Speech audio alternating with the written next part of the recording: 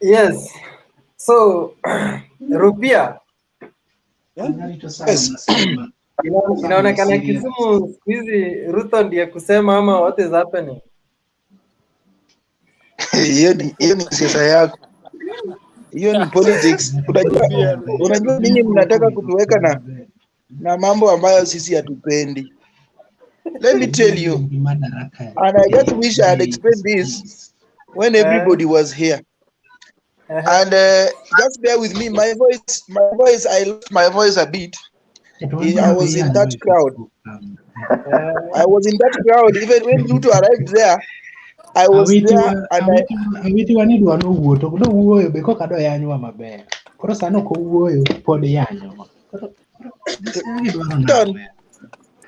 Clinton, just mute. Clinton anaongea lugha gani? Kijaka. He's interfering. Okay, thank you. I was there at Kondele. And Rupia, how are you? I'm fine, Jakes. And that was the point that I was waiting for the president to come so that he could address us. Are we already live? Tuko live where hata bana. Oh, okay. Yes, Sam, sir. can you mute? Wewe Sam na make noise. Endelea nani? So, you know, when these people were going to the stadium, Baba was nowhere, and we were surprised to see Baba at the stadium without going through Kondele, and we were waiting for him. Rupia, you want to speak kwa mmoja wa wale walikuwa wana shout hapo Ruto. I was one of them, and I'm still explaining. So just let me continue. I was there. Even when the president was giving the speech, we were at Kondele and we were waiting for the president there. So we were disappointed in the first place because they didn't address us. President didn't address us on their way to the stadium, and we expected that. And there was a scuffle. So many people were also injured in that stampede that happened when they were going to the stadium, because people were coming, they wanted the president to stop, to address them, and then there were the Reke squad, the GSU, everything. A lot of people got injured in the first place. If you had seen the earlier video, you could see everything that happened. Then, there was now coming from the stadium back to the State House. So we were really eager. And the majority of us had actually planned to block the way for the president. And there was another escort vehicle. I don't know whether it had a Reke squad. It was being driven recklessly because where we were standing, the vehicle was coming towards us and then going inside like this, so that we could not cross. We could not stop the president. So they were scaring us, and they managed to make the president go through without us stopping him. And then there was the second person who passed was the Burundian president. Huyo tulimwachia tu aende kwa sababu hatukuwa na issue. Then I think there are some people wenye wamepita hapo tena, then gari ya deputy president ikakuja. Vile kuja hivi, watu wakaona alikuwa amekaa mbele, ati ni Ruto. Kila mtu akaingia kwa barabara. After hiyo watu wakaanza ku make noise, Ruto. Kwa sababu president alikuwa ametudisappoint. So at least we were getting Ruto here to actually do whatever we wanted to do. Then Ruto did not stay for long. People had requested him to actually address the crowd, but he could not. There was no mic. So he was telling us there is no mic until somebody who came with some envelope in a Uhuru bag, blue Uhuru bag. And then that person made his way. Alafu akapatia deputy president Ruto that thing. I think he had written some things inside it. Then hata kama Ruto amalize around 5 minutes, then Jacom ndio huyo anakuja nyuma yake. Unajua gari ya Jacom tunajua. So we knew that Jacom would not pass that place without us stopping him. Immediately Jacom ameingia tu hivi. Hii crowd yenye ilikuwa hapo mbele kwa Ruto ikatoka yote ikakuja huku nyuma. Hapo ndio sasa hii sauti yangu ilipotea mpaka mtu, I have some small wound on my toe. Mtu alinikanyaga vibaya hapo na nikaumia hata mimi. So hapo ndio wanaanza kelele Joey na first wali block. Mpaka sasa Jacom alikuwa na plea now, uniachie niende kwa sababu hakuna microphone ya kuongea. The same thing that happened to Ruto. So hii watu mimi naona kulikuwa na watu wengi Kondele. Watu their main aim was walikuwa wanataka president asimame na ndugu yake waongee ili president that make some promises there. We expected that, but we could not get that. So when Ruto came, he is the first person we blocked after president. He is the first person we blocked, and then aka hapo kidogo akapita, alafu baba akakuja. Sasa hapo kwa baba ndio sasa tukakuwa na standstill for a very long time. Akaanza kuplead, wacheni niende, tutaongea siku nyingine. Sasa mtu amekuja mabango mengine ya BBI imeandikwa kwa plywood.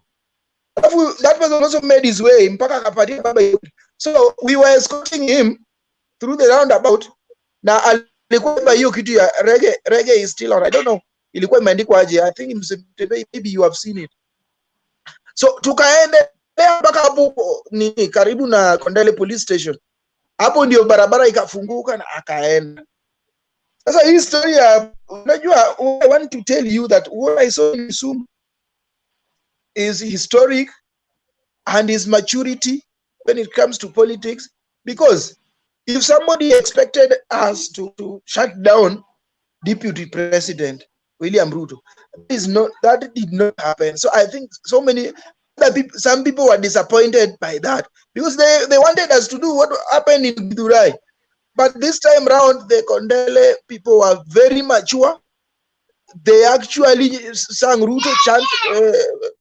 They chanted Ruto, hustler. That I also, because that was the mood. I also chanted Ruto. That was the mood there. And then after Ruto leaving, he requested to leave. He left. Then Baba came. So hapo ndi kulikuwa na mambo, because all our attention we were giving to the president. So Ruto is a beneficiary, but it's not that we hate him. We can come to Kisumu anytime. He can come to address Kondele people anytime, because he's a leader. Hata hapo Kondele, wacha tuseme tu kweli, kuna watu pia wako tu na maona kwamba Ruto ndio kiongozi mzuri, na kuna watu pia wako tu die hard supporters ya BBI na handshake. So I don't see any gap. I don't see anything bad by doing that. After all, you people, you did not watch selectively. You watched even the one that now they were escorting Baba through. And the only part that could have embarrassed, could have brought an was when people were running from the Ruto to Raila's side. But that was not captured. You see, these people were on top of the flyover there. And I think they are also interested in making news. So they really made news. So that was the story. Because I was on the ground, I lost my voice because of that. And you can even hear how I talk. I also injured my toe because of somebody just stepped on me. I don't know why. And I got injured. So that was the story. So if you are doing politics, just do it maturely. Hakuna politician akienda mahali anashautiwa down ama anapigwa ama anatusiwa. Hiyo kitu kama wana handshake umesema hatutaona Kisumu. And then the mood that we Kisumu people are in was that they were very happy with the development projects, with the stadium. And you people were saying that the stadium is not in a national what. That stadium is perfect. If you even looked at the entertainment that was there, it was top notch. I don't think any other group have ever performed the way our people performed here. It was top notch. It was the top. It was a kind of zone. And still, we are in the celebratory mood. Even tomorrow, though some of us will be going to work, but we are still happy. Even if we meet politicians in town tomorrow, we will still sing for them. We will still love them because they are our leaders. So hii mgawanyiko mnataka kuleta hapa nyinyi asla ni nini ndio anasema nini hapa Kisumu. Sisi tulimruhusu aongee. Okay, sawa sawa. Acha sasa tusikize Jakes. Jakes, unaamini ni hiyo Rupia anasema walikuwa na ngoja Baba ama Ruto amechukua Kisumu? Wow. Hey, Rupia has a great chronology of events. Thank you sir. Umetujazia pengo sisi wenye hatukukua. But anyway, basically Mtembei, all I think is this. By the end of the day, we should celebrate our leaders. Come who, come who.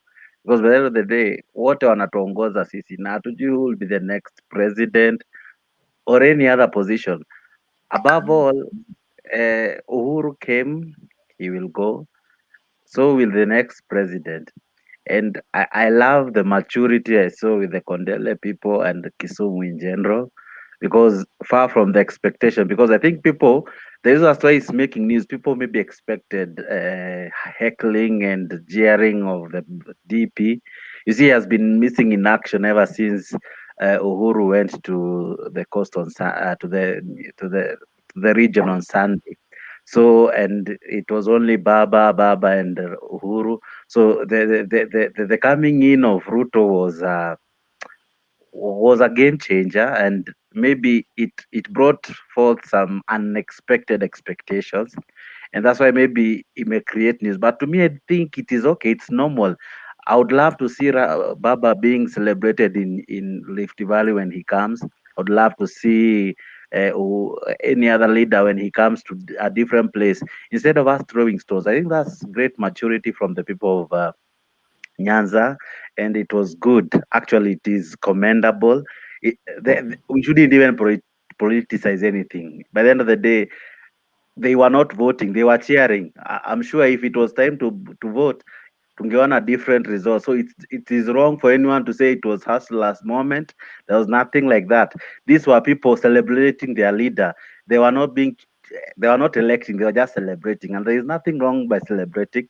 So it is a fallacy to say that Ruto has now captured Nyanza, or he has not, because by the end of the day, the clear signs will be known during voting. Now it's too early. You know, we are counting our chickens before they hatch. We have not seen anything contrary to what happened when Uhuru went with Baba the first time. You remember the crowd, it was humongous, it was big. So even Ruto, maybe he is a victim of circumstances because he was passing there. Mtembei, wanted to ask you, if there were two roads, one Baba is passing and the other one is Ruto, where do you think the crowd would have been? Yeah, but that's the question tunafaa kuuliza Rupia. But So let's not create something that is not there. We are building a mountain out of a molehill. I think we should go to the substance of the day. But anyway, he has a way of stealing the show. You remember even Bomas, everything imefanywa, wase wameinuliwa, mahanja zimeinuka. But after all is said and done, Ruto has a way of stealing the moment. So maybe this is also another way of him. But I really don't think we really need to put much to it, because by the end of the day, when it will come to politics, or rather to the voting day, you'll be surprised. Maybe you'll not even get 100 votes. If Rupia is there and he says he was shouting Ruto, that doesn't mean he has now been converted to be a Ruto supporter. Ama Rupia ni aje? Aya, hiyo ni kweli. Chris Agwambo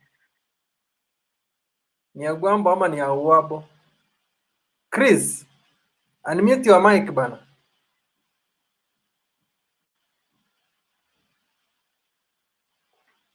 Chris, unmute your mic. Sasa huyu ni nini? Okay, last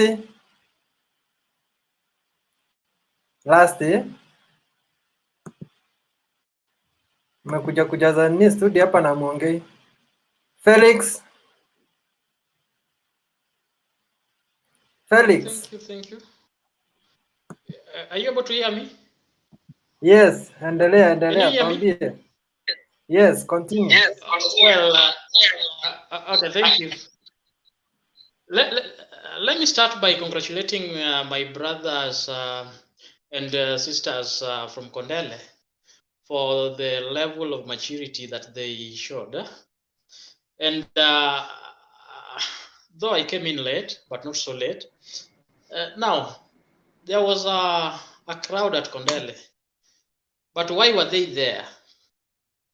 The main purpose of that crowd was to welcome the guests, so to say. Ruto was one of the guests. So it is very, very relevant to relate that crowd to Ruto. Even if it was a Dida or a Kuro court, that crowd would have remained the same. So it is wrong to associate that crowd to the Asla narrative or Ruto has captured Kisumu and all that.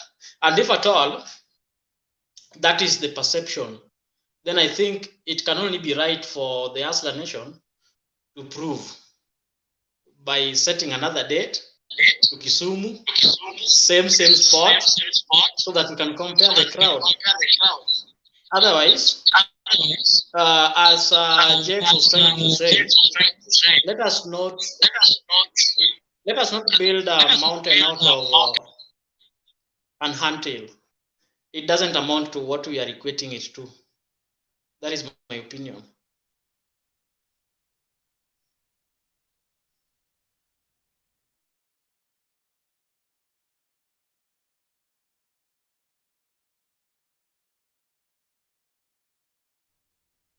Mtembei, umejimute mwenyewe. Oh, nasema Lina, unmute your mic, tuambie story.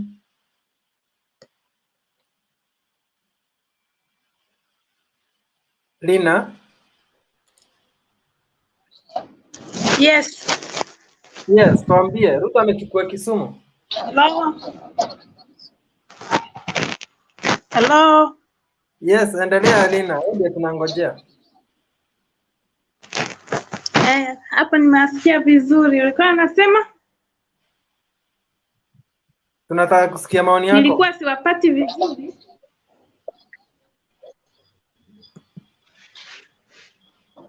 Simpati vizuri. Okay, kama utupate vizuri sawa sawa. Rankau.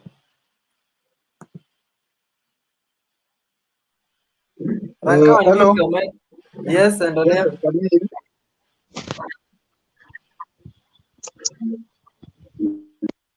Ai, kwani ni nini guys? Hapa na mtaki kuongea ama what is happening? Kizito. You can hear. Good evening. Thank you very much. I'm just very happy that reggae is going on, and today even people from South Africa called Baba to be the president in front of Uhuru Kenyatta. I'm very happy. That's why I'm just sitting on the sun. I don't go anywhere. She said very well that the president, it was not even a mistake. She repeated it 3 times. For those who are watching, that is only my happiness. Today I don't want to comment. I'm just waiting for, like I said last time, I'm waiting for the court. Chief Justice was there. Uhuru Kenyatta told her that, you know what? If you don't pass this thing, this is not Kenya that you think. We are waiting for her to go and pass her own things. Okay, sawa. Keep sang. Yeah, first and foremost, I would like to thank people from Kondele or Yes. Kondole, whichever, Kondele. for the amazing welcoming our visitors.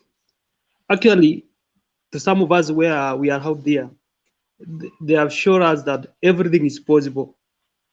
I don't want to talk much about Ruto or Raila or whatever, but going forward, we need to show discipline when it comes to welcome visitors. We know politics is a game changer.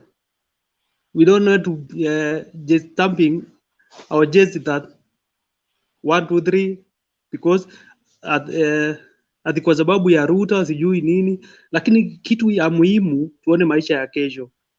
Watu wa Kondole Kisumu wametuonyesha kwamba everything is possible.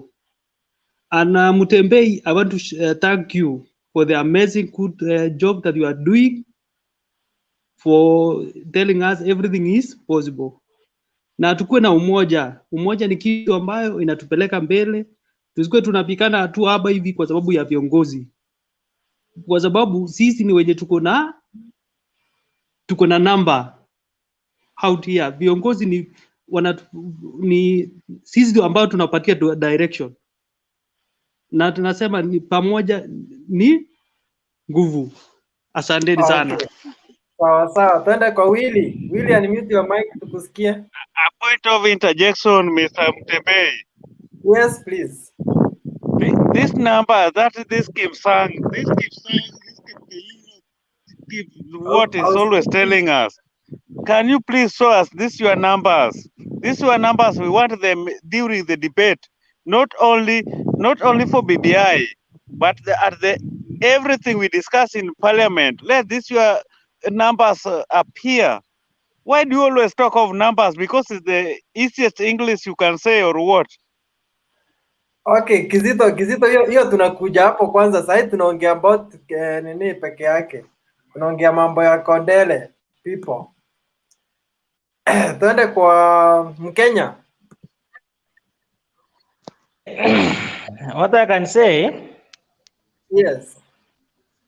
I think Ruto took the advantage of those people who never got a chance to enter the stadium, and they were trying to show that apart from kutopata nafasi ya kuingia stadium, bado wako na Ruto, lakini in the real results at the ground things are different. Tuambiane tu kweli. So Okay, Ruto, it doesn't mean that those are the votes. Come 2022 mambo yatakuwa tofauti. Okay, acha tusikize Karen. Karen, unmute your mic. Karen, unmute your mic tukusikie.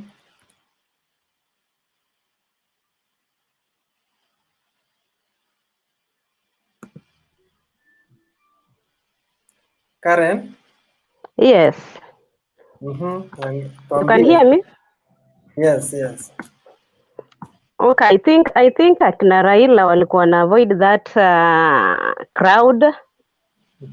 It's not that yuko kwa ground. That's my view. Alikuwa na avoid crowd gani? Kusimama hapo then watu wajazane hapo na hii corona. I think that's what they were avoiding. Oh, ndio maana hakuwa na mic za kuongea na watu. Not mic. Hiyo kusimama kwa crowd. Unajua angesimama hapo then kungekuwa na crowd sana. So I think that's why they were avoiding the crowd. Okay. Yes. Haya, sawa. Kuna mwingine anaamini Ruto amechukua nini? Bartai. Na usitoroke leo, unajua unakuanga na tabia kutoroka ukiniona. Ruto amechukua Kisumu mzima, sasa yuko ndio stronghold yake. Hapana. You know, Mutiambai jambo, all members jambo. Good evening guys. Happy Madaraka Day. For me, actually watu wa Kondele, for the first time I salute you guys. Not because mulikuja kushangilia Ruto, but because you gave everybody an equal opportunity. I was not expecting that Ruto anaweza simama Kisumu ama Kondele si hata Kisumu, Kondele na watu wafunge barabara wamshapikie. It means that Kenyans now we have moved from ile siasa ya chini, ile siasa duni ya kusema hatutaki huyu mwanasiasa kwa sababu wa support baba ama hatutaki mwanasiasa huyu. It's now Kenyans now, watu wa Kisumu wametuonyesha all the Kenyans that everybody is a Kenyan na every Kenyan is free kwenda mahali popote na kusalimia watu na kufanya campaign. Also saw and I'm wondering why Mutiambai you are talking only of Ruto. I also saw Gideon. I saw my good friend Gideon Moi also. Alikuwa na watu wake, kona nyingine hapo karibu watu 3 4 kona nyingine huko. So ni mzuri pia. It was a good show. It was a good show. Thank you. Okay. Nani hajaongea hapa na Moses Ngorok?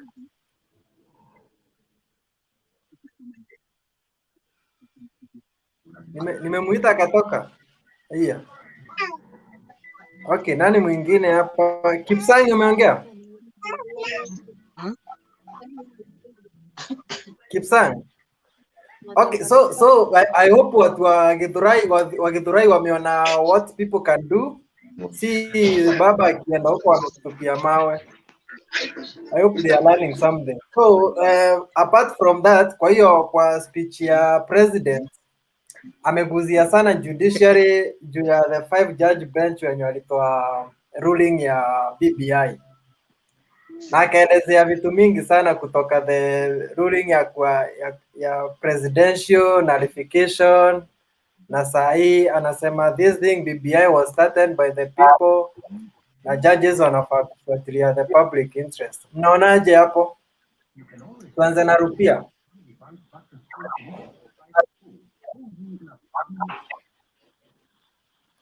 Rupia, uko hapo ama umepotea? Felix Orwa.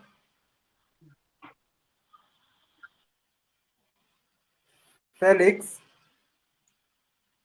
Aya, Jex, sasa ni kwako tena. This guy sijui ni nini, watu wako na internet mbaya sana. Yeah. Okay. I thought maybe tutaongelelea hiyo baadaye but ni sawa. Tuongee saa hii. Unajua na kuachia nafasi hapa uendeleze hii kitu na rudi baadaye. Watu walipiga nduru last time ati nilikuwa na Mutiambai unatoroka. Walipiga nduru ati niko na upendeleo. Nani played a good role? Wewe endelea, wewe Mutiambai ukitoka the other guy take over. Unajua Mutiambai anatoroka. Mutiambai akinionanga anatoroka.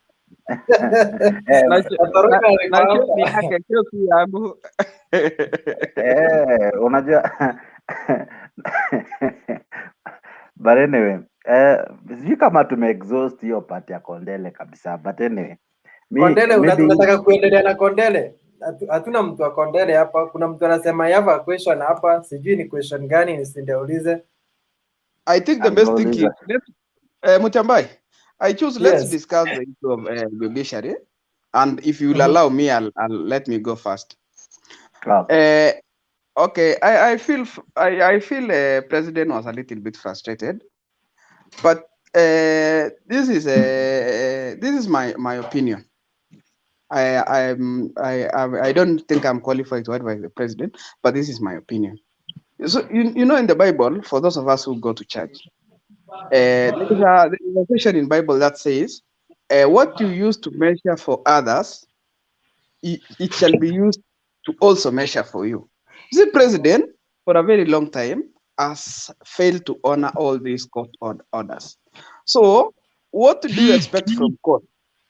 If all these charges, wherever they give out a verdict or wherever they give out an order that or a ruling that this thing is unconstitutional, and you go ahead and implement, you will keep on complaining about the same people, because you know, if you can actually for once respect their ruling, so they'll also respect you. You see, judiciary and executive are independent. As much as judiciary needs executive in terms of funding, everybody's independent. For me, I don't think president is right to lecture judiciary, to lecture the judges.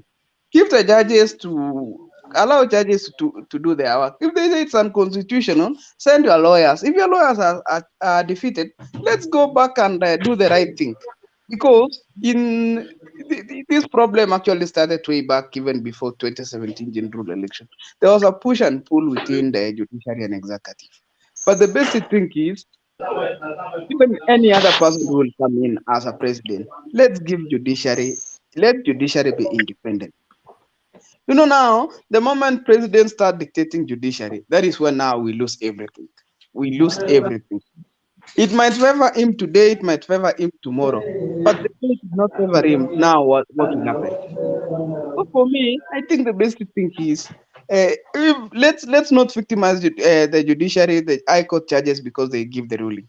Okay, what would have happened if the judges actually said, okay, the BBI was right? What happens to all of us who were against the BBI or who felt that the BBI was not done in a correct manner?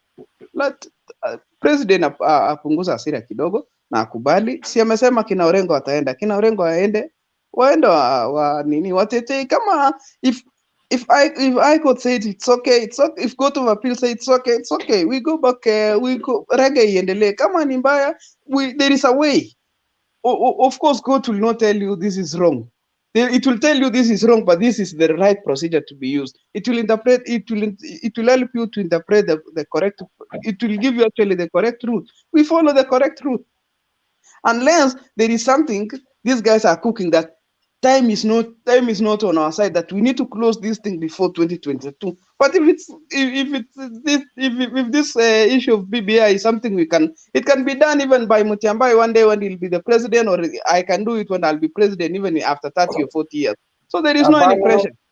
Wewe Kenyans ndio wanataka BBI bana. Mbona huko Wakenya wakisign the documents, Uhuru anauliza kitu simple. Yes, I signed. Uhuru anauliza kitu simple. Wakenya ndio walisign this thing is popular initiative. Then some 5 guys sit and some wanadhani wanaweza nini curtail the right of Kenyans. Hapana. Yeah, you are pushing this. You are pushing this BBI through our throat so much. So mbona judges wasikubali ipite mpinge kwa ballot? Okay, Mutiambai, how long will that BBI take if it is done in a correct manner?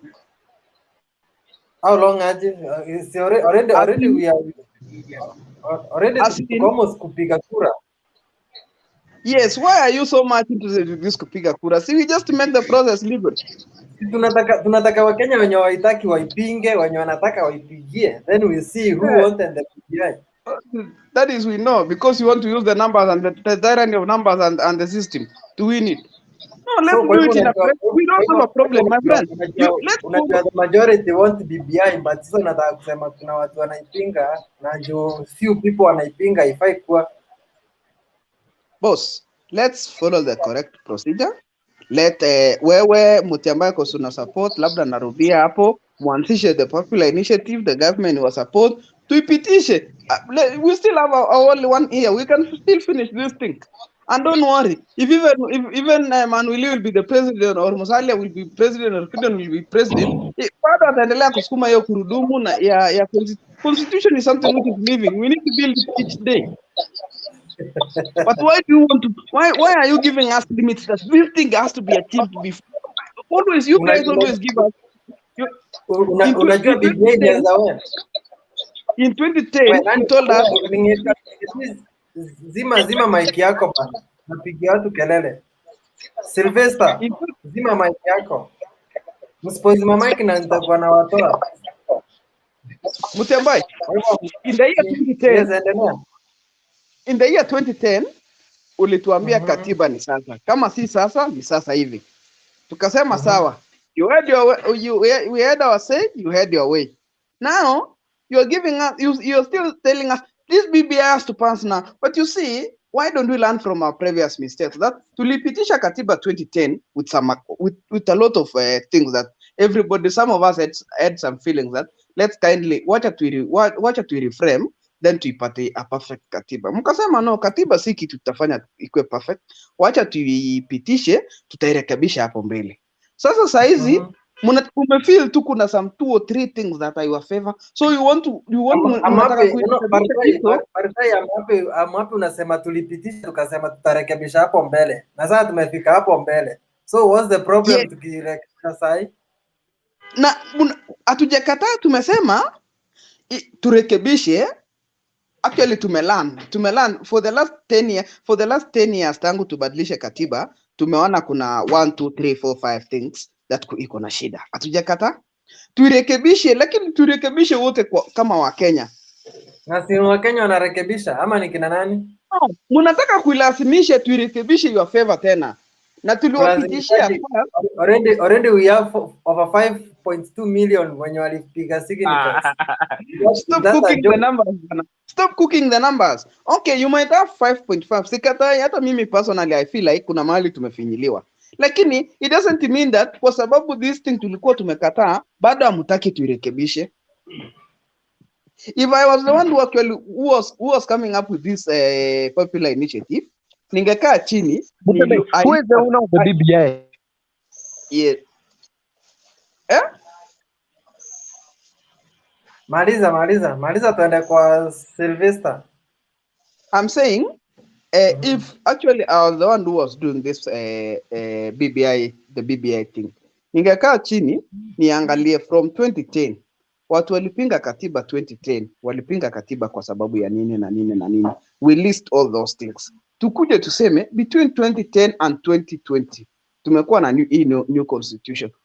Hii challenges imekuwa nini? Get the Council of Governors, ulize nyinyi governors mwenye mmekuwa, what is the challenge in terms of devolution? Wakuambie okay, resources zenye zinakuja county ni kidogo, ni nini na nini na nini. Tuifanye, we get those things tuseme from this constitution tangu to implement the new constitution. Rupia uko na nini?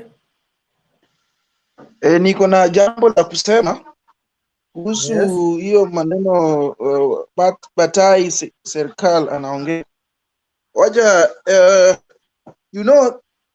the president expressed his views as Uhuru Kenyatta about the judgment. I personally support the BBI, and we know very well that when there's a court decision, it has to be, we have to abide by it. But that does not stop us from expressing our views, because I am on record here, Batai, that a constitutional amendment that has been initiated by it's a popular initiative. That is what I believe, that BBI is a popular initiative. If the judges ruled that it is not a popular initiative, we are getting back to appeal on the ruling to get the correct one.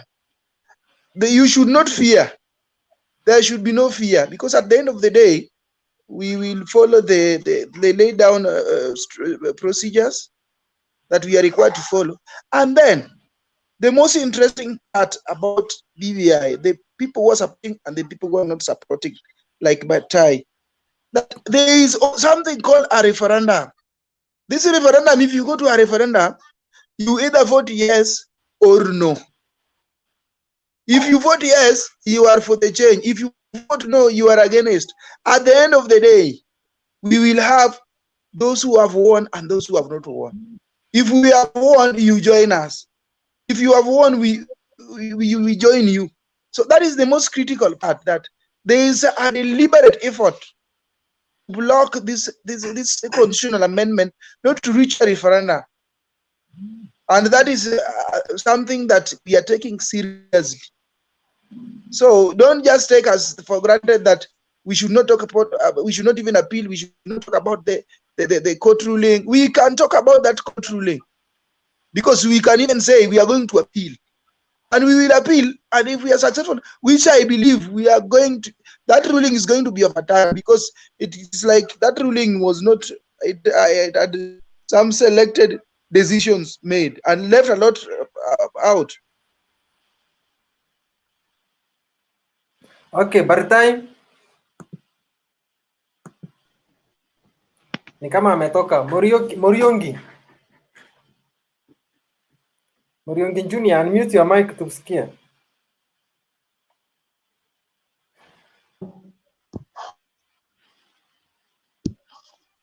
Can you hear me? Yes. Yes. Okay. Mimi maoni yangu napongeza, I think ile issue ya Kondele pia nafanya ongelelee kuhusu Sawa, anza huko kwa Kondele. Issue ya Kondele, mimi ningependa kushukuru watu wa Kisumu sana kwa kuonyesha nidhamu njema, tena political maturity, by the fact that they welcomed the deputy president. It doesn't mean that he has taken the region, but ilikuwa ishara njema kuonyesha Kenyan politics are getting to another level, something that personally encouraged me most, because singetamani kuona zile vitu kuna ulanga wanasiasa wakifanya na si wananchi tunaifuatilia blindly. So watu wa Kisumu walionyesha Wakenya kwamba tunafaa tubadilishe ile siasa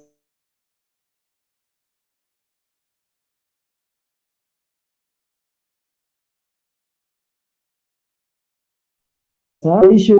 I may not be for the idea, but kwa wenye wanaisupport, kuna ombi moja mimi ningependa Wakenya tafadhali kuwaomba. Hii kitu inaweza kuwa ina mambo mazuri, pia kuna mambo zingine mbaya inaweza kuwa imeficha.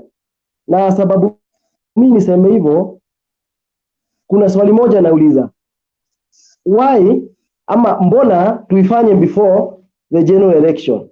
Kwani kuna game fiche? Mbona inasukumwa na spindi hiyo? Katiba ni yetu sote kama Wakenya, tunaipenda, na hata yenye itakuja lazima itaniongoza pia, sipingi. Juweza nikipiga no, wenye watapiga yes washinde, lazima nitaitumikia. Lakini mbona inakaa kama inalazimishwa ama inasukumwa? Inakaa kuna mbinu fiche ndani ya katiba ambao hatuelewi. Why the president as someone who was sworn in through the current constitution na aka promise kuilinda na kuitunza na kuheshimu the independent bodies like judiciary, mbona anaata as if ana threaten? Why is he not patient aone ruling yenye itafanywa? Yeye mwenyewe juzi nilisikia akisema kuna very credible lawyers like James Orengo, someone whom that we people as Kenyan tunamjua is a good lawyer. So tuna imani naye kama il follow the right procedure, his argument in court, it will prove otherwise, that the ruling that was done by the high court was not good.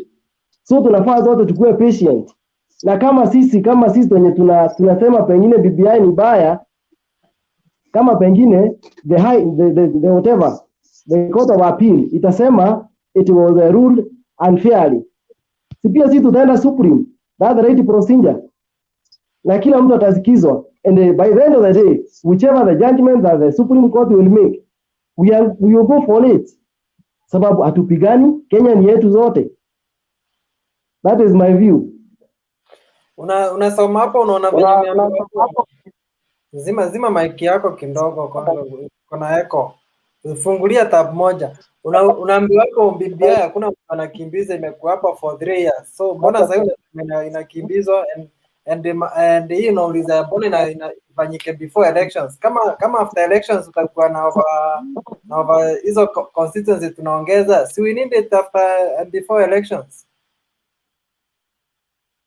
I think Mutembei, I also need to add something that BBI, there is some election malpractices, that there are some electoral gaps that is going to actually amend, so that we don't go to the next election with these gaps. So that is why it was important that we have the referendum before the general election. Okay. So tutoke hapo tuende kwa friend keep. Yes, how are you, Mutembei? Yes. I'm just nimeingia tu sahi. I just wanted to acquaint myself with the topic so that I can make my own contribution later. Okay, Muriungi umemaliza ama unaweza endelea? I can add something. The issue is there is kind of pressure that the executives wanaonyesha, and that is our concern. Hatusemi tusiende referendum. Personally, I'm not fearing. I'm ready for it, and whichever the outcome, I'll go for it. But why pressure? Pressure gani? It's like pressure gani?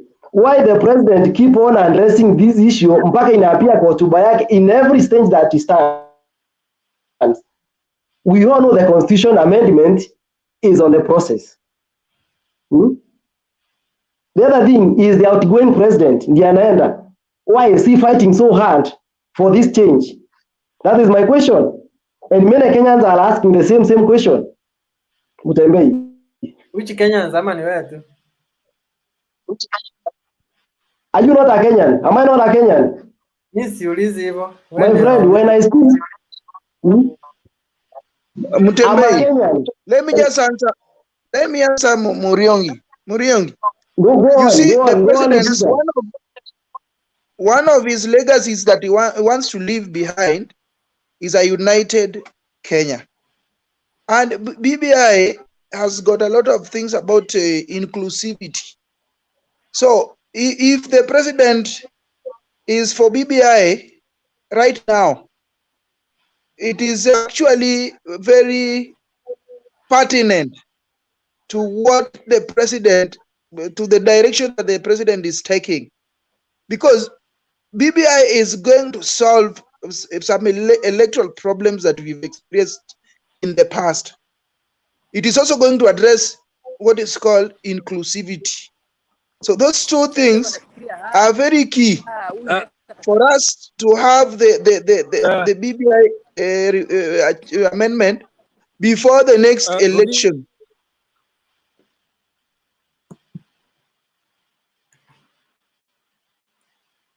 Muriungi, unmute your mic.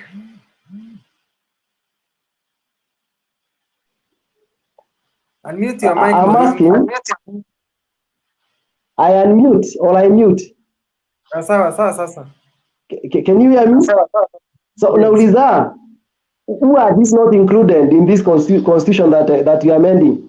Now, for example, now we are talking of the executive being expanded so that it can accommodate almost everybody. So the justified post around there, sasa hiyo ndio italeta inclusivity. Mutiambai, I have a question also for Rubai. On Rubai, why don't you on very simple language? Kindly dissect this for me. We are expanding executive by 3 more seats. Kindly elaborate to me how the three additional seats will solve the inclusivity issue. Bearing in mind that as we speak, 80% of all the top government officials are coming from one region. So kindly explain to me that by implementing this BBI, we will subject these appointments to this clause, which says in an appointment of 5, at least 3 or 2, or at least 1 should come from each, because we have 42 communities. And you see, let's not lie to ourselves that there is not the issue of tribalism in Kenya is there. I can tell you that for free, unless I wish in Kenya kama Mutiambai. But in Kenya, there is an issue of tribalism. That is why everybody knows. Now, as we speak, 80% of all the top officials, ukipanga all the top officials, the 50 top of the 50 top seats in Kenya, they are coming from one region. Where in BBI will this thing, or how will BBI sort out this thing? That is a direct question to Rubai. Answer in simple terms. Everybody confuse me pia ni support ya BBI. Rupia umeuliza swali. I have not even heard the question. The question is, how do you explain inclusivity? According to Bharatiya Sarkar, he asks, it only increases the top seats by 3, and maybe adding the 70 constitution. What makes the difference, and how that cure the violences that we see in terms of BBI being the ultimate cure and all that it proposes? Okay, about inclusivity, I think right now we don't have the position of the opposition, official opposition leader. We don't have that. We are going to have that captured.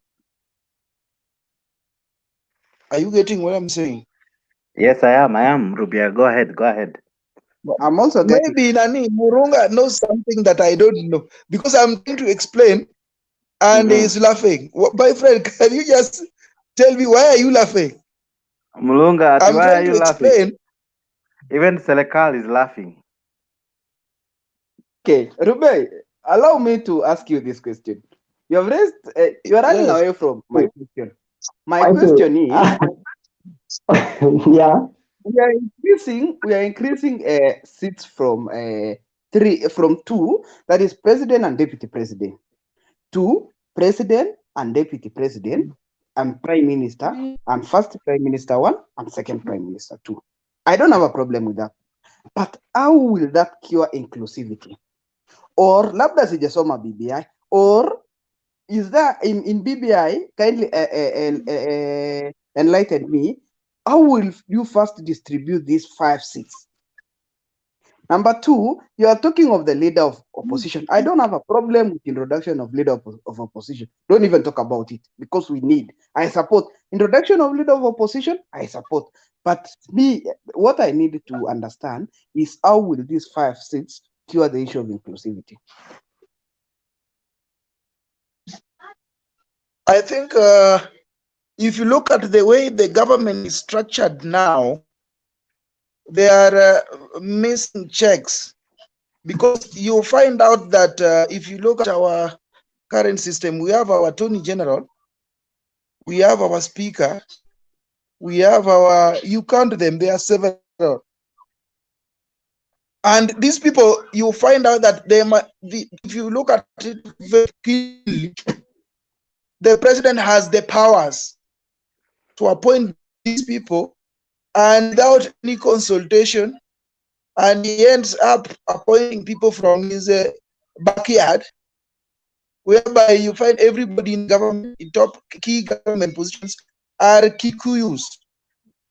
And this one, if we now have the position of the prime minister, I think there is a way the prime minister will get into the office. And this prime minister, he has got functions. His functions and we also have the president with his functions.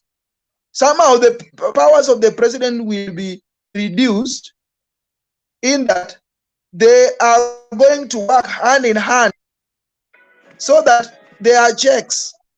If we get a president who is a duo, like we are going to get, and we get a prime minister from another community, we will two deputies from other communities. Unaona hiyo inclusivity vile nasema. Yeah. So at the end of the day, there are checks. The president cannot autonomously appoint the way he wants. Or if you know another inclusivity that I'm not talked about, maybe you can tell me. But if you want to ask me questions that I will not answer you, that will wait for the next forum. Okay, thank you so much, because I was giving you an opportunity to convince me to vote for this constitution, but you have failed to convince me because you said you are not ready to answer the question. The same questions I'm asking are the same questions millions of Kenyans are asking. That guys, you are bringing in. You say Rubaya. Let's talk in a soft language. You know, if in BBI there could have been a rule or a law that if president comes from central, the deputy president should not come from central. You know, that now is we are curing the issue of inclusivity.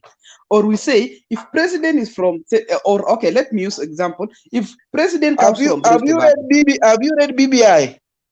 Yes, I've read. But I never saw somewhere where it is written. I'm handling only one issue, inclusivity, whereby it is like if the president comes from Rift Valley, the deputy president should come from outside Rift Valley. The prime minister should come from outside Rift Valley. The deputy prime minister should come out from Rift Valley. Let's use a very clear example now. The structure of government. President comes from Central. Deputy president comes from Rift Valley. Prime leader of majority, who is supposed to be prime minister, leader of majority, who will assume if PBI passes, he'll assume the leader of the office of prime minister comes from Central. The deputy leader of majority comes from Central. In the first place, we have not thought about the issue of inclusivity. We go to Senate, for example, the leadership in Senate, the leader of minority comes from Kisumu, comes from Nyanza. In the parliament, the leader of minority comes from Nyanza. Let's not sort out the issue of inclusivity. Give us a framework that we will use this structure. That if Ruto becomes the president, the deputy president comes from Central. Then the prime minister comes from Coast. Then the first deputy prime minister comes from Kisi. That is Okay. simple. Bartai, I think Bartai, there are guidelines. Kidogo tu Rupia. Just a minute. Yes. Rupia, Everybody, on the just issue. Dan, just a minute. Okay, no problem. It's okay, yeah? Allow me first to greet you. How are you, Dan? I'm fine. Oh, okay. J Code, how are you? J Code, Frank, how are you? Yes. You can hear me? I'm fine, bro. I'm testing you guys so that I can hear. Oh, okay. Ayaga, how are you?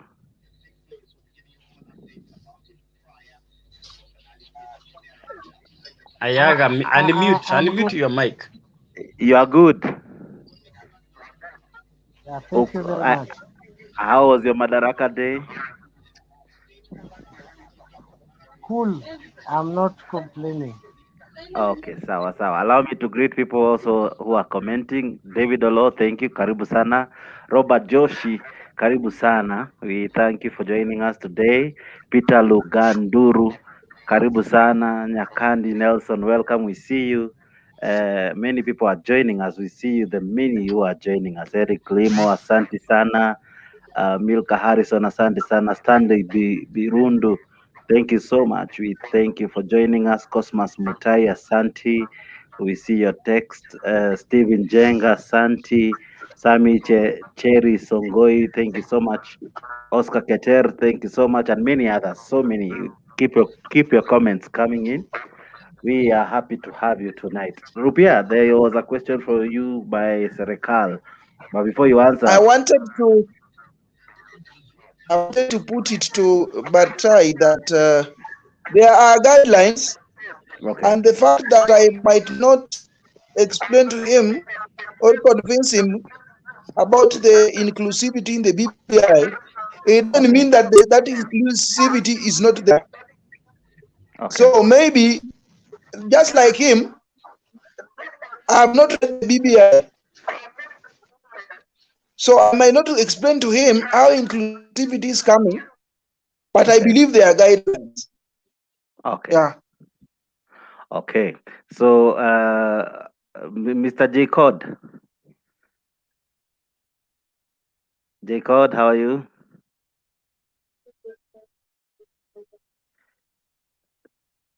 Mtembe, if you can remove the text so that I can be able to read the names. J Cod. Okay, thank you. jokes. It's Like Jake. it's like Rupia network iko chini. I don't know kama ni Okay. network yake iko chini ama ni Okay, but go ahead. Kama Go ahead. anatupata. Okay. I'm Jacob Frank. Hope Okay. some of you mnanijua. Leo I'm Jacob Frank. Okay. I'm happy kuwa so mi naenda kuongea vitu mbili tatu zenye zimehappen leo. Kwanza happy Madaraka Day, even though hakuna kitu yenye tunachifunia na madaraka, but happy Madaraka Day. Mbona unasema hivyo jamaa? Mbona unasema hivyo? It is the 58th one actually. Hello. What? We can't hear you.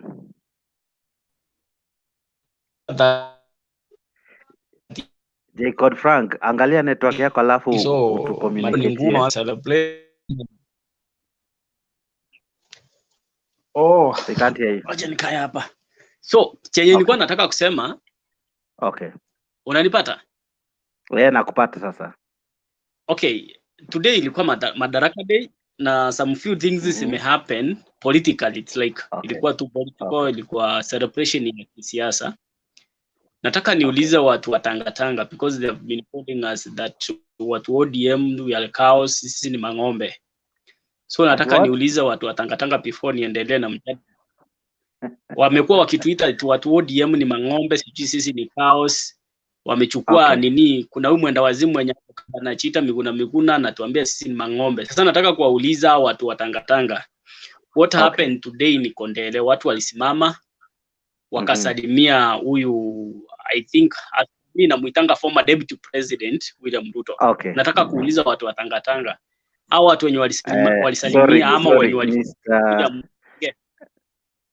wenye waliforce William Ruto aongee leo bado wako kwa grupu ile ya mang'ombe ama bado wamegraduate kutoka kwa mang'ombe saizi wako watu straightforward. Kitu kingine, we know in Kenya lazima tujaribu kushikana sisi sote mikono because sisi zote ni wa Kenya. Hakuna mtu mwenye ako more Kenya ni kushinda mwingine. Kenya kimefanyika leo sijaiona duniani. Unaona? Like there is a day Raila Odinga alienda hapa Githurai, nikaona watu wa Tanga akina Moses Kuria, akina huyo mzungu mwenye anastahili kupelekwa Tanzania tukalipe deni ya China, anaitwaje, mzungu wa Ruiru, wakakusanya vijana Mungiki wakaenda kukimbisha baba. Hiyo kitu inge happen leo Kisumu, wangesema sisi tunafuruga amani. But leo Kisumu watu wote walikaribishwa, mpaka Moses Wetangula angekuwa huko angekaribishwa. Kidogo tu serikali. Moses, wacha nimalize. Kidogo tu. Just a moment. Serikali, just a moment. Just a moment, serikali. Just a moment, serikali. Yes, I'm giving. Just one moment. Mr. Code Frank, I love your sentiments, but also kindly, if we can try to maintain a high sense of decorum before the point of order comes in, because at the end of the day, no, you may laugh, but I think Yeah. I'm sorry because- tuendelee bro. So Mr. Speaker, So just make your point. what happened? Just make your that point guy is without not withdrawing without the statement, abusing. What Okay. So if that you are guy is being not Mr. forced Speaker, to withdrawing that sir, withdraw. what statement, happened today? Someone is asking you to withdraw your statement. but to withdraw the statement, albinism is a Okay. disability. The withdraw Bro, after my wacha nikwambie. withdraw after my statement. I would Withdraw your withdraw after statement my and statement. apologize. What happened And today in apologize. Kisumu? Mr. Withdraw the Serikali statement utapatiwa on wakati wako wa albinism kuongea. and apologize. You should, Mr. Code, I Withdraw would the apologize statement after on kumaliza. albinism kindly just apologize. and apologize. To avoid that, just apologize, then go Okay. ahead. Okay, apology.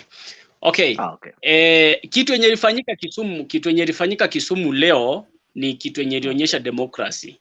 Yaonyesha ya kwamba watu wa Nyanza tunapenda watu wote. Weta Ruto akuja huko na mkokoteni yake akiwa amebeba kwa mgongo, weta akuja akiwa ameibeba kwa kichwa. Sisi tumpatia wakati. Mbona mnasema apologize? The problem was Just one moment. Just one moment. Wacha nimalize. Just one moment. Ni nini mnamwambia apologize? Just one moment. Okay, Mutembai. This was the issue. Wacha nimalize. Let me This say guy let me gave out a very dangerous statement. The statement is there is somebody is calling Mzungu, which in it means an albino.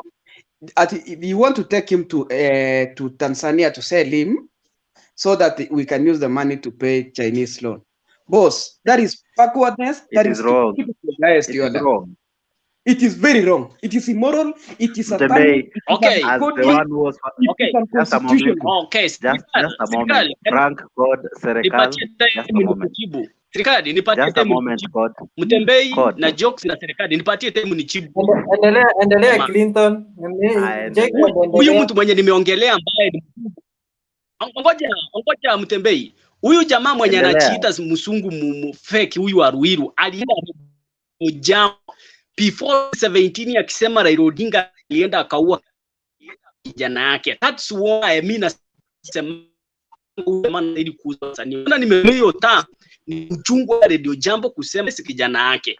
So mimi nikitumia hiyo taa msione vibaya because let's kitu ameamua kupatia God Frank. Just a Frank, moment. Wacha niende. Wacha nimalize statement. Wacha nimalize statement. Wacha nimalize. Wacha nimalize. Kitu yenye imefanyika leo Kisumu ni ile like tunaleta wanasiasa pamoja. Sisi wote wa Kenya, hata kama ni mwenda wazimu atapita kwako, mlete msikize chenye amekuja nayo, muache aende.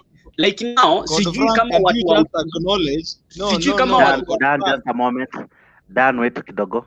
Let him finish. Let him finish. Okay, let him finish. Finish then. Sijui kama watu wa Eldoret watakubalia Raila Odinga. Acha nimalize. Siwaje tu nimalize. Sijui kama watu Eldoret watakubalia Raila Odinga aende wampatie reception like yenye William Ruto amepatiwa leo Kisumu. Sijui kama watu wa Kidhunguri ama wa Ruiru penye huyu msungu anatoka watakubalia Raila Odinga aende huko wampatie reception kama yenye William Ruto amepewa. Sisi zote ni wa Kenya. Wewe Clinton umekuja, najua wewe tunasumbuananga na wewe, I don't care, but tunastahili kuwa na amani sisi wenyewe wa Kenya. Mtu yoyote hata kama ni mwenda wazimu amekuja kwako, mkaribisha, aongee ujinga, mwishowe upiki vitu 2-3 chenye kitakusaidia. Ukiona mwingiani na yeye, uachana na yeye. There is no need ya kwenda kutafuta vijana 2-3 kwenda kufuruga mkutano ya mtu just because Raila Odinga ni Mjaruo anatoka Nyanza na wewe ni Mkikuyu unatoka Central, maybe just because wewe umetaili na Raila Odinga chataili maybe. Then unakuja kutuambia that you are more than Kenya than wengine. Tudumisha amani zote wa Kenya. Chenye kimefanyika Kisumu kifike Kenya mzima from Mombasa, from Mombasa to Eldoret, from Eldoret to Tabo. Hiyo ndio kitu tunataka ifanyike. Thank you so much. Asante sana. Ayaga. Yes. How are you? I'm good. Go ahead. Before I allow you to come in, allow me to say hi to Captain Mwendo. Hi, Sana. Kitu imefanyika Kisumu kidogo tu. I Okay. know uko na points mzito. Alafu angalia network yako ama usimame or something. Iko clear sana. Dan, you wanted to say something? Yes, I want to talk to Code Frank. Okay. Code Frank, is it so check? hard to just accept Okay, that there are hustlers in Kondele? At what? Is it so hard for Code Frank to accept that there are hustlers in Kondele, that the one who stopped the deputy's motorcade for them to address him? But Dan, I don't think Bro, Kenya. Okay, the question was hustler or not. Okay. Now let him answer. I think I can answer Dan because I had explained how that thing happened. What and Dan happened? was not here. Yes, I was not here. I had explained all these things clearly. Bado unaturudisha nyuma. What happened is this. There were people lining up in Kondele to meet the president. Even before the president went to the stadium. When they came, they tried. And they were beaten by the police and the Reke squad. Until so many people got injured. So many people were taken to the hospital just because of that. And there was a vehicle, an escort vehicle, TX, Prado TX, that was going a zigzag way, almost hitting some people. People had to back off. The president in the stadium, and he was addressing the nation. The moment he concluded his speech, now national, and people came to Kondele with the same motive of we want to stop the president here. He must talk to us with his brother. And then the president was the first to arrive because one president kwanza ndio hao watu wengine wanakuja. So the moment hao watu wa pikipiki wakakuja, then I was in that crowd. Watu wakajaribu kuingia kwa barabara. The same thing happened. People were caned and people could not stop the president. And then the president just waved and went. After that, now they were complaining. The president didn't talk to them. And immediately the president went, there was a lot of vehicles. Then came the deputy president. When they saw the deputy president, they said, now this one we must stop. And they stopped the deputy president. I was there. Even me, I was chanting Ruto, Ruto, Ruto, Ruto. People were chanting Ruto, Ruto, Ruto, Ruto. And Ruto akatoka. Ili onge na watu hakuwa na mic. He didn't talk. Then before Ruto leaves, Raila akaingia. Watu wakaona tu Raila nyuma huko. Kila mtu akatoka hapo anakimbia. Unaona watu wanakuwa wanapiga Ruto hapo. Wakaona tu Raila amefika tu hivi. Raila akasimamishwa kwa crowd. Akasimama. Kila mtu akatoka kwa hiyo gari yenu ya hasla. Akaenda kwa Raila. Wakaanza kuimba Joey, Joey, Joey. That is why I lost my voice. And I also injured my toe. Somebody stepped on my toe. And the reason the reason why we sing Joey, Joey, it means Joey is an animal with strength. Yeah. Joey akienda mahali anapita na wewe hata kama umesimama. So you know the force that the buffalo has. Joey is the buffalo. So we were singing Joey. And these people are very clever. This Hustler Nation, they captured that crowd and immediately they posted it. And they did not capture this other one. This other one for Raila was captured. This other one for Raila was captured. Let me finish. This other one for Raila was captured. And we did not show about it. We didn't say now Raila brought Kisumu transit. Immediately, Mr. Ndomanga posted this is Hustler Nation. Which Hustler Nation are you talking of? And we gave you a good heart because because we were in a good mood. But kama mnataka kuongea hapa, kama mnataka kuongea hapa vibaya, tutasema tu hata nyinyi mnafanyanga hivi, sisi pia tufanye hivi, because we were happy and we accommodated everybody, and then now some people want to come and bring politics inside this thing. The way we started very well, even with the deputy. Alisimama vizuri, he is our leader, he is our friend.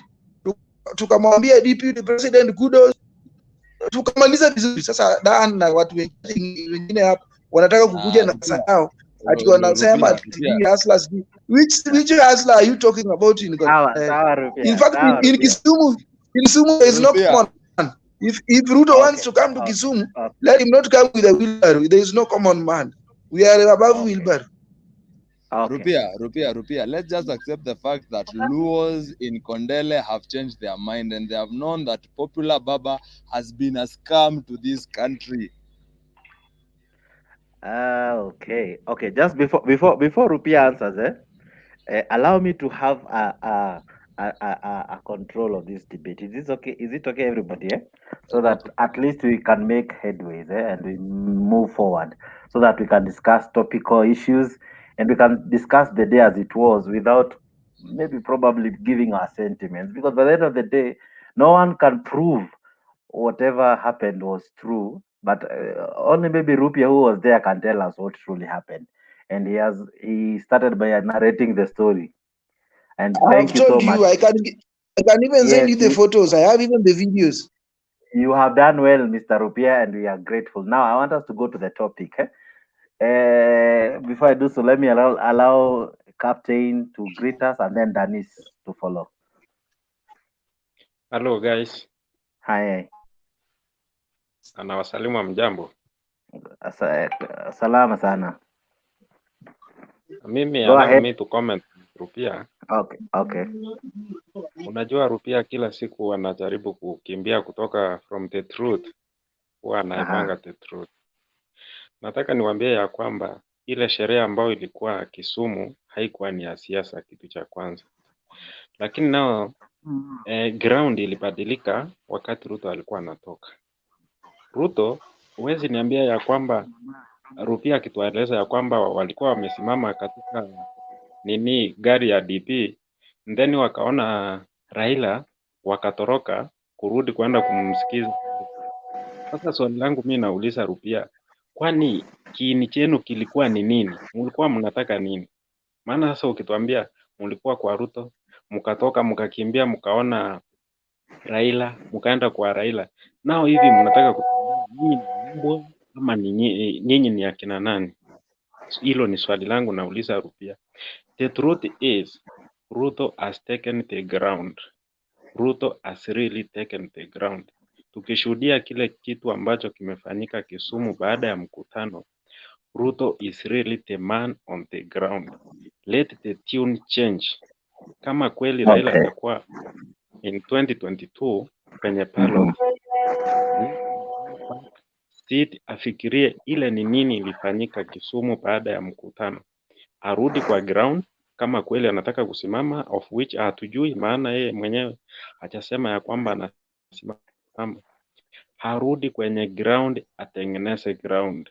If we can stick with Uhuru Muigai Kenyatta, Uhuru is leaving, Uhuru is retiring from politics. Yeye anaenda nyumbani.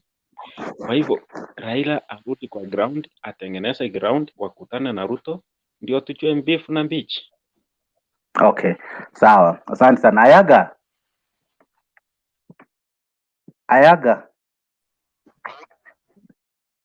can you hear me?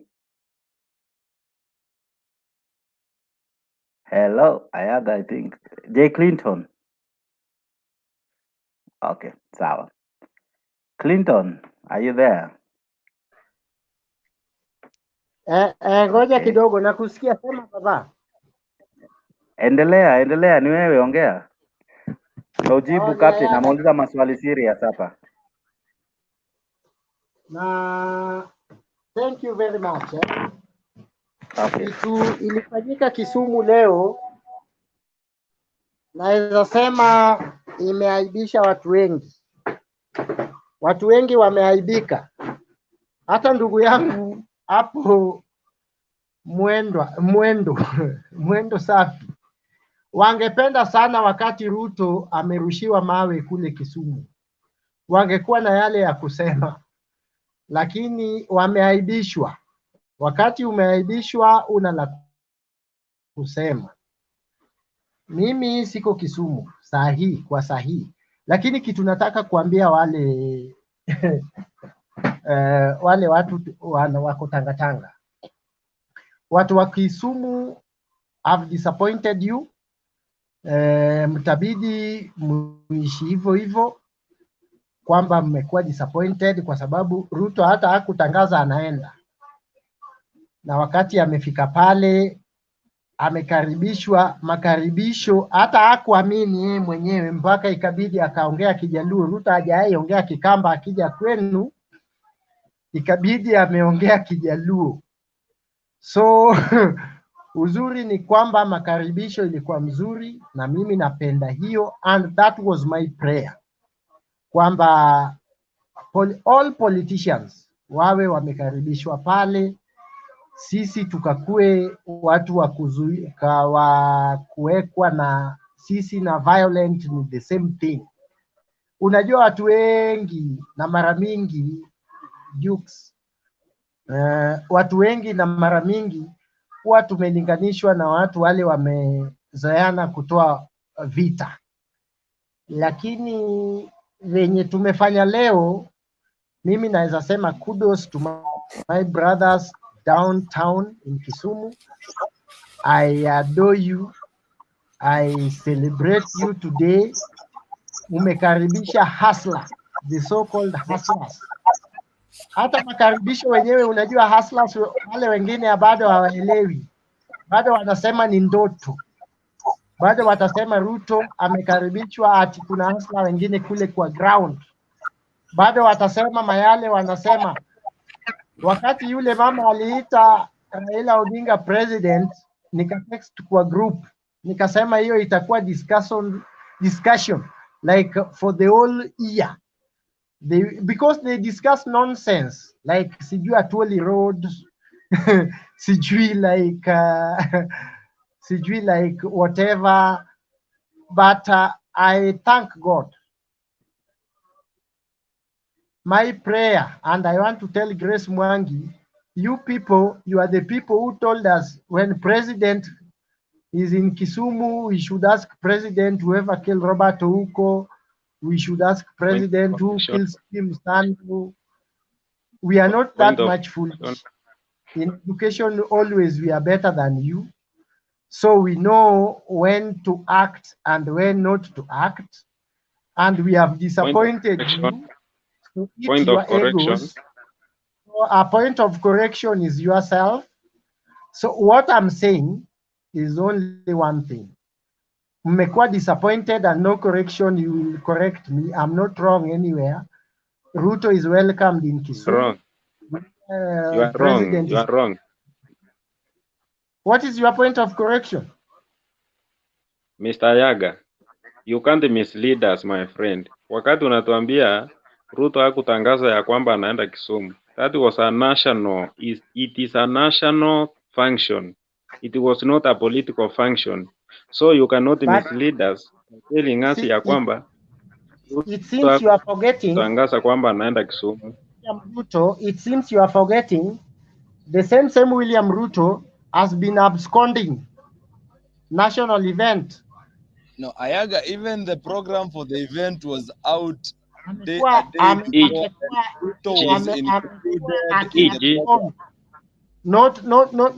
Not by invitation. Amekuwa amelenga, wacha nikwambie na Kiswahili, amekuwa analenga national Mr. holidays, national Mr. function. Mr. Checks, nataka Yaga atuambie mkutano ambayo William Ruto amemiss ambao ni wanasha. Sorry for that, nimetoka kidogo. My friend president wa Tanzania amekuwa hapa juzi. No, a national event, Ayaga, a national event. You are asking for a national event. You know the difference between a national you know the difference? President wa Tanzania amekuwa hapa. Is that a national function? Was Is that that a a national function? event? That is the question, Mr. Ayaga. Do you know the difference between a national function and a state visit? Let me ask you, Captain. You cannot ask me a question when I'm asking you a question. You cannot ask me a question when I am asking you a question. Can you answer the question first? Do you know the difference between a national function and a state feast? Thank you very much. 2020 Madaraka Day, which was held in State House, was Ruto there? Yeah. Last year, he was there. He was there. Yeah. Then you are a very confused man I've ever met in this world. He was not there, and he told us he was not invited. So pole sana kwa sababu maybe you have a problem in your memory. Maybe Kemboi will advise you on that. Kemboi, please help me advise this confused human being in the world. No, usikue mkali. No. Kemboi, ansa maswali ambayo tunakuuliza. Ansa maswali ambayo tunakuuliza kwanza. Last year 2020, Mr. Captain Mwende, last year no, 2020. Leave alone the past. Leave alone the past. Tunakuuliza swali. Unajua maana ya national function and the state visit? Yes or no? Yes, I know. And I'm asking you the same question. Last year, 2020. You can't ask me the question when you have not even answered. Okay. No. I'm asking you. Leo ilikuwa ni state function ama leo ilikuwa ni national function ama ni state visit? So Madaraka Day 2020 was not a public function, according to you? No. Sasa mimi nakuuliza swali kuhusu leo unanisha 21 national. You can't even answer questions. Kemboi, you might be sober. Maybe let me give Bernard. Kemboi, let me give Bernard a chance to speak. Maybe he can correct you because you can't even. Ayaga, just a moment. Ayaga kidogo tu nakurudia tu sahi bro, sawa? Mr. Checks. Yeah, kidogo tu, I'm coming back to you. Ayaga, is it okay? Okay. Okay. Bernard niaje? Poa. Hali vipi? Vipi poa, happy Madaraka Day to you, ataka inaisha. Happy Madaraka Day to every Kenyan. Kemboi. Yes.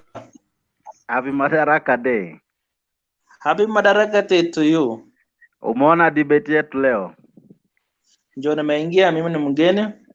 Karibu karibu sana. Wageni wako hapa mbele ya tent.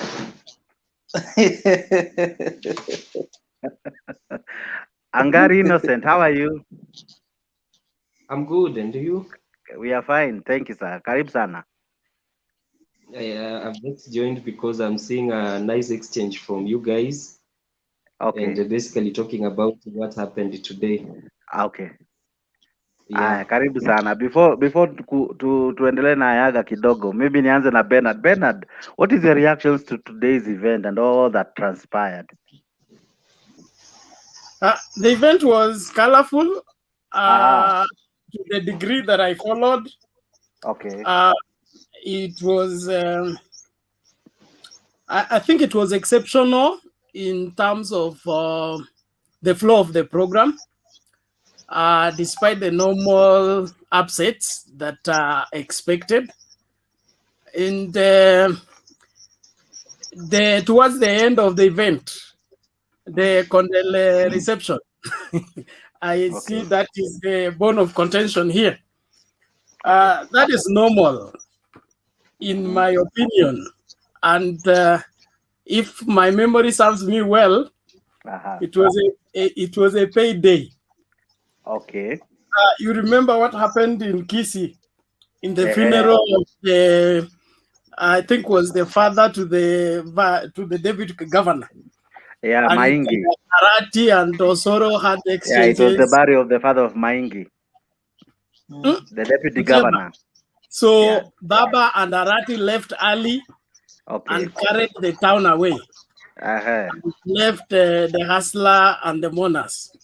So this was a payback day. You see that they can also carry the city and leave these people in their party. That is all I can see from that. But that the ground has shifted. That's why you can go for more prayers. It can't happen that way.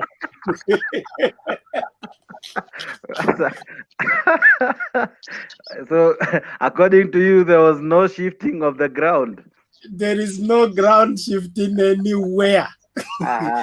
It is, in fact, it's because when the DP spoke, he spoke well of Baba and kept off the Tendawili and the other things. If we would have tried that, then you would have told me the ground has shifted. But as long as he keeps Baba in the rightful place, he can even lodge in Kisumu for another 3, 4, 5 days, no problem. Angari, how are you? Angari, tell us, what did you make of the day today? It was a colorful event, and I believe Kenyans have grown into the occasion. And the type of tolerance we were given at Kisumu is something for all of us to learn. And basically the scenes after now the event where Ruto was given a grand reception, and now it is deemed to be the hustler reception, is something that all of us should be happy for. So according to you, Ruto stole the show? Yeah, in a way that was a unique way of making headlines in such a peculiar ground. But also Baba also attracted a humongous gathering later on. Immediately, no sooner had Ruto left, Baba followed, and reggae tunes were heard all over. And he carried a placard saying reggae is back. Yeah, basically Baba, being the host in a way, made his statement. And if you could even listen to what he was speaking about, the BBI coming back, and the type of hopes that he had, the way he was looking into the occasion could possibly tell you that he's a man who is rejuvenated. But also Ruto getting that reception tells you volumes that indeed Kenyans, what they want right now is peace. I will choose not to go how Kenyans are going to vote because 2022 is just coming soon, and nobody will claim that he has taken the ground. But as we speak of now, Baba remains the man in that place. He's the man to watch. And possibly what Ruto got is a learning lesson to those people who believe that violence should always be the event of the day. And that should be the way we should all go and do things. But unfortunately, now our analysis is going to be seen like someone has stolen the show in a way that is now positive. The ground has shifted. That is not the issue. What has happened is that Kenyans now have learned to have a heart to impress everybody.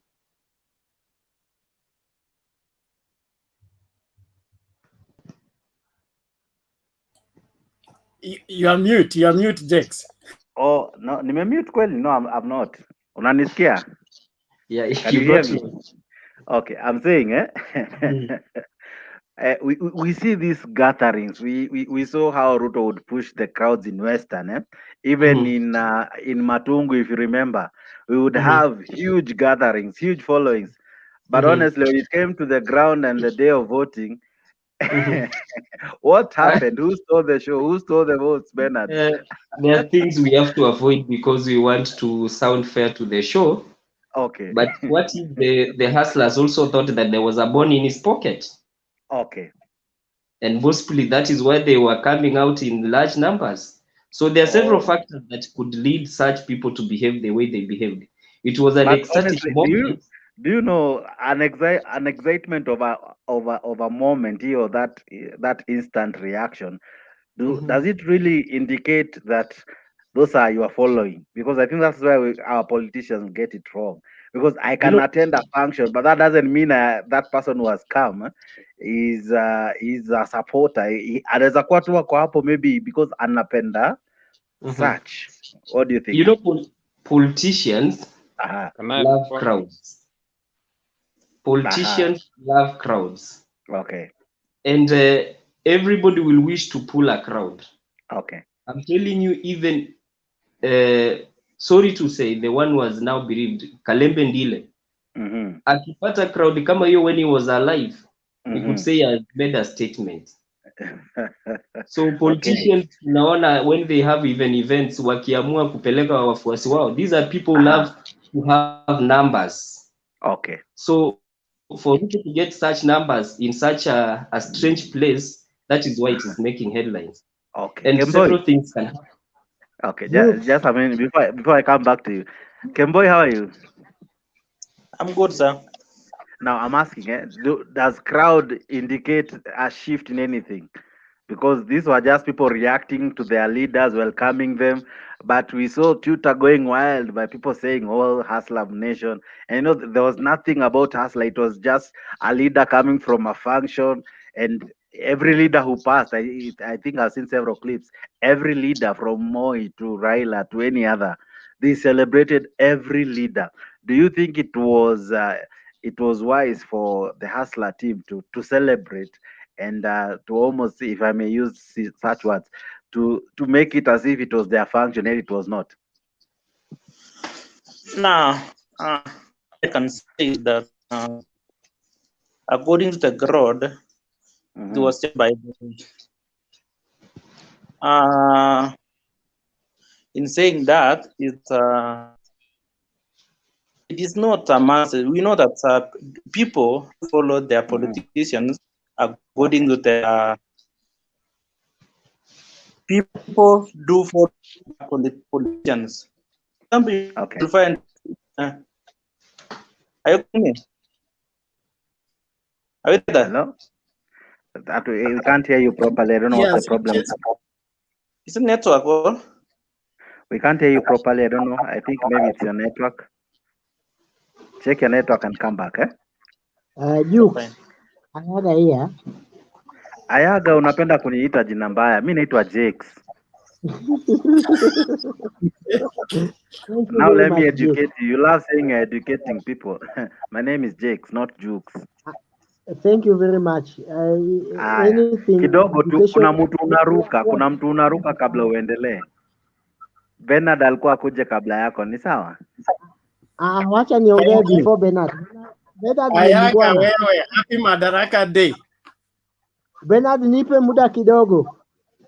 Haya, sekunde 5. Endelea. Thank you very much. Bernard ni mungwana huyu. Haya, endelea Ayaga. Nataka kukuambia Jakes. Yes sir. Ni kitu moja tu. Aha. Wale unajua Kisumu huwa tumekuwa associated with violence, stone throwing. I think and in my brain today, Ruto angerushwa mawe leo hii tungekuwa tuna discuss story nyingine. Lakini tumeaibisha shetani. Tumeaibisha watu wengi. In Kisumu watu wa Kondele wameaibisha watu wengi. I thank God. Hustler amekuwa amekaribishwa Kisumu ilali hajapeleka wheelbarrow Kisumu. Unajua hiyo ndio maybe sababu huwa amekatanga kupeleka wheelbarrow huko. Hajaienda history yote. Ama Ayaga nikuulize Ayaga. Ama the reason as to why ana trend sana saizi, it's because people expected to see a bad thing. Now that something good happened, they create such crazy news. Yes, and they don't want to accept the reality. Unaona? Okay. They expect bad thing to happen. Good thing happen. So hawataki kukubali the reality. So watakwambia Okay. oh, hustler is everywhere. Oh, hustler nation sijui oh, ABCD. Uongo. Okay. So according Uongo. to you, hizi tu ni porojo tu. Hapana, kitu hata mimi kitu imefanyika leo. Okay. Imenishtua kama Wewe huko binadamu. hata wewe huko anticipate ita happen hivyo hata mimi sija believe mpaka leo hii ile ilikuwa Kondele Kisumu yetu. Mimi sikuamini. Sasa watu wengine badala ya kukubali tu the reality watakwambia oh, akina captain watakwambia oh, hustler everywhere, akina gari. Kuna dem anaitwa Grace Kamau. Kuna dem anaitwa Grace Kamau. Anakuambia Ayaga, you are finding it very difficult to swallow the truth. Please, Mr. Jakes, can I respond? You're next, just a moment. Yeah, kidogo tu. Grace Kamau ni wale wangetaka sana wakati deputy amesimama kuongea. People should walk away the same way they have done in Kiambu and Muranga. Tell Grace Kamau we are not brainwashed like her. We are people who are reasoning. According to you. In terms of education, we are above them.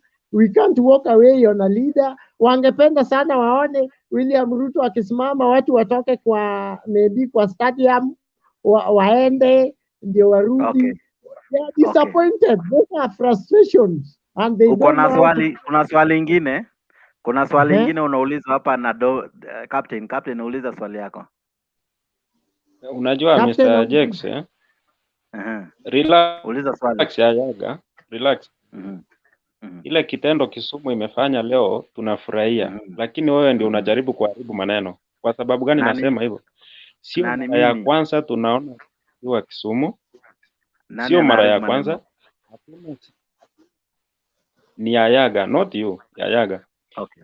Hakuna siku Ruto amewahi enda Kisumu akapigwa mawe. Ruto amefanya mkutano usaidizo za Kisumu wapi? Amefanya mikutano hapa. Hii maneno unataka leo kuna watu hakuna mtu atakasirika. Hatukuwa tunatarajia ya kwamba national function ya kwamba mawe irushwe. Okay. Hapana. That is Captain. Backwardness. Tell me when unajaribu kuleta yenye hayana maanani. Captain. Okay. Kwa hivyo hiyo ni kitu tu kwa tunatarajia. Captain, point yake ilikuwa ile kitu tunajadili ya leo. Kidogo tu Captain. Kidogo tu Captain. Ayaga anasema ni kama expectations za wengi haikuwa fulfilled. Wengine wako utarajia itaenda venye kulienda. Hata the reason as why make so much noise is because ilienda different from what people were expecting. So maybe that's what Ayaga is trying to say. Okay. Ni sawa so that no, lakini sasa ile nakwambia kwamba no, we are in topic. Ile kitu tunajaribu kumwambia ni kwamba hakuna mtu alikuwa anatarajia deputy president ya arushe mawe. Ile kitu hata mimi nashtuka ni ile reception ambayo walipata. It is extraordinary yenye naweza nikasema. Unaona? But it was not different from what it was not different from what Moi got. It was not different from what Uhuru got. It was not different. I think it was people celebrating their leaders. Which Moi? That is Moi the son. No, if you enter by YouTube, you'll see that the clips clearly. Everyone was celebrated. No leader was booed. No. Mthuri anasema anaweza enda Kisumu leo kwa sababu hakuna noma huko. Okay, sawa. Allow us to move forward. It's okay. Allow us to move forward. Is it okay? Bernard, come in. What do you think? Thank you. Now, are we taking the praise and worship too far? You people, and it is not abnormal in my school of thought, because that has been your behavior for a long time. I'm a history student and recent history for that matter. You asked me a question on what happened in Matungu and the rest of Western.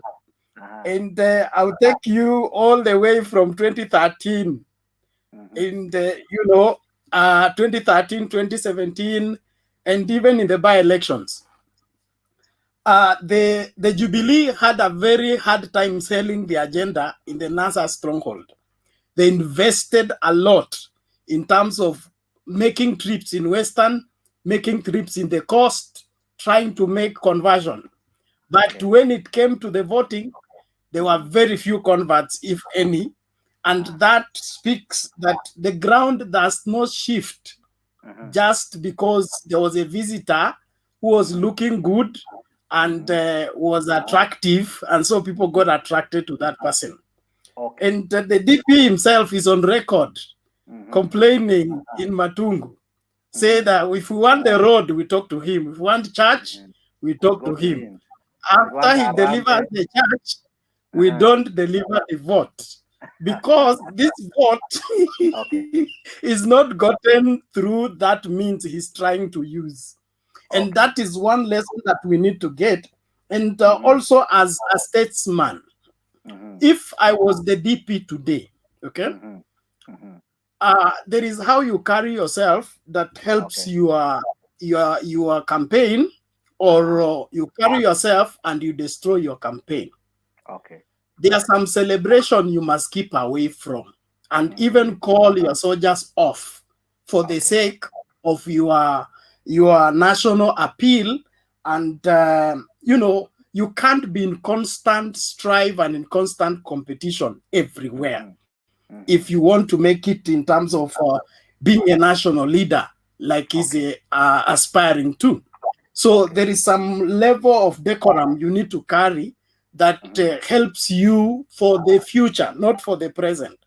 But if, like for example, the court rules in your favor, and you are the first one to celebrate, even before we assess everything about it, that would go well with the kind of position he's looking for.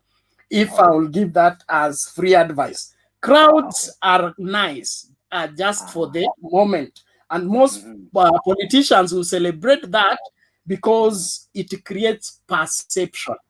And one thing about Tangatanga is that they believe, I'm finishing, please. It's okay. They believe that selling perception is everything. As much as perception is important in politics, it is not everything. People can perceive that you have a ground, but they will go to check. And when they check and they find nothing, they will, you know, it's just like you present yourself as a rich man, Karumbatika, and then when now the checking begins and you get exposed, nobody will join you again because of that. And so it is good that we had a peaceful celebration, and the people have taught us a great lesson. Let us open up the country. Let us not have regional blocks. Let Moi go and meet the elders. Let the elders come and meet Moi. We are all children of Kenya, and we are free to go anywhere and be celebrated. But saying that I've taken over because I was received, that is not true. It is neither here nor there. Thank you, sir. Wow. Allow me. It's non-existent. Okay. Allow me to say hi to some people. Ayaga kidogo tu. A point of order. Kidogo tu Ayaga, I'm bringing you. Nasalamia watu wawili watatu, alafu we continue. Muturi Kismat, thank you for joining us. We see you. CR Collins, we see you. Juma Lesian, asante sana. Mtu wa watu na kuona. James Omolo, thank you for joining us. Thank you, Dominic Biwot, asante sana for joining us. Kismat, we thank you for joining us. Brian Okoth, you are part of us. Thank you. Kizito, how are you? I'm fine. You're good. Okay, Mr. James Omolo. Mr. James Omolo, if you can unmute your mic. Hi, how are you? How are you, sir? Happy Madaraka Day. Happy Madaraka Day to you too. Thank you for joining us, sir. Thank you. Dominic, how are you? I'm fine. How are you all? We are fine. Thank you for joining us, sir. Welcome, sir. I'm coming to you just in a short while, eh? Okay, sir. James Omolo. Yes. Now, let me come to you, sir. How did you find the celebrations today? Was it a turn on or a turn off? Did it meet your expectations and what you envisioned Madaraka Day would be? You see, what I experienced today, I was in the field, and I think what I experienced today is the Kenya we want, where everyone was given an opportunity to talk. Okay. No one was booed. Everyone was received equally. And the Kisumu residents today showed us that in Kenya, everybody can go anywhere without any hitch. Okay. The DP was received very well in Kondele, which is really something. If you know what Kondele is, then you really know what I'm talking about. And that is the Kenya we want. After the handshake, this is the Kenya we want. That I can go to Muranga, you can go to Mombasa, and you are very at home. The DP was at home in Kisumu today, and that was amazing. And that really shows that we are maturing in our democracy. This is what we need as Kenyans. And I think as our generation, we should really take a look at this. If we could really maturely, after any election, we could behave like we behave today in Kisumu, then Kenya will be a great place to be in. Because, you see, after every election, people in Muranga will be, or people in Kisumu will be unhappy, or people in wherever. But if at all we can have a cohesion in Kenya and we appreciate everybody democratically, and after any event, we appreciate one another, that would be really great. Thank you. Thank you, sir. Thank you. Allow me to invite a good friend of mine, Mr. Monyori. If you can unmute your mic, sir. Patia kizito bwana. Just one moment, Ayaga. Mr. Munyori, unmute your mic.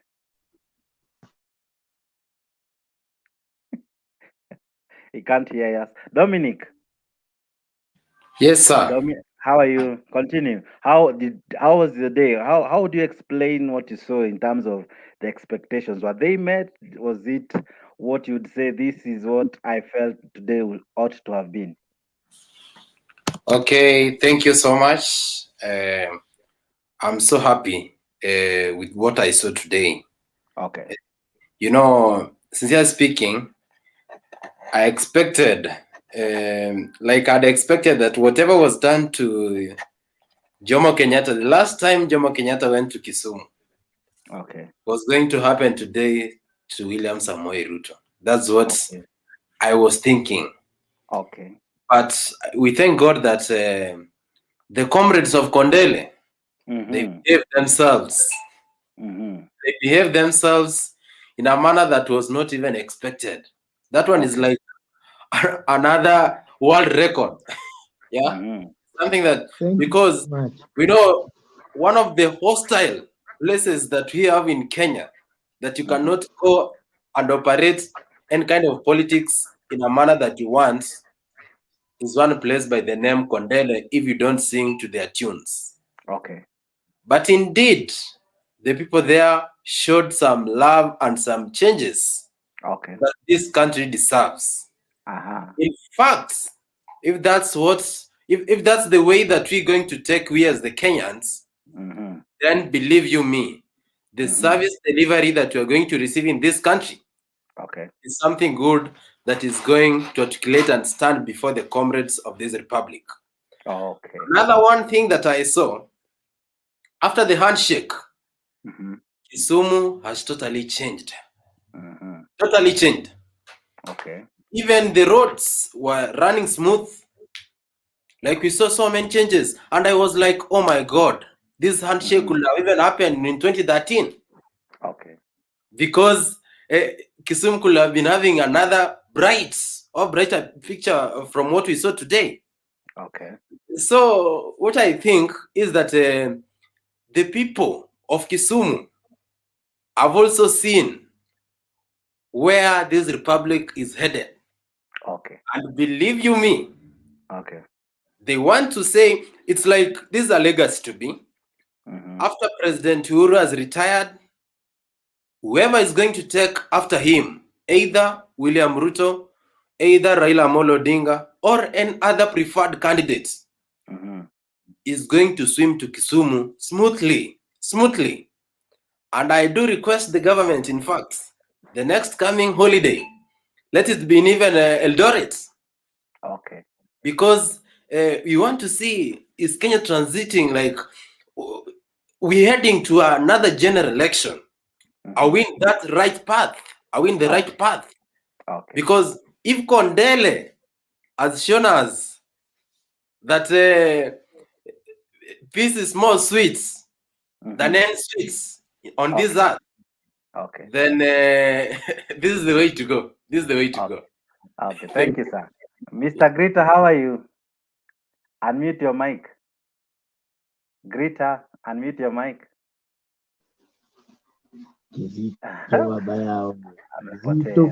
come on. Kizito ongea. Kizito. Thank you very much. Did it meet your expectation today? Yeah, in fact, today is a very happy day for us. And there's a say in our Luo. I know so many people who are not Luos here will never understand. Just tell us, we will try. When a visitor come to visit you, even don't let a child to show him that is not welcome. Just welcome him. Okay. And that is what happened in Kondele. Okay. So they were just welcoming their leaders. We did it because we were having visitors and we had to welcome each and everybody. Okay. Because Baba had already said before that we want peace, we want everybody to be welcomed. Baba has already said it before. So when your father talked, you cannot go against it. That is first. Secondly, it is something that Kondele, the Luo Nyanza, Kisumu Dala, they showed the whole Kenya how politics should be played. Not a whereby you go to challenging and they are telling you that this is our area. We have to welcome everybody in every situation. We were giving them, because you know what? Don't forget that in Kisumu is where you cannot throw a stone anyhowly. Okay. Because if you throw a stone anyhowly, so, you Kizito, might hit if I may ask you, person. So Kizito, sorry, do you want to mean that planning of stone is also planned and organized? Exactly. That's why they are best in it. Okay. You know, you cannot just throw a stone in Kisumu anyhowly. Yeah. And this is a lesson to people like this guy, how do we call it? Is coming and going back. Captain. Captain. Learn to know that Kenya is for you and me. You are my brother. These politicians that we fight over, learn to know that you are fighting, but they don't even know you. They don't even care for you. They will give you something small, you shout, you fight. And what happened in Kondele, we cannot even say that they were bribed. They were welcoming visitors and they wanted to prove to Kenya that this is the Kenya we want. Okay. Allow me to ask Mr. Omolo, who says he was on the ground. Mr. James. Yes, I'm getting you. There is this question, or rather, there is this statement that people normally say. Whenever we see such a crowd, people normally say they were ferried. You, since you are on the ground, were these people residents of Kondele, or they were ferried to cheer on the hustler people and all? You see, I think even last time when Uhuru was here, the same thing happened. And you remember, the Kondele people even escorted Uhuru. Okay. Even the security breach was there because people were ecstatic, and they even escorted the president of the state all the way down from Kondele. So these are spontaneous events. No one is ferried. No one. They go there with their hearts. One, what you can know and realize now, Uhuru is loved here like no one's business because of the handshake. Okay. From 2018 March up to when we are talking now, the kind of love being portrayed here for Uhuru Kenyatta is extreme. It is really real. That's why you see people, even today, it was very difficult for the convoy of Rais kupita Kondele, because people would go even on the road and daring even the chase cars. You can see they even did tear gas people at Kondele police station because people were overwhelmingly on the road. So this tells you that Kenyans have embraced their president, especially in Kisumu. And this goes even beyond the president. Every leader who was here was welcome equally. And that is why I was saying, this is the Kenya we want. Under the BBI, this is what is being preached by the two leaders, Uhuru and his brother Raila, because we are the next generation, yes. But if we can have this kind of mentality and change in how we do or practice politics in Kenya, then this is a great nation. We are an island in this region, and we are a powerhouse as Kenyans. But only what brings us down is the politics we have, because we really play it. 2007, you saw what happened. 2013, you saw what happened, and in 2017, the same thing. But if this kind of recurrence can go, and we refer to each other as brother, sister, no matter where you come from, whether Kalenjin or Kikuyu, Luo, then that is the Kenya we want tomorrow. And I think we are in the right direction. You saw how Uhuru talked, you saw how DP talked, you saw how Raila talked. All the three major leaders who are there, their tempo and tone was in the same direction. And that's why, that's why I'm about to come to the sentiments that were aired in the speech and all that in those that's why that's why my point is, those people who are following this even virtually, who are in Kondele, when they now saw the DP has arrived in Kondele, you saw the reception, because they have seen what he talked about. He didn't carelessly do anything else, but spoke as a statesman. And when he came to Kondele after speaking, he was received overwhelmingly because of what he said. So it is utterances of politicians which really destroy the peace we have. Thank you. Hey, Mr. Chair bana, mbona nirukwe hivi bana, Mr. Chair bana. Mr. Chair. Jakes, can we have a say? Just a minute, Mr. Yaga. Clinton, are you there? Yes, Mr. Chair, I'm there. First, let me start by apologizing, Mr. Chair. Tulikuita mara kadhaa. Nilikuwa naona mnaniitaita, lakini hao Wajerumani wamenipigia for 3 hours. Poleni. Okay, sawa. Sawa, nakuita next. Ngoja tu kidogo tu, Clinton. Nilikuwa nimeita Philip alafu wewe. Ni sawa eh? Haya, Philip. Good evening, viewers. How are you? Asante sana. Now, today was Madaraka Day. Did it meet expectation? Was it a miss? Did it strike all the nerves that you felt? These are the things I told you. I told you people will be received. Alafu hakutakuwa na ile story ati huyu ndio nitachagua na nifanye hivi, because for you to know, let me tell you one thing. We as Luos tuna embracing vitu, yani tunakuanga na ile hati ya kuembrace hata kama tumekosewa. And this one start from way down. Ukikumbuka Jaramogi tulikuja tukapiga na mayai nini, watu wakasameana, unaona.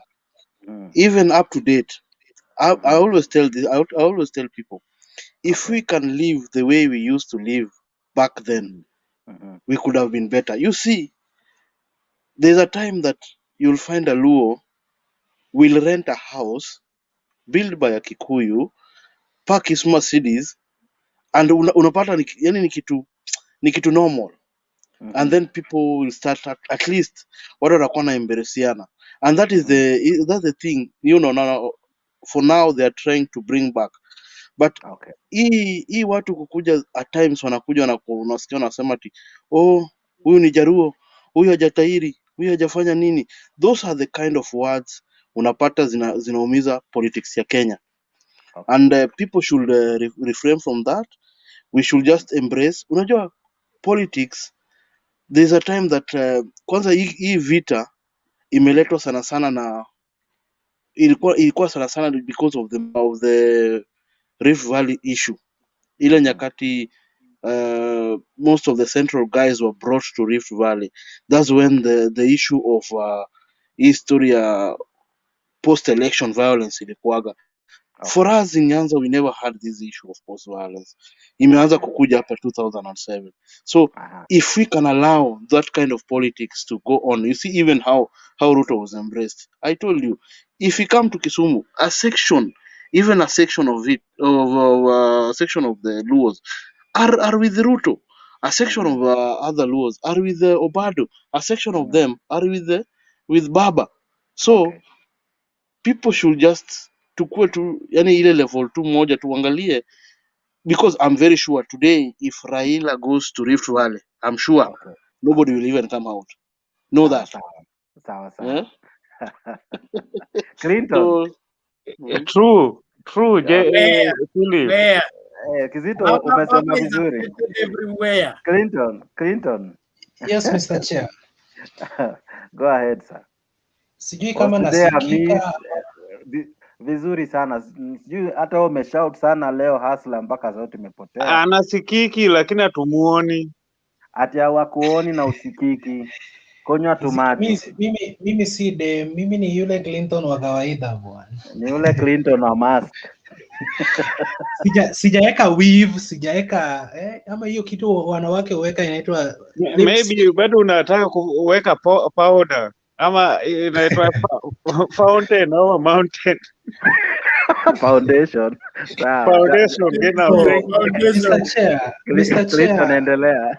Mr. Chair, thank you for the opportunity. Nilikuwa nimejipromise kwamba hii debate ya leo ningeianza kwa venye tu ilikuwa inaanza, lakini kwa shughuli ambazo sijui ninaweza nikasema aje, but nimekubali.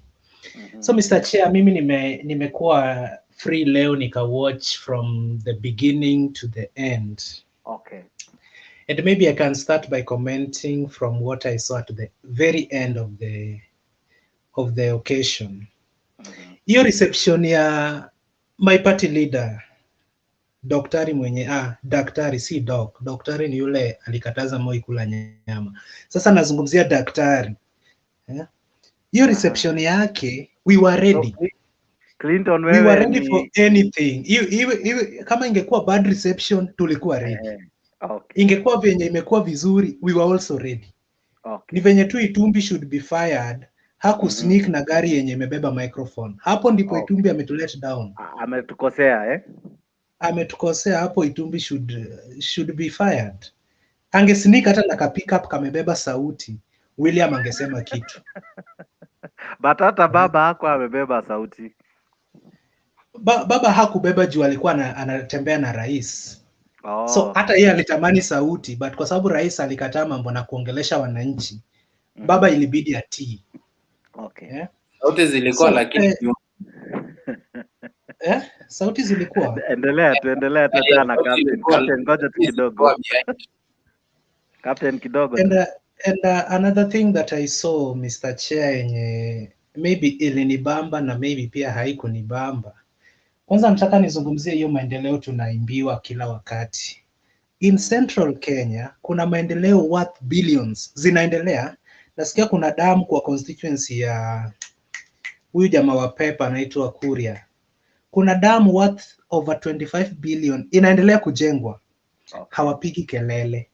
Kuna mabarabara worth billions, hawapigi kelele. Sisi tumeletewa haki yetu. Sijui meli imekuwa revive na sijui 1 billion, sijui port, sijui nini ya 1 billion, total ya 3 billion ama 2 billion. Alafu tunaweka president kuwa Mungu mdogo. Eti bila yeye hizi vitu zote hazingewezekana. Okay. Ni kupenda kwake hazikuwezekana last year. Ni kupenda kwake hazikuwezekana 2013, lakini now that amezileta, hatuwezi kupimiwa hewa eti zimewezekana juu ya handshake. Another thing yenye naweza nikasema pia, madharau dunia hii inafikanga time inakuwa na kikomo. Okay.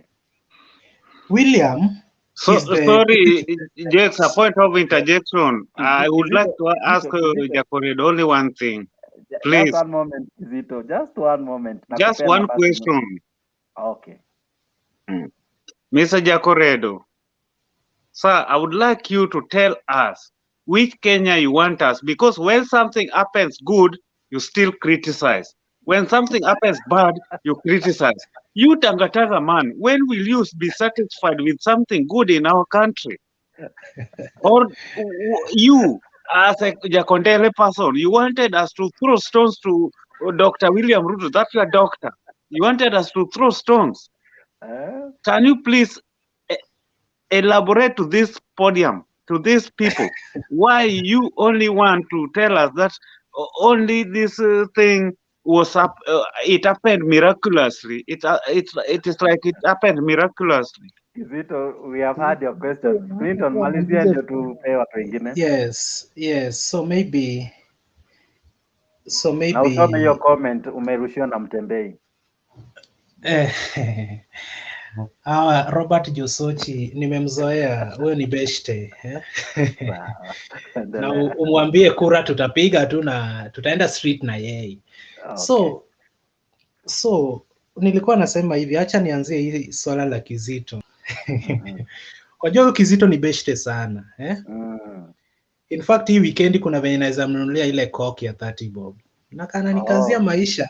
So Kizito, what I meant, ndio maana nilianza ndevu. Ndio maana nilikuwa nasema nikapeana example. Kuna dams zinajengwa worth 20 something billion, people are quiet.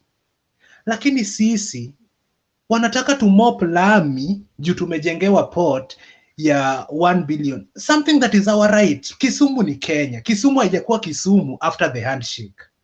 Nilikuwa nakuja kwa hii point. The former prime minister, let me put him in his direct place. The former prime minister should not take credit of whatever is going on in the city of Kisumu. Why not? Bila yeye kufanya handshake. Please, Jacoredo. Without handshake, they could not have got. We could not have got this port. You have to be clear, please. Mr. Kizito, bila handshake. Bila handshake, rais atoke Nairobi anakuja kujenga port. Angefukuzwa eti amtaki port juu hajafanya handshake. Mngemfukuza na pesa zake. Hamtaki port. Enda ufanye handshake kwanza kulete port. Clinton, it seems you are a visitor in Kenya. Let me educate you more. Bernard, mimi ni Mkenya. Nimezaliwa Kenya. Listen, I was in Kisumu in 2013 when the Supreme Court was yet to give a ruling, and we had these government officials who came to lift a billboard right in the in the park, in the bus park, and it had Uhuru Kenyatta's portrait. The kind of reception they received, they disappeared in all directions, and the billboard plus everything was touched there and then. So if you think that things can take place in Kisumu without the blessing of Baba, you're dreaming. I was there physically. Yes. I saw how those people were put together. No army. There was the army on the ground. Then let me put this to you. Let me put this question to you. There is nothing of Uhuru that should be placed. Let me put this question to you, Bernard. Okay, Bernard. Jifanye wewe ni mkazi wa Kisumu. You know the benefit of the port. You know the benefit of the road. Alafu rais atoke Nairobi, hayuko chama moja na huyo baba, aseme nakuja kujenga hii barabara. Wewe kama mkazi wa Kisumu unatumia hiyo barabara kila siku. Angesema anakuja kuijenga 2013. Mngemfukuza, mtaki barabara mpaka aende akafanye handshake, ama mgoje hiyo barabara itatengenezwa baba akisha kuwa president. Sasa reason kama mkazi wa Kisumu, hamkuwa mnataka port, clinic za Tuju, mobile clinic zilirudishwa, hazikurudishwa. Zilikuwa zinaongea Nyanza ama mobile clinics zilikuanga hizi vitu nilikuwa naona sijui mothers watakuwa wanazaa wapi. No, chama cha poa vitu za maendeleo. Bernard Clinton. Kinyume na politics. And as Bernard long as Clinton. politics is wrong in Nyanza, Bernard Clinton. nothing takes place. Just a moment. Ulikuwa na swali kwangu, niulize swali in 2 minutes Kidogo tu, nimalize point yangu juu nitavamiwa mpaka sijui saa ngapi. Sawa, kidogo tu. Hata kwanza nataka kwanza utulie, hiyo joto umepandisha itulie kwanza. Tulia kidogo tu tulia kidogo tu. Mimi nataka kwenda kwa James Omolo. James Omolo. Kuna swali hapa kabla sijaita captain. Kuna swali hapa nataka kukuuliza. Kidogo tu captain. Uliza. Clinton anasema without handshake maendeleo haingekuja. Kulingana na wewe ni mkazi wa Nyanza na personally nimetembea Kisumu, tumeona it is not like any other city. It is already a city by virtue. It is a good place. So whatever Uhuru has done, actually, he has only improved from a good place because Kisumu has good leaders and all. So do you think handshake has only come to benefit? Just kidogo Clinton, najua wataka kunigonga. So how would you summarize handshake for you as a resident of Kisumu at the moment? I find it so funny when Clinton talks like that. I don't know where he comes from, but I live here. I've worked here. I'm a leader here. I know what happened in 2013. Even Uhuru was president by 2013. You know that very well. Up to 2017, he was the president. If you check, and you have records to check, 2013 up to 2017, what we got from national cake, from national government as mega projects, vis-a-vis what we have gotten from 2018 until now. You go to Siaya, you go to Homa Bay, you go to Kisumu, more so Kisumu County. We have gotten a lot. We have gotten so much within a span of very few years. And you saw the jittery in Nandi when I think the senator was talking juicy. Because it's when now this part of the world or this part of the country is really getting good things that used to be not to be gotten here. And they should have gotten it by 2013, 2014, 2016, 2015. But because of our bad politics, this was not forthcoming. Until then, when we had the handshake, things are moving so well. And you can't brush them off that it's just 2 billion or 1 billion. No.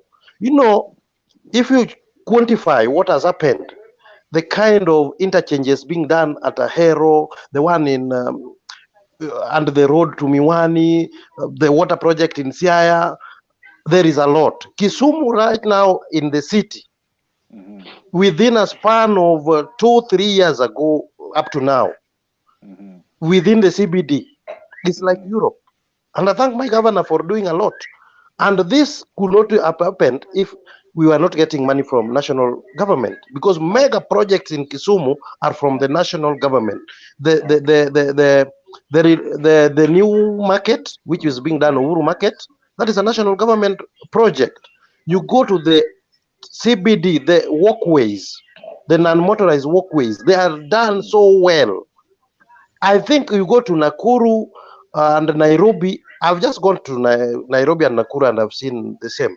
But these were not there before the handshake. Right now, these things are moving at a good speed. Even if they would have been there, but the speed at which they are being done right now, and the goodwill of the people of Kisumu and the goodwill of the government, these things are moving at a good. That's why I'm saying it is our bad politics which really makes us go back to the latter. We should really harmonize our politics so that when it comes to development, we do the right thing and our people will really benefit. Otherwise, we will be losing all the time. Look at it this way. Moi ruled us for 24 years. You know, you go to some places in this country, there are tarmac roads which are just lying there. No one uses them just because resources were not being pumped to every corner of the country. You go to Northeastern, there was nothing going on. But at least this government of Uhuru, we as Nyanza or we as Kisumu residents, we have seen some things tangible. We have seen things working. Thank you. Asante sana. Angela, how are you? Happy Madaraka Day. Madaraka Day iliisha saa 8. Happy Madaraka Day, Angel.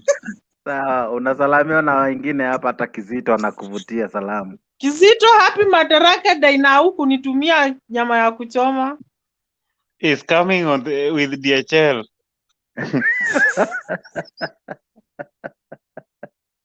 Sasa sikia Kizito Jaluo. kujiinua jamaa. DHL jamaa sawa. But you just saw it, even today it was proved that in Kisumu everything was Kisumu Dala. It was Europe. It's Europe. It's not even Kenya.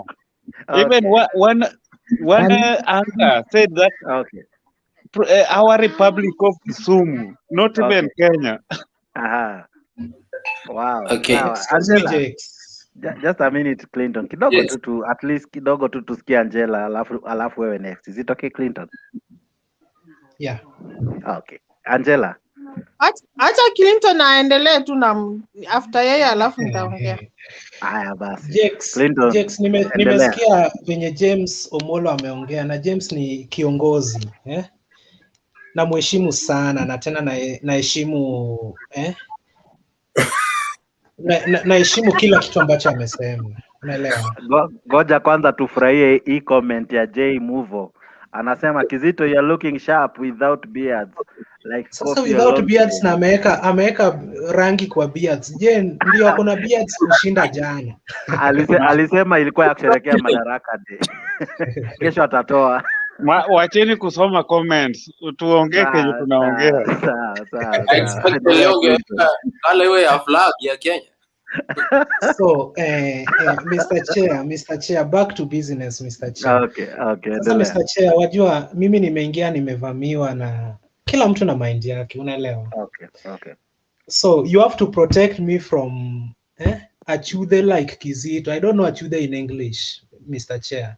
Achude are vultures. Kizito should tell me what achude is. Achude are vultures. Ndio hiyo nimekumbuka in English. So when you let the vulture like Kizito can easily eat me. Sawa. So you just protect me, Mr. Chair, because what I'm gonna say, Achude will always vamia me. Okay, I stand guided. So, Mr. Chair, I was saying that I respect James Omolo's idea. Okay. Lakini mimi kivyangu pia anasema Mamboleo Miwani Muroni Road. James, you know Miwani very well. Mimi ni mzaliwa wa Miwani, hapo tu kwa kiwanja. Nimeenda Miwani Primary School, Miwani Secondary School, University ndio nimesonga kidogo. So hapo Miwani nimekula, I know that life. So, Mr. James, wakati rais alikuja Kisumu kwa BBI, ametoka Kisii launching, akaenda kukampenia BBI Kisumu. Alisema, Matiang'i simama, hii barabara kwa sababu ni wewe unasimamia government development, ianze immediately.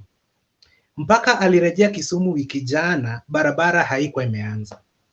Okay. Nikauliza mwenzetu hapa Charles Rupia ambaye anashabikia rais unavyomshabikia James, akatuambia that was a political statement. Okay. Nikamwambia Charles, can you now convince me that the statements he gonna make, the promises he gonna make today will not be political? He could not prove that. Okay. And now this is my point when it comes to port na hizi vitu zingine kubwa. Let me call them kubwa. Umesema your bad politics ndio zilifanya rais asilete maendeleo in 2013 to 2017. Whom do you blame? Unajua vizuri ni bad politics yako. Whom do you now blame? Kwa sababu port haikuwa inafanya 2013 to 2017. Juu your bad politics. Rais alikuwa tayari kuzileta. But because of your bad politics, maybe mlikuwa mnangojea baba kwe rais atengeze port, which never happened and which might not happen in the near future, you know. So as we celebrate what the president has done to the residents of Kisumu, we also have to question the residents of Kisumu like James, kwamba hiyo kitu mmekuwa mkifanya hapo nyuma ya kusema kwamba hatutaki maendeleo juu hatuelewani na huyu kiongozi. We go to elections, but the outcomes we have to accept and move on. Clinton, niko na tu swali moja kabla sijatoka kwako. Siwache nimalize alafu niulize. Juu nitasahau hii kitu nataka niseme. My next point is on the former prime minister. Former, not the current. We don't have a prime minister in Kenya. Okay. My next point on the former PM ni kwamba respect matters a lot. Lakini we have, this is a national holiday. Okay. Hii haikuwa meeting ya BBI. Okay. You have to respect the protocol. Okay. How do you go to an hotel mpange njama eti mimi mnajua nataka nisikize William amesema nini ndipo niongee baadaye. Si siku imeisha mpaka kila mtu amerudi kulala kama ni former prime minister na mwingine amelala. So why are you bringing up matters? That is your gossip. Kidogo. Where were you when that was arranged? No. Just a moment, Bernard. Just a moment. Let Clinton prove that this was arranged in the hotel. Which hotel? What time? With who? Those are theories. No, guys, let's stop shouting. Nimalize point yangu. Haitachukua hata 2 minutes. The problem so, is, swali yangu ni you know, by the end of the day, it's one thing to say something, it's another thing to be able to substantiate it. So, kulingana na wewe, I've only had so much hate. So, kuna kitu, maybe let's say even Raila can do or Uhuru can do, that you can say at least this one I agree with, because I don't think we should agree 100 by 100. At least you should even encourage kidogo. There's nothing they have done. You can say at least this one is good. Yeah, Jex, you're asking me a very nice question, but you are using wrong examples. It's okay. What Raila can do that is good. Raila has no power. Yes, he president. Yes, deputy. Hizo vitu alikuwa anaenda kufanya. Uliona Uhuru akilaunch kitu akikata hiyo makasi yake. Yeye alikuwa mpenzi wa zamani. Correction, please. So Raila has no power to do anything now. Ana cling kwa projects za Uhuru. Eti kwa sababu inalaunchiwa kwetu, let me accompany you. Okay. A point of correction. Just a moment. Hata Bernard akuulize swali. No, Bernard ana swali. Bernard wants to interject. No way, Clinton. I want to ask Clinton a question, please. Yes, protect me, nimebaki na 30 seconds. Coming from where this country is going. Kizito kidogo. Bernard kidogo. Clinton, protect me in my 30 seconds. Yeah. Ili umalize 30 seconds zako zote pamoja na maswali, nataka uulize tu maswali in order ndio tuache kurukiana. Ndio we can have other contributors. Is it okay? Ndio alafu malizane na mimi. So let me have Kizito kwanza and then Bernard. First, let us welcome Jane. Jane, welcome. Happy Madaraka Day. So, I was to invite us. Thank you. The only thing I wanted to tell Clinton, he stated in this thing categorically clearly that he watched every movement, everything. I called him, he was watching it. I testify, he was watching it, I know. But he missed to hear that Ruto talked, welcome the president, and the president, the one who welcomed the Raila Odinga. Where is it that was written that, okay, president, go and welcome Raila Odinga? When you are talking, even if you hate Raila, you know, even today, you can see even the comments, you can see everybody, even Kosgei, Chiprop, Chental, they are saying Kisumu did a good thing. You ask him a good question. Why don't you say that today was even good? You only die with the tanga. Even if you are going to the pit, you say tanga, because tanga. Before they call tanga, you will never be satisfied. Okay. Thank you, my friend. But Saturday I'm with Bernard, you. Bernard, go ahead. So, Jex, is there a question there? No. Okay, you will interpret it how you wish in terms of how you have understood, but summarize it. Okay, Bernard. Thank you for the opportunity. I just want us to have this debate going in the right direction, and that is the new Kenya that everybody needs to be comfortable with. And this comfort is born out of accepting our diversity and embracing one another. I have no problem with the DP being celebrated in Kondele and elsewhere. That is a move that every one of us needs to hail and to celebrate. But the celebration should not be this one against the other. I think Innocent's mic is on. Please mute your mic if you are not talking. So it is something that we need to encourage and embrace. Okay. The handshake has accelerated a lot of things in this country, and nobody should undermine it in any way. Okay. The truth is, if we did not have handshake, we'll still be having tears, machosis Mondays, and as long as we are demonstrating and striking, nothing happens in this country. So let us not bury our head in the sand and pretend that you can enforce maendeleo on any people. If history is anything to go by, then there are regions in this country that have not seen anything for the past 50 years. Forget about 2013, 50 years. And the maxim has been siasa mbaya, maisha mbaya. That is, if you don't support the government, you don't receive anything. And that has been proved from one wherever successive government to another. So let us accept that we are woken from sleep. At least we have a president and a prime minister who is now ready to embrace Kenya as a whole, and they want the country to move from the bad history to the new history that each one of us must enjoy being a Kenyan. And so the hustler nation needs to relax. Stop being sick of attention. We know you are around and we respect your presence. But you don't have to be itchy that if somebody claps for you, you think they are ready to marry you. Nobody is ready to marry you yet. You have not delivered your dowry. You have not gone for marriage negotiation. Why are you celebrating the wedding before it happens? Secondly, this thriving on propaganda. Propaganda. Bernard, just a moment. Propaganda.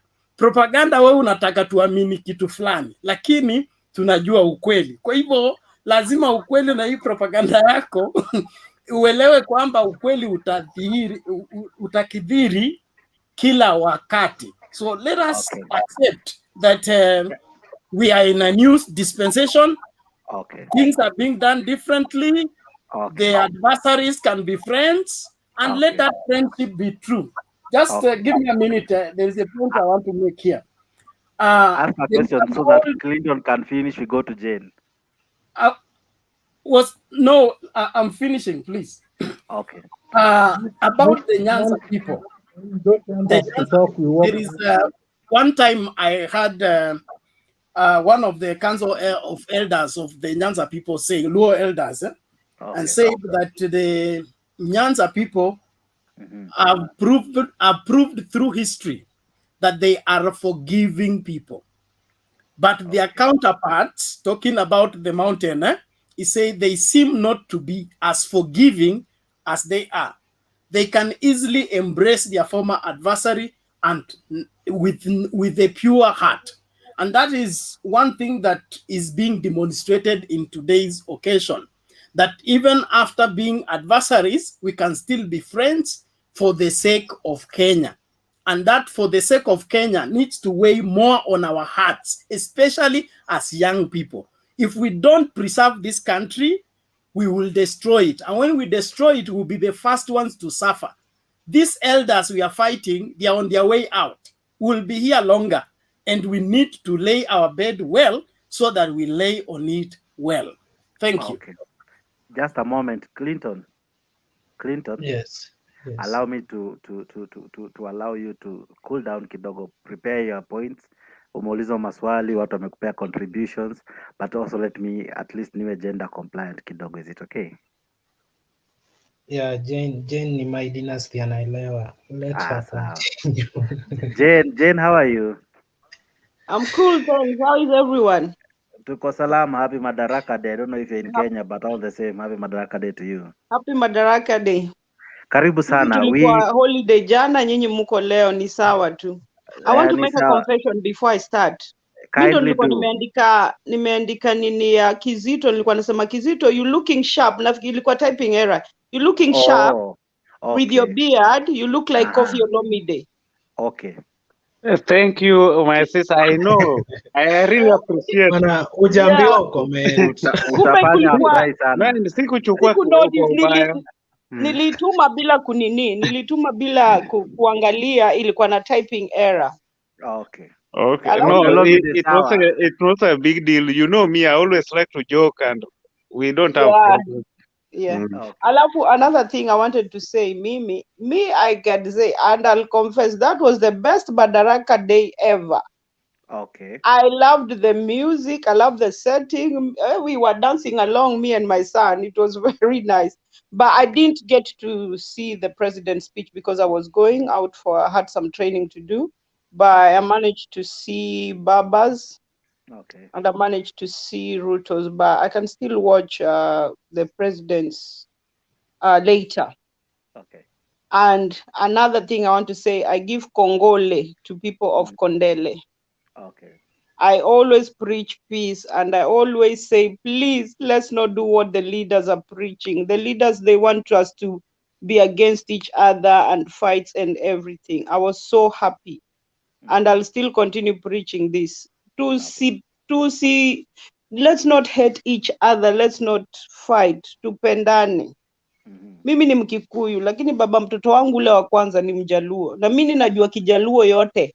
Mimi ni Mkikuyu, naongea Kikuyu yote, najua Kijaluo niko fluent kushinda Kikuyu. That one I can confess. Clinton anaweza kukuambia.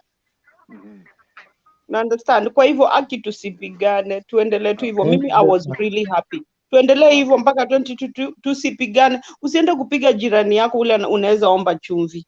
Okay. Si ndio? Okay. But me, I was very happy. That was the best welcome our in-law. Ever. Welcome our in-law. We are gesturing wa Kikuyu kwetu. Although nilitoka huko, lakini bado unajua damu bado iko huko juu kijana yuko, si ndio? Even if you come back, your sisters are still there. Yeah, they are still there, definitely. Okay. Chair, control Kizito. Kizito is very happy, Chair. Control him, Chair. I'm telling you, look at the smile. Nimeona meno yake ya mwisho. Clinton, why do you want people's excitement to be controlled? Angela looks so serious today. She's not even smiling. What's wrong, my sister? Anacheka kindani, I can tell you. Ndani hiyo si poa. Furahi. Wow, kama unaona kama watu Kondelea wakurusha mawe. We. There goes the smile. Mungu is working. Angela ni sapota wangu hapa. Imekaziwa hajafurahia. Watu wanaomba. Things are changing, and that's what we want to continue mpaka next year. Okay. Angela, come in. Thank you so much, Jane. Angela, ni aje, endelea. Niko poa, Jex. Maoni yako ni yapi? What do you think how was today? Before we go to the speeches, I want us to go to the speeches. Maoni yangu leo ilikuwa, it was a happy Madaraka Day. Okay. Ilikuwa sawa. Si kuona anything kibaya juu. My sister will never say anything today. How and Clinton, you know they are. Yeah, control Kizito, Chair. Kizito, just a moment. Kizito, just a moment. I'm just saying that. Niliona Madaraka Day ikiwa poa. Okay. Na nikaona leo our brothers from the other side wali behave. Hawakukuwa na hiyo furugu wanakuanga nayo. Nilidhani walatakata fence waingie stadium. Okay. Kumbe they are coming up. But Chair, before Angela amalize, Chair, mbona unaruhusu watu waseme uongo kwa show? Endelea tu, hebu tuambie wanaongea aje uongo. Kama Angela anasema the best Madaraka, Chair, was it the best, Chair?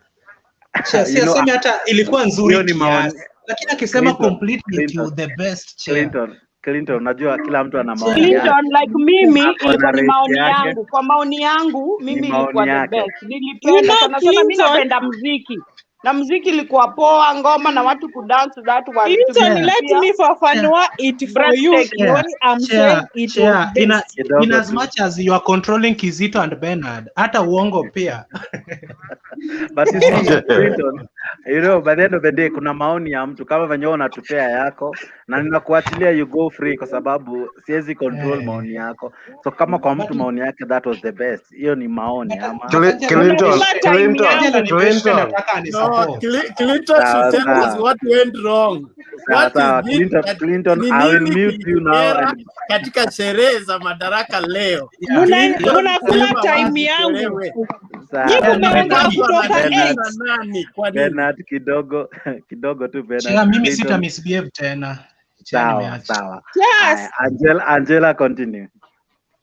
Sasa chea wao watu wako wana tabia mbaya. Unaona? Waliwekewa tear gas wakajua wakileta furugu Kondele watalipiliwa tear gas. Na ndio sababu walinyamaza. Unaona hapa kwa studio Bernard na Kizito wanaamuka sasa. Hiyo nini matia gas wameleta huku na huku hakuna tear gas. Sawa Angela. Bernard. Haya. Sikia maoni yangu. Nimekuwa nasikiliza.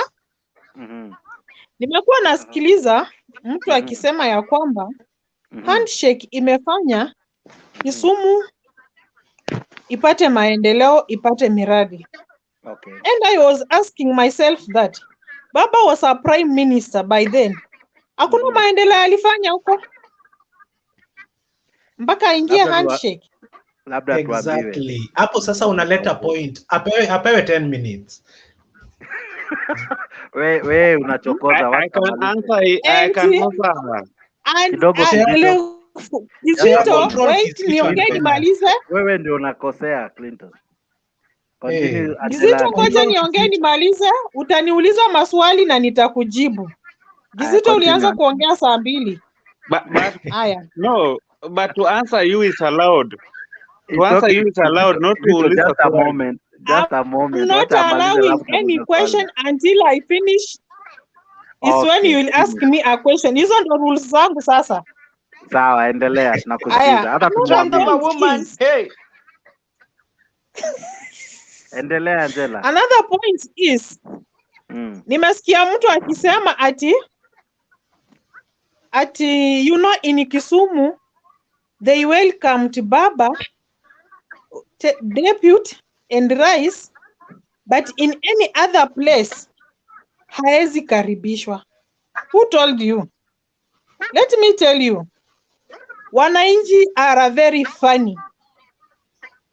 Right now when Baba will just say I'm going to Kitale or Bungoma, utaona Bungoma ikifurika inataka kuona Baba. Utaona Kitale ikifurika inataka kuona Baba. So ukisema ati Baba akiwa Kisumu akienda mahali pengine haezi karibishwa, tunadanganyana. Kila mtu kila mahali ako na mtu wake na ako na adui wake.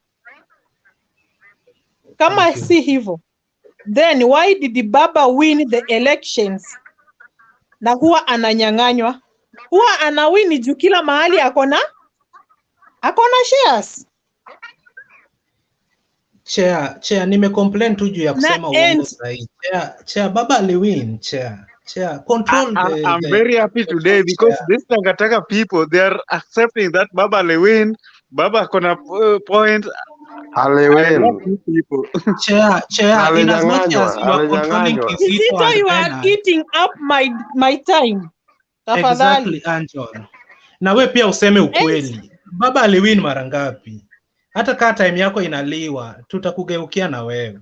Clinton, Baba kwani let the lady speak. Ni mara ngapi Baba amenyang'anywa kura? Ni mara ngapi Baba amenyang'anywa kura? Hiyo inakuanga ni ukweli. And let me tell you people, you normally cheat yourself that Sandro is a stronghold with whatever millions. Sisi watu wa Western ndo tuko na hiyo stronghold. Instead, wao wanatuibia huko ndani. Sisi kwetu tunazaana tuko more than 10. Kwa baba moja na mama moja. Watu wa Sandro wanazaa watu 2, 3 wanafunga. Kuzaa si kura. Sasa hizo kura huwa zinatoka wapi? Hizo kura huwa zinatoka wapi? Angela, kidogo tu maybe nitakurifaa kwa statistics za IBC kwa sababu kabla kura zihesabiwe IBC, wacha nikwambie Jex, hizo statistics za IEBC ndo zenye staki kusikia. What I'm talking is something that nilitoa kwa mtu wa IBC chenye aliniambia ndo chenye nakwambia. Do you know Jiloba? Jiloba is my neighbor at home. Yenda alisema, anatuambia huko chini chini. Hatuwezi verify kama unajua Jiloba. Aya, hiyo topic imeisha. Huyu Angela ni kama ametoka kampi yetu. Ni sawa tu, ni sawa. Okay, mimi hata kwa kampi ya Tanga but time yake imeisha je. But Tanga is going to lose more of that. For heaven's sake, let the ladies time yangu izaisha. Chair control Bernard. 30 seconds. Jax, wacha kuniambia 30 seconds and you have been eating up my time. Sitanyamaza. Hata Bernard ananijuanga kama nyuki. Sawa. My next point is, mimi nauliza hivi, if Madaraka Day ilipeleka miradi Kisumu, then why could the president afanye tu hizi miradi bila kupeleka Kisumu? And let us not cheat ourselves that kwa sababu ya handshake ndo ilifanya Kisumu ifanye nini? Ikuwe na maendeleo. What about place kwenye hawana hiyo, umesema ati what politics? Hiyo politics ya kurusha mawe na kufanya nini? Kuna places kuna tulianga tu hata kunanga vita inatokeanga hata ijulikanangi nini. Mbona haiwezi pelekwa huko? So, hii maendeleo, hizi ni taxes zetu. We have a right to demand for the government that tunataka maendeleo, tunataka miradi.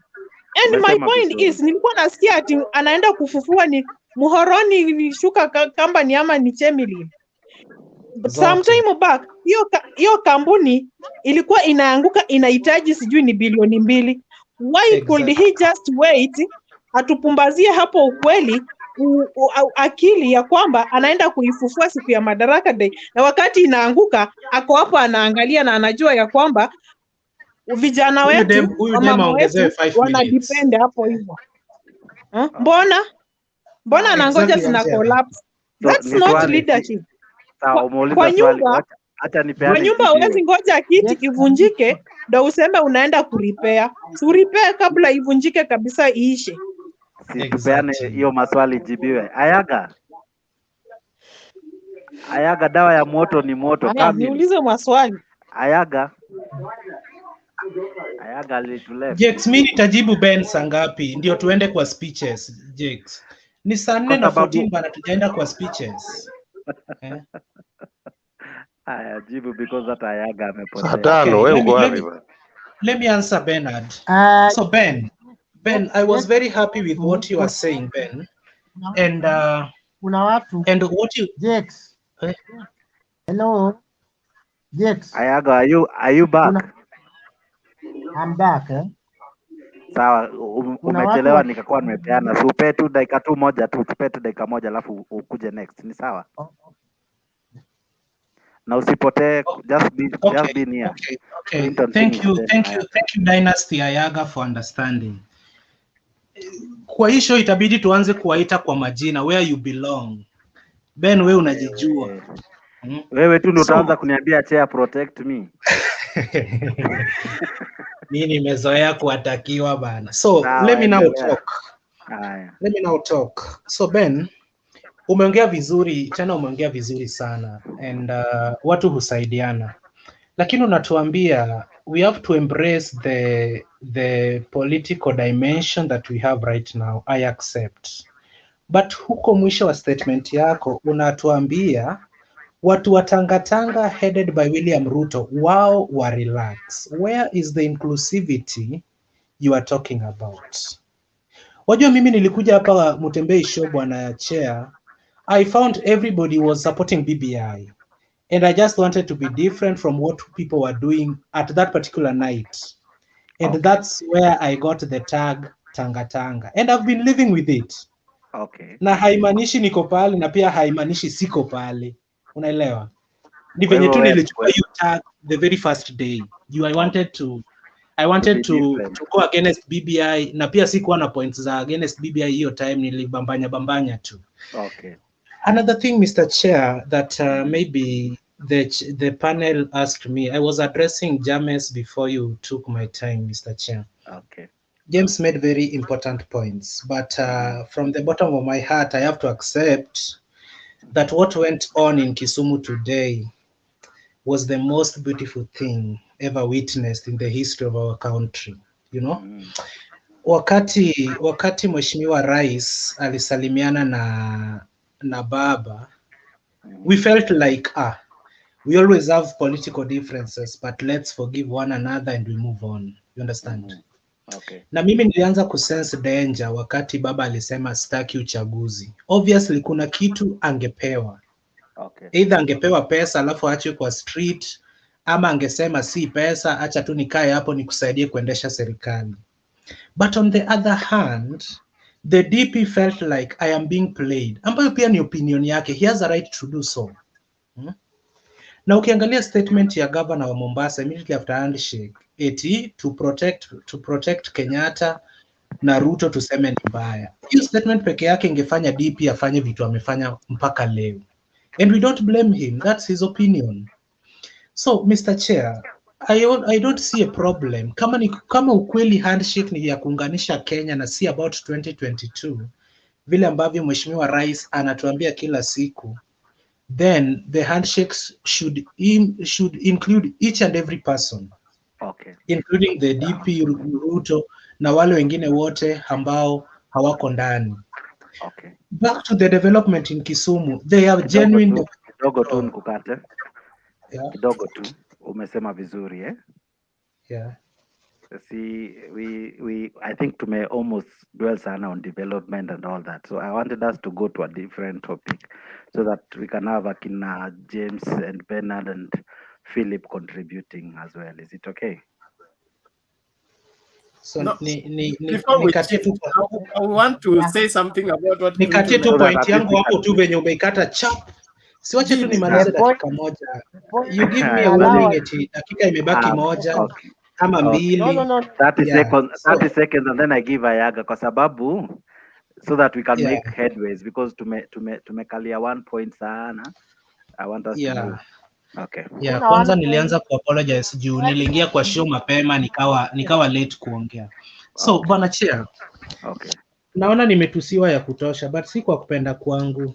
Okay. Juu siwezi ingia tu hivi kwa kanisa bana nianze kusema eti venye mnasema. Lazima mimi pia nichukue a different opinion ndio debate ikuwe tamu. But in real sense we've seen what was going on. Okay. We liked it. The moment I saw, nilikuwa nalialia kwa group. In fact, nilikuwa na chat kwa group wenye ule ilikuwa inaendelea. Okay. But the moment niliona hiyo video ya Kondele Doyen akiwave, nilisema enyewe, the world has changed. Okay. So guys, let us embrace whatever is going on in Kenya. Whether development kesho ibebo ipelekwe Turkana, Kisumu don't complain, Mount Kenya don't complain. But what I want to request the president in 2022, ni mimi na wewe to decide. Ataacha a very peaceful country. So thank you, Mr. Chair, for your time and everything, and thank you very much. Asante sana. Gentlemen and ladies, thank you for your patience. Before I end, Clinton, you call me before you speak, please. Jakes, protect me from Kizito, Jakes. Kizito, just a moment. Yes. Allow me to bring Ayaga, then I'll go to Omolo with the next question. Ayaga. And you protect Ayaga from Bernard and Kizito. Clinton, don't go. Wanataka kukumaliza. Don't go, stay there. Stay there, Clinton. But Jane and Angel, you know where we are from. You must help me there. Sawa, clear. Ayaga, come in. Thank you very much. Thank you. Thank you for your patience. You can get me. Share kama kuita Ayaga ni shida kwako, unaweza muita Dynasty. Thank you very much. Ayaga, go ahead. Call me whatever you want to call me. I don't care. So leo na si kuona KANU Kondele ilipo Protect Ayaga from Angel Chair. It's okay, it's Chair, okay. protect Ayaga, go Ayaga. on quickly so that we can move to the next debate. Leo nitaanza contribution yangu in a humbled way, going by in the book of Romans, chapter 12, verse sure? 1. I'm very sure. Hey, okay. You are reading the Bible. The problem is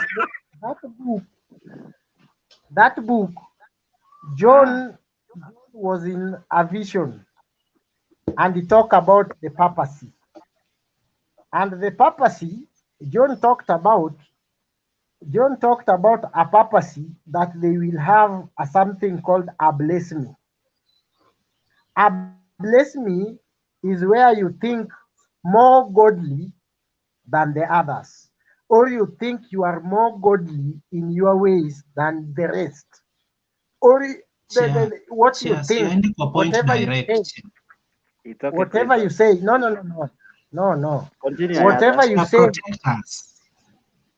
whatever you say ni cha Mungu sana kushinda wale wengine, and that is what Tanga, whatever they call themselves. You see why I was telling you to protect us, It's Chair. okay, it's okay, it's okay. He was coming there, Chair. It's okay. Let him continue. I know how to handle him. Wamekuwa wametumia hiyo sana kwa sababu whoever at the time they started they lost direction, they turned to God, thinking that God was not there before them, and God came when they start facing the problems. I don't want to go to that deep. Kwa sababu nimekupea kitabu. Ayaga, but when we return to God, He gave us the right direction. Protect Ayaga from Angel Chair. Ayaga deserves to be protected. Ayaga. And Kizito and Bernard, protect Ayaga from both of them. My point now, I'm with the search. I'm a man who I know politics, so don't worry. My point number 2 is I wanted to refer my friends here to a book iliandikwa na Kesila Habi. Kesila Habi wrote a book called Home Stretch. Those who are advanced can look for that book. Kesila Habi alisema kwa hiyo kitabu advanced.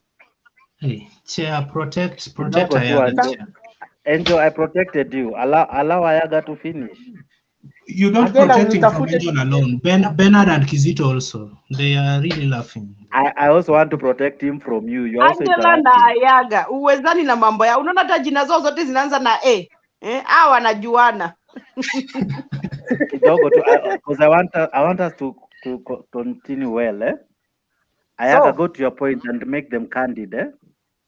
I want to make them candid and very short. Kesila Habi amesema kwa hiyo kitabu kwamba the diasporas are the problems of the locals. They get brainwashed and then they come back homesick. All the advices they gave us are wrong. I compare that to the Libyan. When Muammar Gaddafi was the president of Libya, it is the Libyans in diaspora who told the Libyans at home that the guy is a dictator, he is wrong, he did bad, he's doing bad things, and then they took arms against their own man. Now today, look at Libya. Things are Mr. Jakes, please, Chair, you have to protect the diasporians from Ayaga. Wait, Jakes, we can't take that from Ayaga because when he's attacking us directly, yeah, that one is not allowed in the We need to be protected. I'm referring you to Ayaga. He's quoting a book. He never mentioned anybody. Bernard, I knew you're going to... No, but why do they come to benchmark this side then?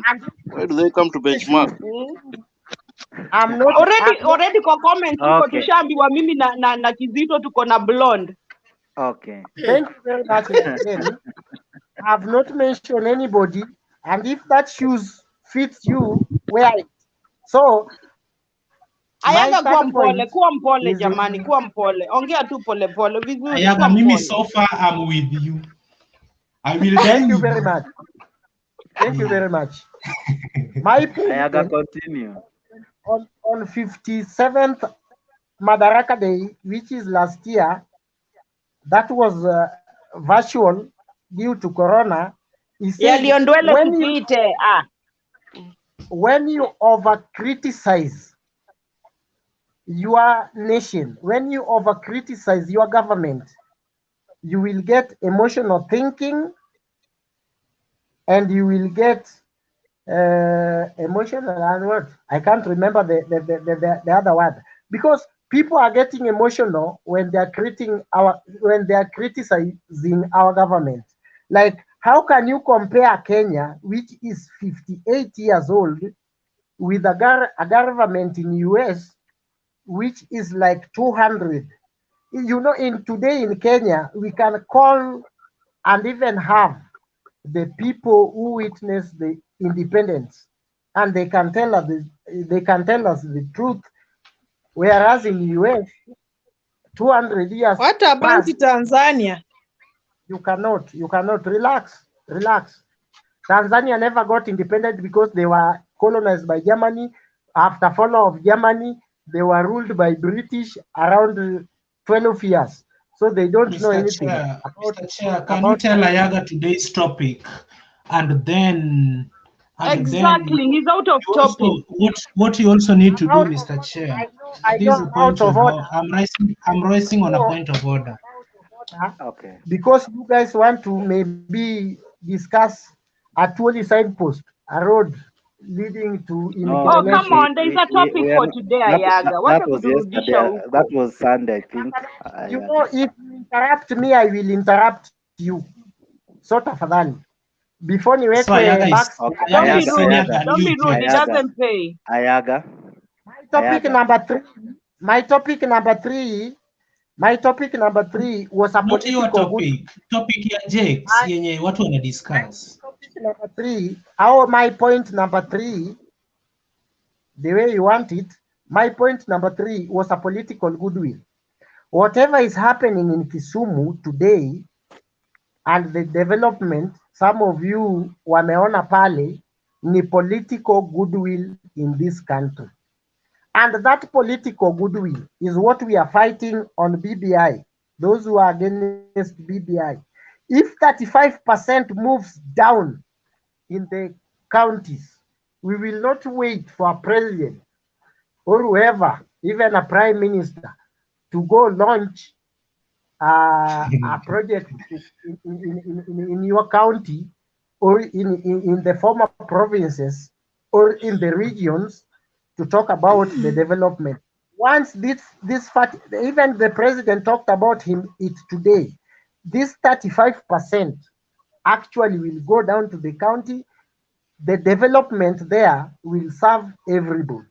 We will not wait for one man in the name of, unless those who are opposing BBI, they are just pretending. You know, there is a time. Today, very soon. You are a big pretender in opposing BBI, because he told us in the other day they are forming a kind of something called the IPPG, where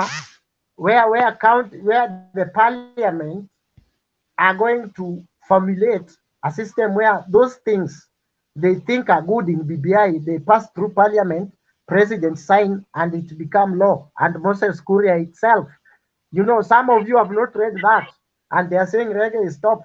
So these guys have been lying to William. Okay. Mr. Chair, mbona unapeana platform tuzomewe out of today's topic? Kidogo tu Ayaga. Nani anaunga hapa na nani anapiga BBI? Kidogo tu Ayaga Clinton. Is it okay kwanza we do something then? Take us to the topic, Jakes. We will come back. Huwezi tuzomea hapa eti na support BBI na napinga BBI na support BBI. Hebu niseme mtu anaitwa Felicia amesema Jen mambo, ninamwambia poa sana Felicia. Okay, sawa. Allow me to come in. Allow me to come in, Ayaga, slowly. Kidogo tu. I'll come back to you. or else you kuna don't time want yako Ayaga, si I love hivyo. peace. Tu nimalize. Hata mimi siku interrupt mtu, tafadhali. Lakini go to the topic kindly, sir. I'm very sober. Go to the topic. Thank you very much. Topic yale wanataka ni Kisumu holiday ya Madaraka.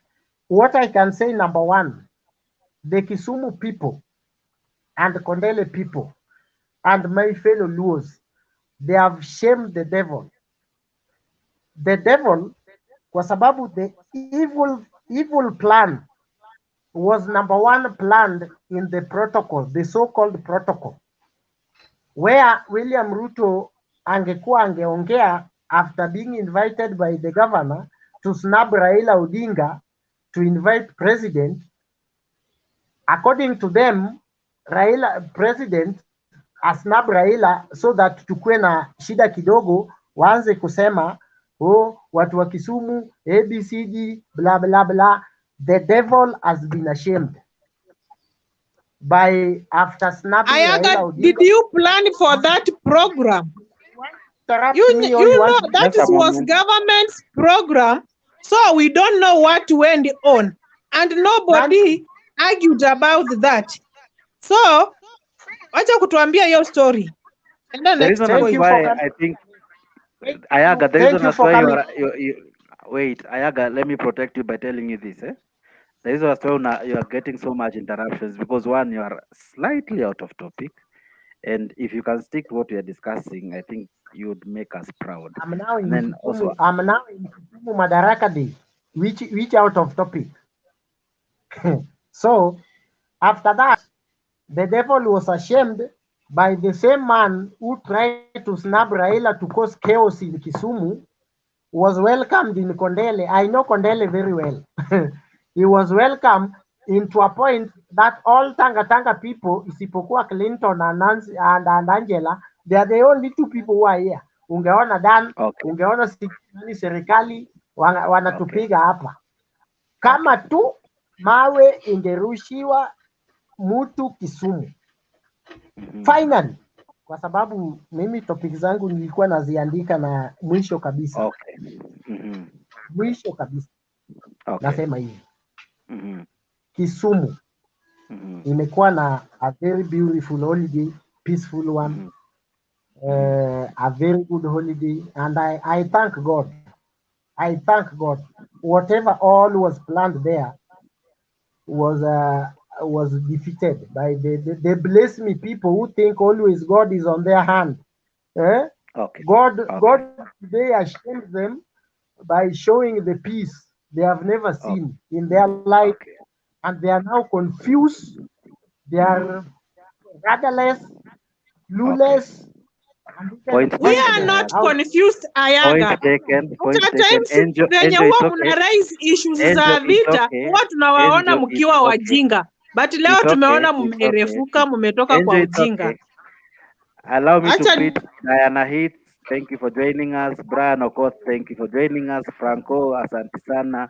Odila Magut, thank you for joining us. Madan Ngoni, thank you for joining us. Tetralink Taylor, thank you for joining us. Evo, thank you for joining us. Man, you are wasting time. They are not joining us. Where are they here? You are wasting time. You need to protect yourself from Kizito and Bernard. That will enjoy alianza kwa but we are not seeing them. We don't see them here. You are saying them. Kizito, the reason as to why I'm saying hi to them is because this platform can only accommodate 10. And according to someone, there are people who want to join but can't join because we are already full. So allow me to acknowledge them as well. The other thing, let me go to the next topic. Let me go to the next topic. Let me go to the next topic. No. I have to go to the next topic. By fire, by thunder. I will finish my point, my brother. You said the last point, and I thought that was the last thing. Mr. Chair, let me help you here. When you give an order and you tell me, Clinton, mute that person, I will mute. So no, don't mute. No. Okay. Yes. You tell me what you want, Mr. Chair. Ayaga, what do you want to say? Yeah, I want to talk about something called protocol. Nikaona kina Clinton kwa sababu they don't want me to talk about a protocol. Hii sheria yetu ya Kenya kwa sababu hawajaisoma, wacha niwaambie na Kiswahili. It is only after president. Huwezi ongea after president, sitting president, si deputy. So when a deputy ameongea, president can choose to invite the guest. So the issue of protocol is not here or there. There is nowhere in the law unless they show me ambao mahali inasema kama deputy president ameongea, hakuna mtu mwingine anaongea isipokuwa rais. The protocol is president, nobody talks about president. After president ameongea, hakuna mtu anaongea. Sasa hizi protocol wanaongea yote, maybe ni sheria ya Germany ama UK ama Germany. Mr. Chair, James Omolo, allow me to come to you. We don't entertain such personal attacks. Yeah. It's okay. Thank you. Allow me to go Thank to you. James so that we can move. Otherwise, we'll be circling the same tree.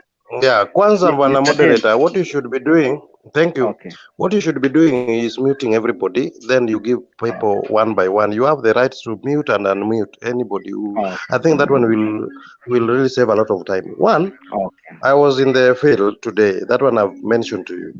Okay. The two people who had written speeches were Governor Nyang'nyong'o of Kisumu County and President Uhuru Kenyatta.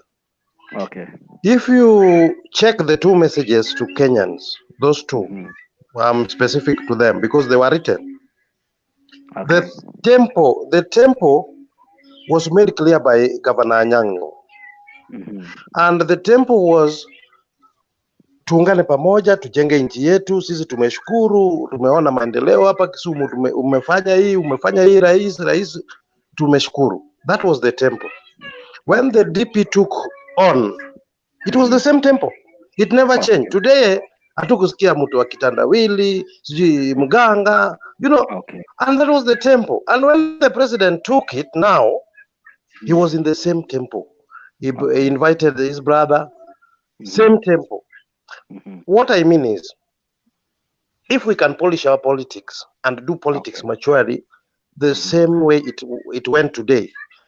In fact, right from the beginning, from the entertainment, if you checked, the entertainments which were being beamed live to Kenyans today, they were very patriotic. Some were in Luo, yes, but you could see even those who were non-Luos, even the people in the field who were even doing protocol, you could see them shake their heads because the message was so powerful. We wanted to see Kenyans do their thing in a manner which is so patriotic, and that is really something which came out so clearly today. And in my life, I've witnessed several Madarakas or any other event nationally, but today it broke. I don't know how I can call it. I was proud today. I was proud of Kenyans. I was proud of leaders. I was proud of our artists. The way they came together and really portrayed the messages to Kenyans, leave alone the Luos. Everyone on social media after that event were talking about the legend Osito Kale. You see, the message was so powerful. And we left the stadium having known that we need to pull up together. We need to build our country. We need to Zalendo. We need to protect our borders. We need to protect, those were the messages. It came clear. And that's why the reason why the Kondele people behaved like that, because this message was beamed to everybody in Kenya and everyone got it right. Except very few people like Clinton, whom I think he needs Jesus to save him right away. You see, I'm not a supporter of DP, but today the DP really, even me, got me by surprise because when he was given, he had read the tempo from Anyang' Nyong'o, and he really went to the same tempo Anyang' Nyong'o was preaching. That let us, and he was referring to the government of Uhuru Kenyatta has done so much. The government of your government has done this. Your government need to do. It was that, and I was very proud. It was amazing. And if our generation, because if you check our ages, our generation need to do this. Let us embrace each other, despite of any diversity, because we are divergent. In Kenya, we are 42 plus tribes. That one is, it will be there forever. But once we appreciate one another, then we can really be so democratic in our elections, and Kenya will grow. Why am I saying this? Those speeches were touching on very tangible issues in our nation. I think President was really clear today on matters BBI. He said, judiciary, please. Also, you guys can consider this. This mandate to do the review lies with the Kenyans, with the people. That's our constitution. No one can take it from us. We, the people, we want to do this. That's why 4 million plus signatures were there. And the president was advising in his speech that the judiciary, please, as you do your work, also look at how well you can also agree to the wishes of the masses, so that we don't have this thing thwarted and the masses want this. Then friction will come.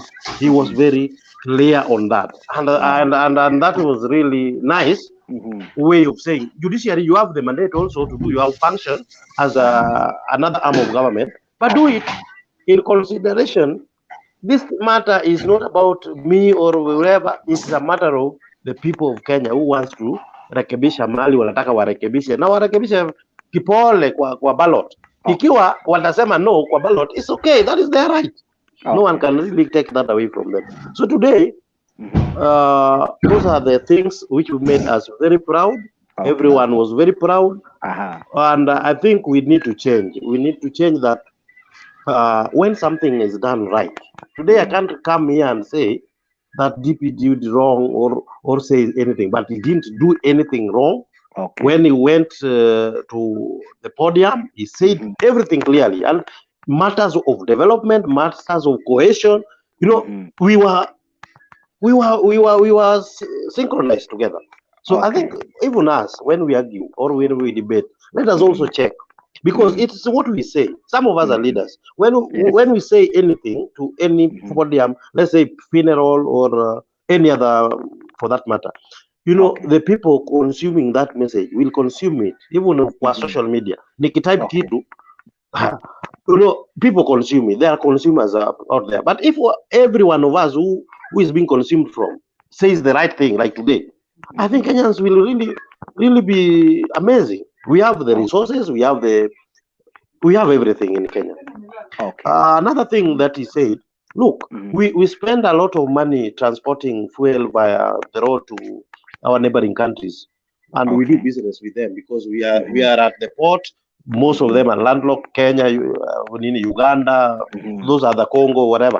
And this port of Kisumu can strategically supply them with oil, using minimal resources in terms of transportation. When we revive this Uhuru MV, then the millions of liters will go to Congo, will go to Uganda, and the government will reap big. Apart from the millions they have spent in reviving it, they will recoup so much, and they will really pump even this back to the economy. And what matters to us in Kenya is how can we take off. Corona is here with us. That was also mentioned, but we need to really check how do we revamp our economy by saving there and there here, because you see these parastatals, most of them have so much pilferage, and he spoke about the corruption in them. Mostly parastatals of ours, KPC, railways, there are a lot of corruption going on. So if zikifinywa, then we'll have all the resource we need, and hata tutakopa, tutakuwa na pesa enough to kufanya vitu zetu, kufanya hizi vingo mzingi kama development projects which are huge. That's it. So to me, I was very satisfied with everybody, including the DP. They spoke as Kenyans, as patriotic, and I think Raila reminded us of what happened in 1960s when we were not there, when they now got the independence. Ni huku hao wazee walisema hakuna uhuru bila baba wa taifa kutolewa kwa jela. So hatuwezi kuwa selfish tuchukue uongozi kabla atoke jela na ndio tupate madaraka. So that was said by Raila that please, we are Kenyans, like our forefathers who are brothers keeper then, when one of their own was under custody of the Europeans, and they were trying to give them and persuade them to have a government without him, and he was the father of the nation. They said no, please get Kenyatta out, ndio sasa tupate uhuru na tuingie sasa tujitegemee. We rule ourselves after you remove or you release the father of the nation. You see, that kind of heart, that kind, and he mentioned names. I think he mentioned several names. If you guys were watching, those who were who then, and those who are who then were considerate enough. This is the father of the nation. You can't like run away with the government without him. So we can be our brother's keeper. If someone is hurting somewhere, we say, please let us do this.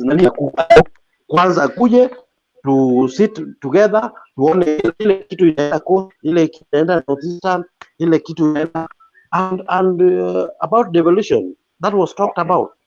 You see, devolution from 2013 up to now has done a lot. That is the fact, because right now we can be able even to host these things, the madarakas in any county. Even tomorrow they can go to northeastern, let's say Wajir or Bandera. But before devolution, you couldn't do that because there were no, like, I don't know how I can term it, but you check what happened in Kisii, the celebration in Kisii, this one in Kisumu, Meru I saw, Narok I saw. Every county right now has infrastructure in terms of the hosting even a national level event like this. Before then, it was only left for Nairobi. You could not come to Kisumu and have an infrastructure like the one we are in today, the stadium. Haungepata haiko, because everything was centralized in Nairobi during Moi's time and others before devolution. Everything could be centralized and done in Nairobi perfectly because Nairobi had all the stadiums. Meru haikuwa na hiyo, walienda juzi. Kisii haikuwa na hiyo, Kakamega hosted the other one. So I think as Kenyans we just have to embrace one another. Sasa naye itakuwa but we check at the better part. I'm coming back to you. Thank you very much. Don't go anywhere. I'm coming back to you. Allow me to go to Philip. Philip Mambo. Now let me ask you, according to the speeches today, do you think they really touched on the issues that affect us as Kenyans? Do you think the speech by the president, the deputy, from even the leaders who came in general, what comes to you? Did you see them really hit the note that it was ought to have done? Okay, me, I'll be precise to the point. Okay. About the speeches. Speeches zenyewe zilikuwa mature and at least walikuwa wanasema development zile zimefanyika na walikuwa wanasema historia venye madaraka ilikuja ikafanyika. I think these are the kind of speeches we would like to listen in future. Sio zile za matusi unaenda nini, tuseme kama for example sasa tuseme madaraka iende kama Nyeri, alafu watu wa Nyeri wapatie nafasi mtu kama Moses Kuria aanze kutusi mtu. Those are the kind of speeches we don't like to hear.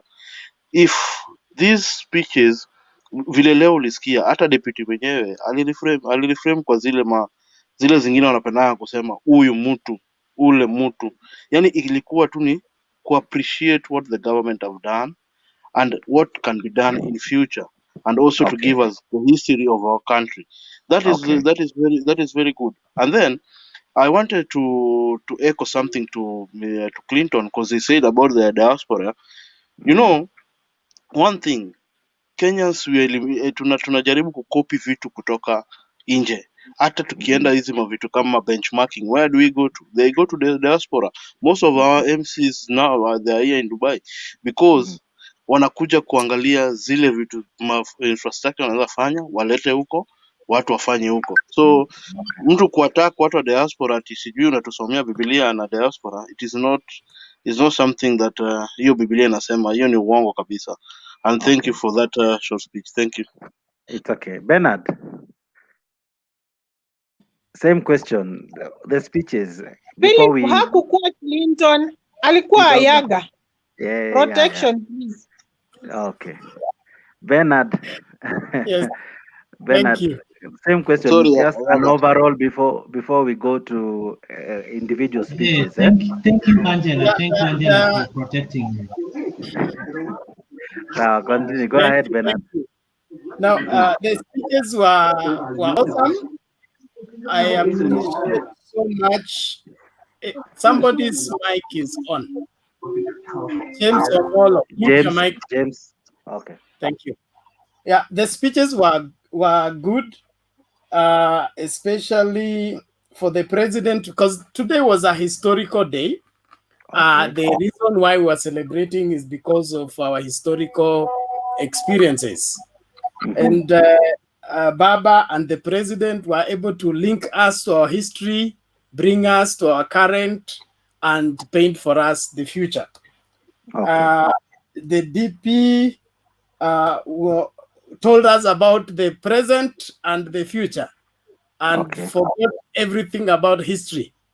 And that made his speech to hang, instead of it getting the people who are not there in the 60s to feel what happened in the 60s. Thank you very much. Okay. Mtembei, hata nikuulize swali. The speeches in general, without saying who or who, how would you say to you, did they meet expectations? Ama kuna, how would you describe the speeches? All of them, everyone who spoke today. Before we go to individual speeches.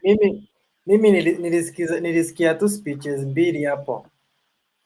And I'm sure you just want to say ya Uhuru na Raila. Kulikuwa na speech moja ya Uhuru, a very well calculated speech. Okay. Akaongea even about the judges and the way they are trying to traverse the will of the people on BBI. Then tukasikia speech ya Uhuru akielezea the way the Luos kina Jaramogi never like to take the power, waka-insist mpaka Kenyatta apewe. Hiyo ni history sasa kukuonesha mahali tumetoka and where the handshake is right now. But for Ruto hakuna kitu alisema. The guy gave a very coward speech. Of course, according to you, hakuna kitu alisema, but according to the millions who listened, we can pick something. Nothing. Okay, sawa. Mtembei hatakangi kuona Ruto.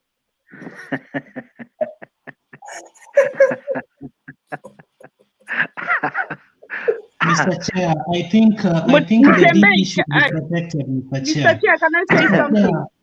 Mr. Chair, protect just a the moment, DP Jane, from Bernard and Kisumu, Mr. Chair. It's okay. Mtembei, thank you for your statements. At least tumesikia ulisikiza speech mbili. Jane, as you say something, the speeches, ingawa unasema hujasikiza baada ya hotuba ya rais, but zenye uliweza kusikiza, what would you say they were? Did they meet the standard of saying these are unifying speeches and all? In fact, speech ya Baba ilinijaz sana. It was the last one nilisikia nikitoka juu I had to go somewhere. Okay. I like the way he gives history. Unajua? Okay. And like off head, unajua, and you get to learn a lot. So that one, to be sincere, that one I conquered with it. You know? Excuse me, just a minute. Kidogo tu Clinton, kidogo tu. Mimi umekonvertiwa ama nasikia nini? Na ni mimi unajuanga mimi sikuangi side yoyote. Lakini leo bwana umelala kwa kina Mtembei walai. No, it's okay. You know what? Sometimes, in fact, Mtembei, you know what I wanted to tell Mtembei? Mtembei, sometimes vitu zikikuwa positive, saa zingine pia wewe kuwa positive. Kila mtu leo amesifu the day. The day was very nice. Achana na Mtembei. Kila mtu kama sister ya Ruto alimkataa aongezee akuwe na bibi 10. Akiona Ruto celebrations zilikuwa mzuri sana. Una understand? Mtembei, please. Saa zingine embrace kukikuwa kuzuri. Lakini mimi hakuna kitu nilisikia Ruto akisema haki. So mbona nidanganye? Jeni wacha nikwambie. Mtembei alinyimwa sister ya Ruto. Sasa crash ilianzia pale. Atakangi kuona Ruto. Hukuona vile watu wamefurahia vile Kondele kulikuwa kuzuri, hakukuwa No, mama. Yaani acha tuko tu kufurahia, acha positive kufurahia. kidogo. What did Ruto say? Ni speech Thank you. yake. A very good question. Alisema nini? Let's Hata nyinyi wenyewe hamjui. The Mimi guy najua didn't say niseme. anything. Unaona venye watu wanaongea, wanasema Uhuru aliongea akasema about nini BBI, about venye anataka kupush Hatujakuja forward. hapo Mtembei. Raila akasema mambo ya history. Ruto alisema nini? Nothing. Okay, let me say this. Mi ile kitu ilinifurahisha. Mi sita specify speeches or anything.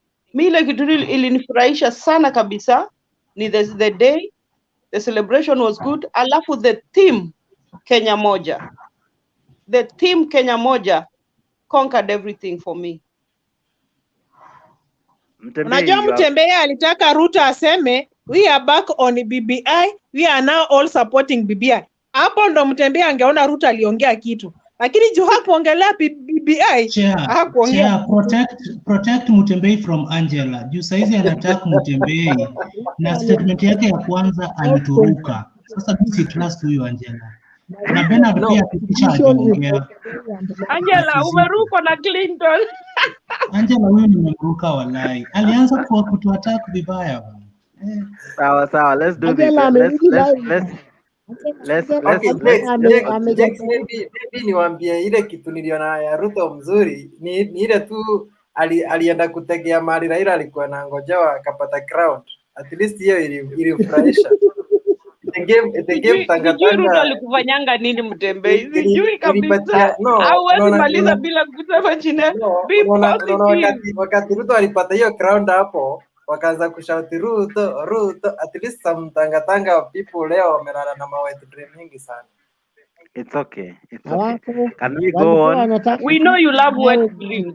I wanted to bring Mtembei kwa sababu at least hajaongea na he has a way with dreams and he loves one particular type of dream. So can we go on? Sawa. Thank you, sir. Now let me go straight away to Angela. Angela, speeches zilikuwaje? Wacha Kizito aongee kwanza, naongea after Kizito. I thought ni mimi na choose. Na mimi pia usinisahau hata kana napika bana. Niko na point bana. Okay, sawa. Let me go to Kizito then. Okay, thank you. But moderator, next time, try to give us time so that we can talk and leave the podium for other people to enter. Not that you welcome them and they're just in the backstage. Why do you welcome them if we are full here? Next time, give us time. We talk 3 minutes, not you give some other people 5 minutes, some other people 1 minute. Thank you for your understanding. Don't talk bad. You can be denied that little time you are given. Hey. Can you continue, Kizito? We know you. About the speeches today. Kizito, even my son agrees with you. He's saying it's actually true, mommy. Yeah. He agrees with you. Because we are here almost 30 minutes. We are just here, and some people want to enter. We can go back to the stage. We come back. Other people, new people come. Not that we stay here from the word go to word. Look, somebody like Angela is just sleeping there. Thank you. Yeah, his time is over. Kizito, appreciate Angela. Angela, it was Angela's turn and he gave you the chance. So according to you, I know why I have to attack Angela first. That one will finish beyond the tent. How do you know that I'm sleeping, Kizito? Do you know my time for sleeping? Okay, I'm having another meeting somewhere waiting for me. I gave you a chance to tell me that I'm sleeping. Yeah, I don't sleep. I don't have sleep. Mr. Chair, protect us from other meetings. Mr. Chair, okay. We don't know them. The speech today was very nice. Entertainment was very nice. But you know what people have to understand. Even if you go to every meeting, you have to learn. You have to know the situation. You have to understand how the situation is. And your speeches, if you remember the way Ruto was talking, he never wrote anything. He was talking from his own opinion because he learned according to the situation. And he knew very well that is in Kisumu. He could not say that Muganga. He knows very well. He's in Kisumu. He cannot say that. That one you have to know. He's a very good politician. He learned with the situation. That's why now we appreciate, but we don't appreciate that. That is what he wanted. Okay. He learned because he knew that if I say huyu ni mtu wa mganga, angepita Kondele. Akatoka, akaenda Kondele, akapata ile group. Watu wa Kondele, they knew Raila is coming to pass there. He went ahead. He found those people waiting for these people. And you know, every human being, every citizen of Kenya, once you are there and they know, oh, this is Ruto, and anatoanga kitu kidogo, they have to come. It was not something that we can appreciate or we can, but in general, President Uhuru Kenyatta plus the visitors plus Raila Odinga, the way they talked was very mature and very educative, was very much welcomed. But I'm telling you, if Ruto could have carried Dismas Barasa and come, and Dismas Barasa Orosoro, and they come and they start saying, yule mtu wa mganga, you could have seen what could have happened in Kisumu. They could have, and Russo was very smart to leave all of them and he came alone. Thank you. That was only my take. And remember, let everybody talk and we come later till morning hours. So is it okay if we can add someone and we remove you? Yeah. Jakes, even me, I'll give somebody else a chance, yeah? It's okay. Okay. Mtembe, you can do the honors, eh? Sawa. So I put the link. You can join us. You can join in the conversation. Akina Jane Mercy, we see you. Robin Miliong, we can see you. Justus Chepkwonyi, we can see you. Dennis Kipkoech, we can see you. Brian Okoth, we can see you. Join us through the link that is you see below us. Odila Magut, we can see you. Angela To, we can see you. Thank you for joining us. Jane Mercy, if you can join us live, it will be good, nice and in order. Now, before maybe twende sana, I wanted to bring now the speeches. Bernard, we had people really criticizing what the president was saying. He really kind of specialized on the BBI. 80% of what he said almost rotated under that point. So basically, as per you, do you think it was in order to crucify the judges in public? Thank you very much. Probably it's not crucifying the judges. Okay. It is he's the head of state and he's shouldering this nation. Okay. And so it is weighing heavy on him. Like the Bible says, from the overflow Angela, of the heart. Mute and Omolo, mute your mics. Okay. Continue. From the overflow of the heart, the mouth speaks. So the president's speech was, I would say, well researched in terms of addressing the current moment of the country. And I don't think we have any Kenyan who is not worried about the BBI, because the BBI will be, it's going through and failing to go through will have a very serious impact. James Omolo, can you mute your mic? Okay, thank you. Yeah, whichever way the BBI goes, it will have a huge impact on this country at this particular moment. So there was no way the president would avoid that. And then also the way he went about his speech, tying it to the historical reality of Madaraka Day, brought about the understanding that we may be having the same moment like what we had before independence. Okay. And that is what the judges were not envisioning in their decision, probably, that they are not maximizing this moment that we may never have. And probably as much as we know we have contention over the election, he said we lose more than what we can spend on running the BBI. Because when we have elections, then we have repeat election, and then we have people declaring secession and those saying sisi wa Kenya, that really affects the country, brings the country to a sleeping mode for almost 2-3 years. So we are not developing rightly because of what the time we waste on disputes that we could solve. So that was not necessarily, it wasn't crucifying the judges, but trying to paint the picture of what they failed to see. And that's something that we need to embrace at this point in time. He is justified to say what he said. Okay. Yeah. Sammy. Yeah, sure. I think. How are you today? Fine, thank you. Karibu Gentlemen, sana. Asante sana. Naona nyinyi muko sawa. We are good. Thank you. Yeah, thank you. Nimeangalia kwa mnataka nini TV kwa Kiswahili inaitwa nini? Nijusi wengine tumemni. Hatujui ni gani. Inaitwa nini? Inaitwa runinga. Runinga, sorry. I saw today the runinga, the way they need. And let me go a little bit backward and then see the whole scenario, whatever happened. One thing I can say, they made a mistake.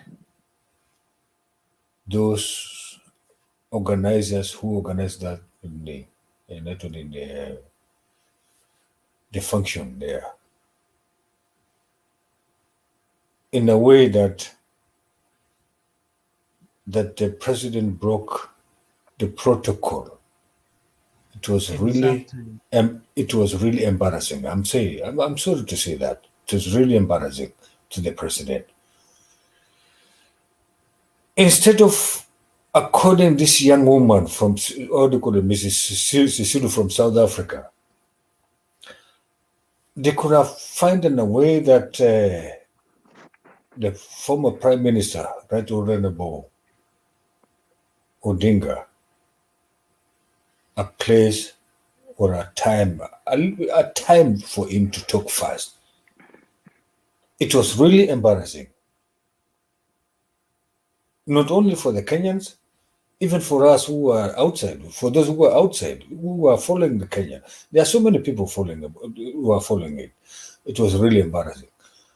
I found it was really disgusting and embarrassing the president in my own way of seeing it, watching it, the whole thing, scenario. I tell you people, I'm sorry for organizers. It was really embarrassing. Okay, forget about that one. That is gone. Whether they embarrassing the president, whether they wanted to embarrass the prime minister, it was embarrassing. It was really embarrassing. Why? It was really embarrassing. It was really embarrassing. Why? Because how can the president say after being introduced by the prime minister, deputy president, and the president said, sort of breaking the protocol. It is really embarrassing for the country. Embarrassing inakuja kwa nini? Why? Inakuja in a way that, skiza. How is it embarrassing? Maybe I may have followed in a different way. Perhaps the whole issue later on at around 4 o'clock here, wherever I am. I saw it in a different way. Maybe. Sijui sikufuata wakati mchana sababu siku nini. Lakini the way when the president said, I would like to give Prime Minister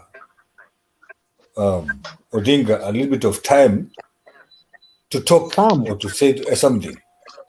I don't know. Mimi sijui, but that is really embarrassing. Sasa ujui na bado Okay, you can correct me. Ama pengine niliangalia baada nyingine vitu vingine. Pengine maybe I watch in a different way.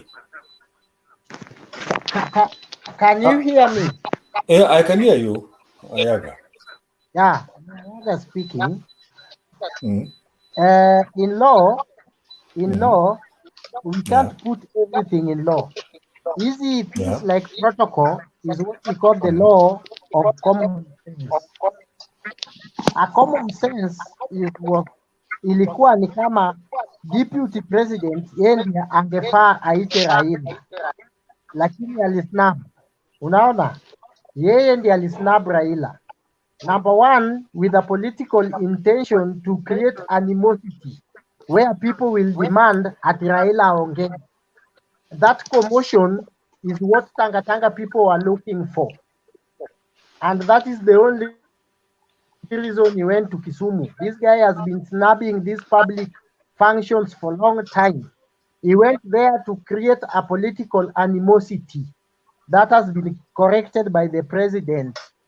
So, in terms of protocol, hakuna mahali imeandikwa ati after president, deputy president kuongea, hakuna mtu anaongea nyuma yake isipokuwa rais. It is only the president mwenye akiongea, after that hakuna mtu mwingine anaongea, unless you refer me to that article. Okay, Ayaga. Wacha nikwambie kitu moja. Saa zingine tunaongea vile tunataka kuongea, lakini in reality, according to the laws of the country, according to the seniority of the country. Which law? According to which country? Which country are you talking about? No, tusomee hiyo law. Can I talk a little bit? According to the laws of the country, let me tell you one thing. Let me tell you, according to the protocol of the country, according to the protocol of the country, never in the history of any country, never in the history of any country in the world, I'm sorry to say that, maybe I may be reading my own parables, but in the real sense, pure parables. In the real sense, okay, sorry, can you give me time? Never in history, if former prime minister was in the government, I could have said Ruto as a deputy president could have invited the prime minister. But the former prime minister is not, according to the constitutional as per now, he cannot invite former prime minister to invite the president. That is the reality. Let us not talk about. Mutembe, just give me time, sir. No, let us not talk. No, let us not conflict. No, why should you argue? Why should you base your argument on constitution that you cannot quote? No, according to the constitution, according to the laws of the country. Forget according to the Kusudi Raila and the Kusudi the president said, let me break the protocol. Constitution is that. And which section? Can you mulesikia vile alisema the president? I'm sorry to break the protocol. Let me help you there. No, ngojeni kwanza. Mulisikia president akisema let me break the protocol. Unaambiwa some unaambiwa hapo according to article 99 president ako free kufanya venye anataka. So where is the embarrassment coming from? Moment, alisema nini? Unakumbuka some nakumbuka hata ile siku tulikuwa tuna launch ni currency. After the president alimaliza ndio ni alikuja CBK. Mbona unaambia ni kama is the first time to do that?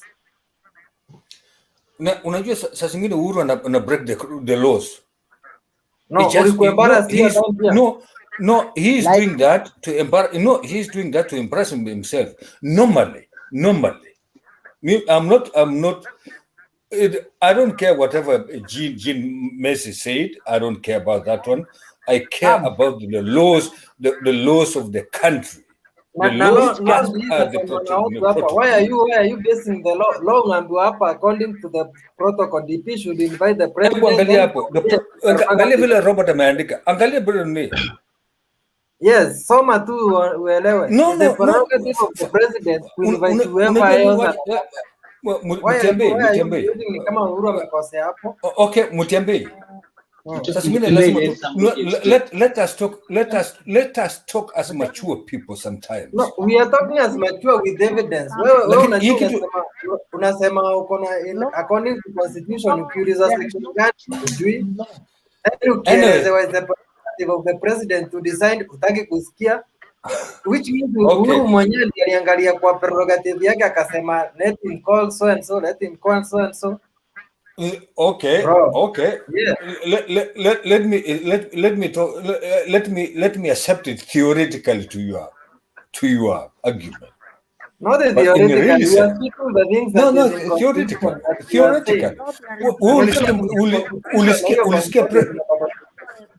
Ulisikia the president anasema nini? Let me break the protocol.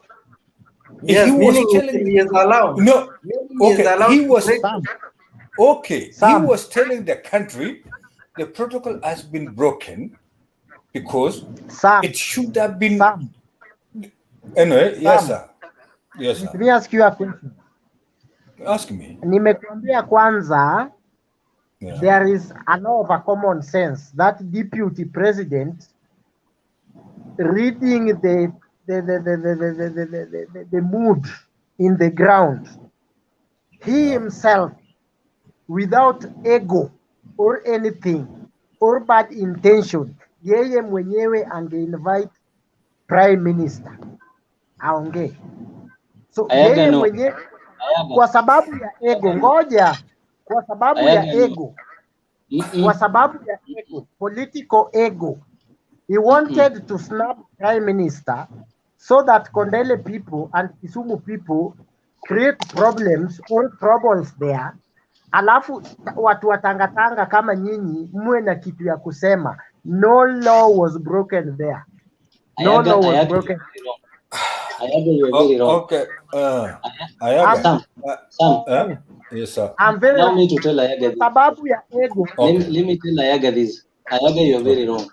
The primary function ya deputy president in a government function ni to invite the president. He is not even allowed to have an official speech. He is only allowed to stand and welcome the president.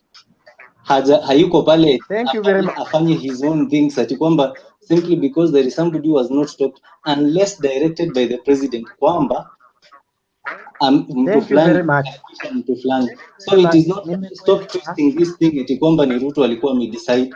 Ruto did not decide anything. He was only performing his function as the deputy president, welcoming the president.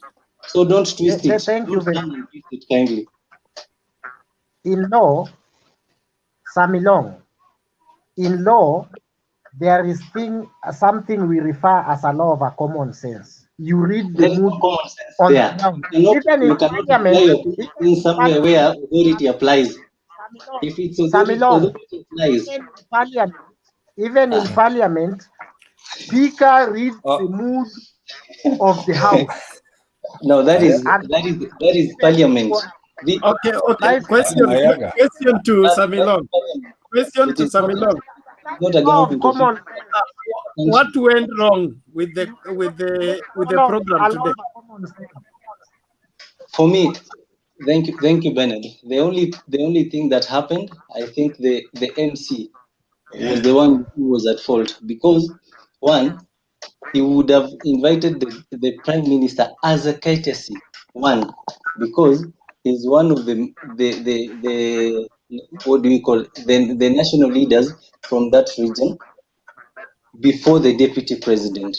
And then now Raila being the host, apart from the governor, being the regional host, was the entire government would have invited the deputy president after making his speech. That is how it would have gone. And that is how it has been happening before. What if the program was arranged in such a way that Raila wasn't the host, Raila was the president's guest? That one is speculation kwa sababu you cannot dispute the fact that Raila is the national leader from that region. And that's why he was even very comfortable in giving the region's history in connection with the government, with the state since before independence. Yes. So you cannot say at Ikwamba he should have been included in the protocol by virtue of what he has earned since independence. And so who says he wasn't in the program? Well, I cannot say he was or he was not. What I'm saying is he would have spoken before the deputy president, because the deputy president does not usually speak. He only invites the president.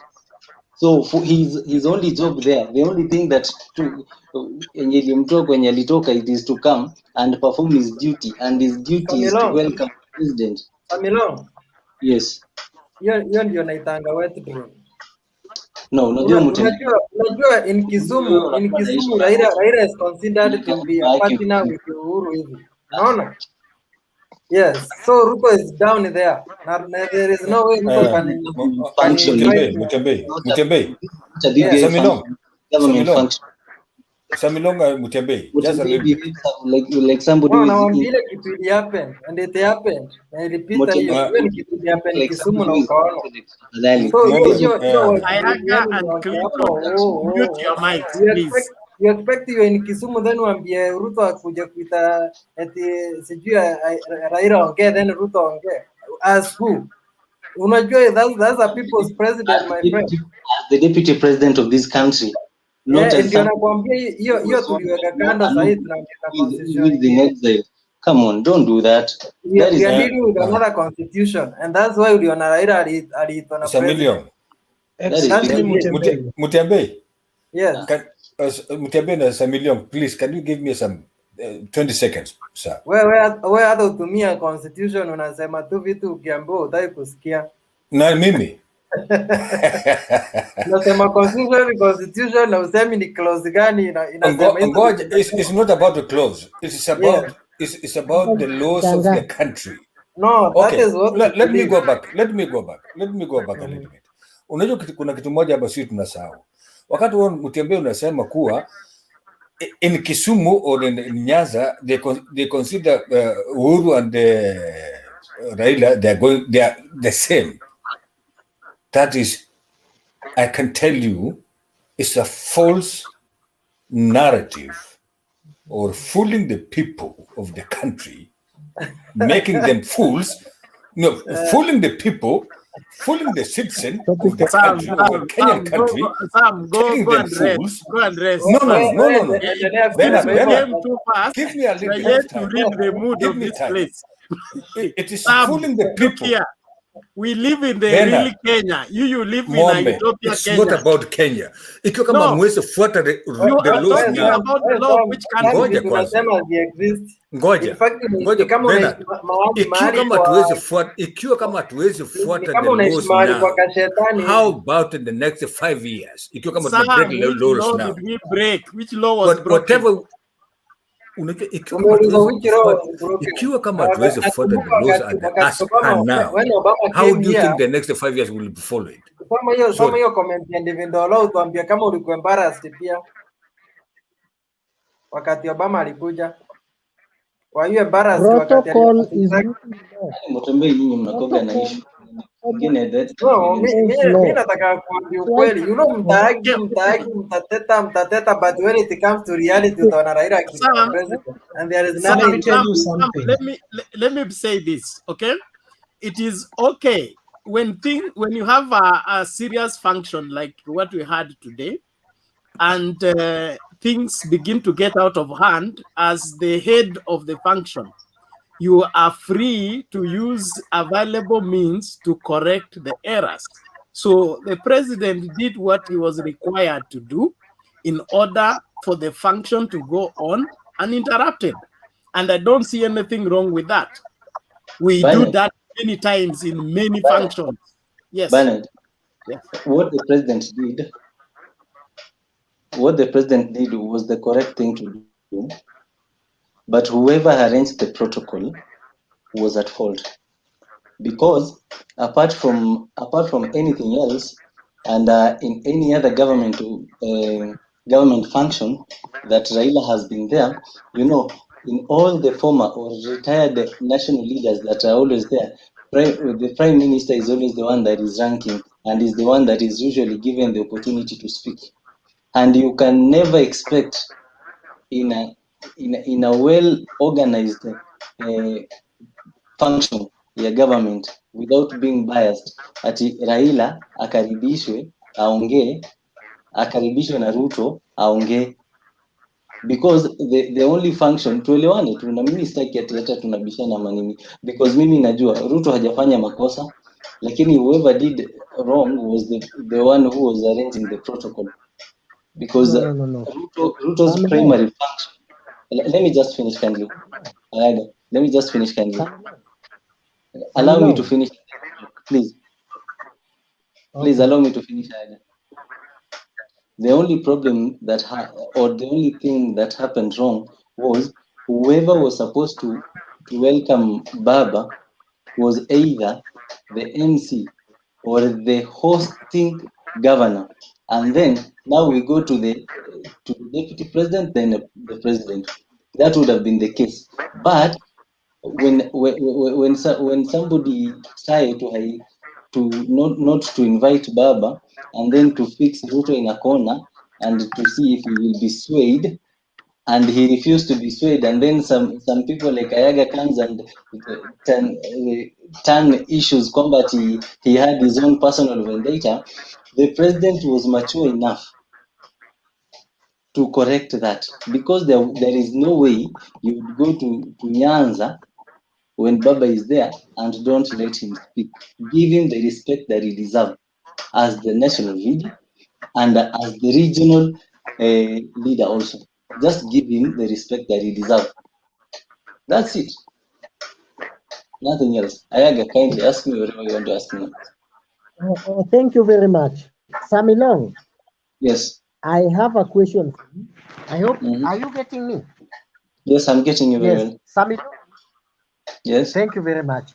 The laws, there is no law of protocol. That's why we don't have a...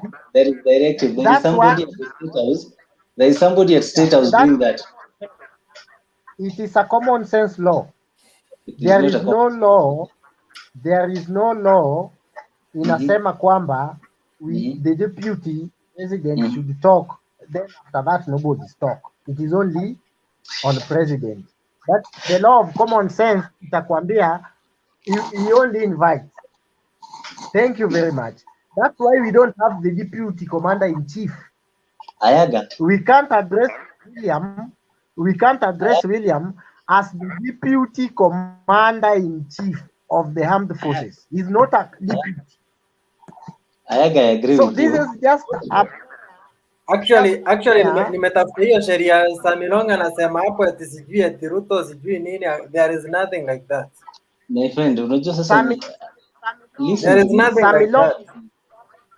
Listen to what I'm saying. Okay. Can we move forward? Let's move forward. Forget this protocol. Why should I listen to anything uko kwa akili yako? So I should listen to whatever you're saying that is based on nothing. No, you should not criminalize venye Ruto alijifanya akatoka, then Uhuru akadesign, then useme Uhuru alikosea, sijui was embarrassed for what? Why are you? What was wrong? Tuonesheni hiyo sheria. Why are you putting words hiyo sheria mnasema Uhuru alivunja ndio sijui ati akaita Raila. You cannot set a platform and discuss everything by yourself. Allow us to also. I have right to ask, my friend. Unaambia kama wale judges wanaambia Uhuru is not a Kenyan. Sandabu una they cannot set a platform. So ndio platform yangu nisiuliza swali ukikuja kuuza propaganda, my friend. Mimi nisomeni hiyo law. Mtakuja kudanganya hapa. Ukidanganya I ask you question. Ukisema constitution tunaanguka. Nikiuliza Samilong, who is the deputy commander in chief? Ataniambia hakuna. So Ruto has no office. Hiyo ni principal assistant. In any time we have a pure presidential system like one we have in Kenya today, the deputy president becomes a mayor clerk or whatever people may call him. That office is not recognized by law. That was written in 1994, way back before I was born, not by me. Go read that. My friend, in a pure presidential system, deputy president is not a deputy commander in chief. He's not a deputy head of state. That's why we just refer to him as deputy president. What is president? Mimi kwanza ile kitu nimefurahia ni this comment here from David Olo.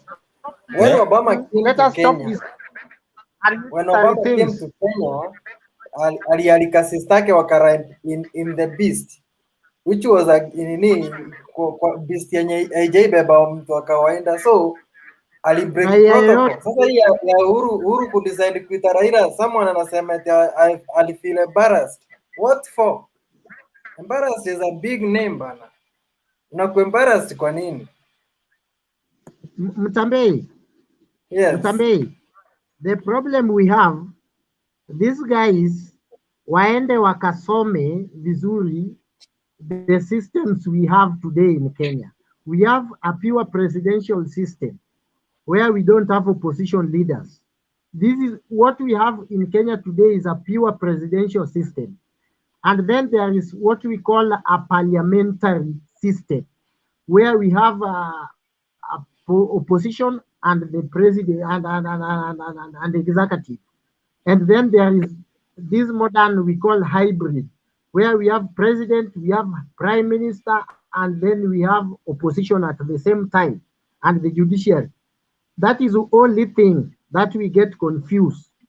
When you know what is entailed, that's why even that court ruling niliuliza juzi nikaambiwa in a pure presidential system, na hiyo itawauma akina Uhuru na Raila kule kotini. In a pure presidential system, when once you are elected, you are not a normal rahia. You never become a rahia unless you seize your powers or you are dead or you are moved out of power. So that's why the court wakasema Uhuru Muigai Kenyatta, you call him a Mr. or Excellency, the guy still is the president. All angles you look at him. That is a pure presidential system. Na itawakula watu wa BBI sana kule kotini. But in the other system, a president can act at the same time and act kama raia na at the same time is the president. But it is different in a pure presidential. So what we get confused is a pure presidential system. Reason being, it is new in Kenya and many people have not read and understand anything about the system we use today, where we don't have opposition. Opposition should be parliament. When parliament is carried away, and that is what Akinatuoli terms as winner takes it all. Because once a president is elected, president anachagua majority leader. Is the one who appoint through his party. We have the speaker.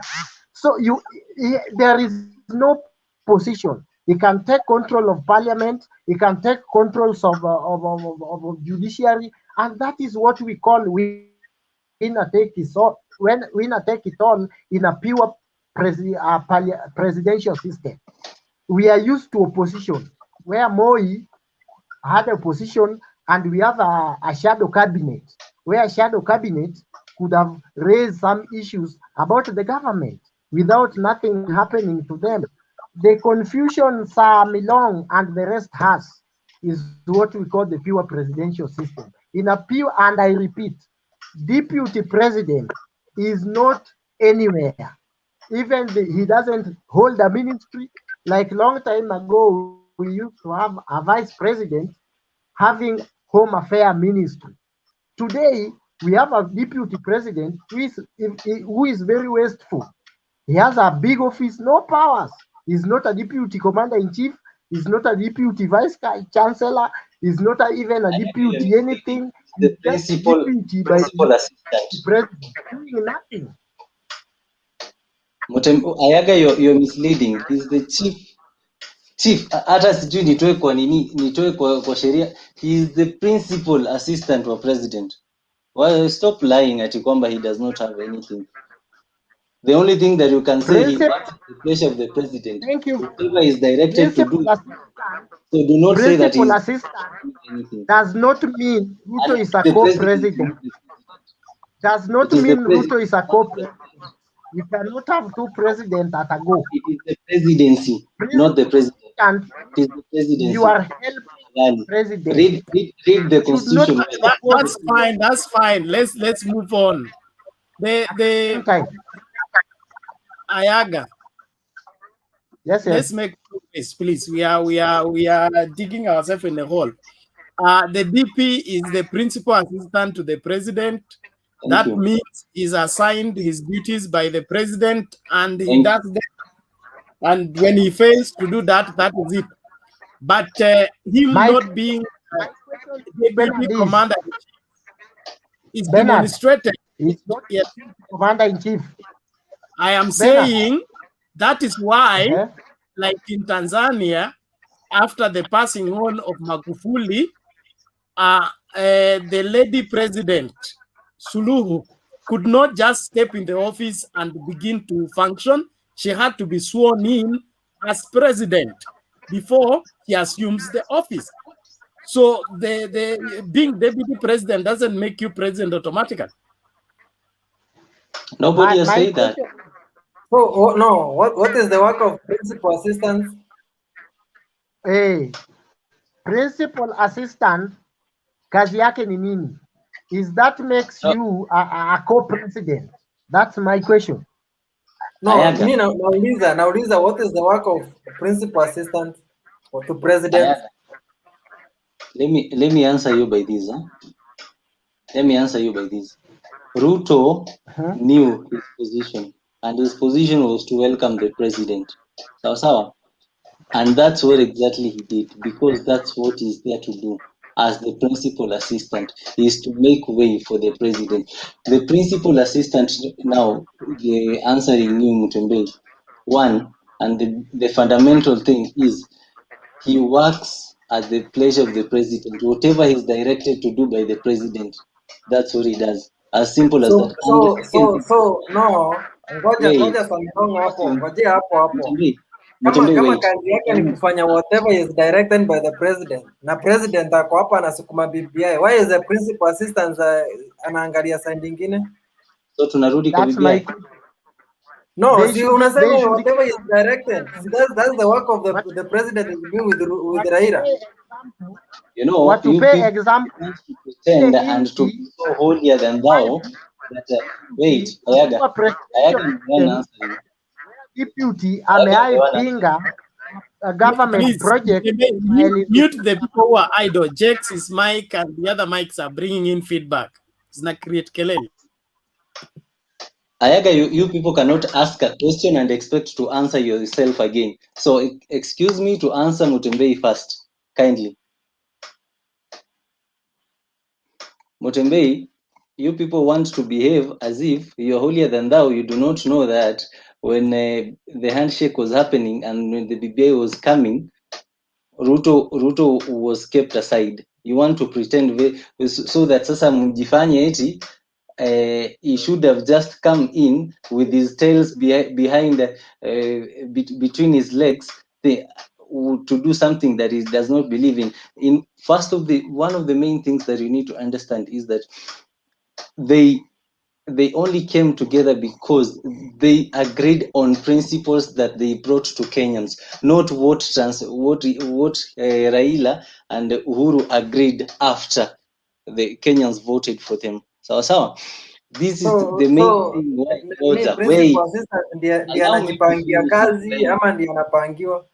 Allow me to finish, my friend. Allow me to finish. I'm still there, Mari. He does whatever is directed by the president. Unless you change that first. You can't let me finish what I'm saying. You will not get what I'm telling you. Wait until I'm done with what I'm saying, kindly. this is what I'm saying. They agreed from the word go before they were elected, because the two people who is the presidency, they had shared agenda. They had something in common. But this BBI is not a government project. Nyinyi wenyewe Ruto alichagua watu wake kwa BBI. Nyinyi wenyewe mmesema hapa kwamba no, Ruto did Ruto give 3 members to the BBI steering committee? Alikuwa anapeana kama yuko consultant. Nini hiyo? Ideas. The three BBI steering committee. I'm not getting the question. The committee ya BBI yenye ilikuwa inazunguka around, Ruto had 3 members there. Alikuwa anapeana kama hayuko consultant. Ruto had 3 members. Really? That was even asked even na Uhuru kwa Bomas. We did listen to Uhuru's speech. My friend, I listen very well.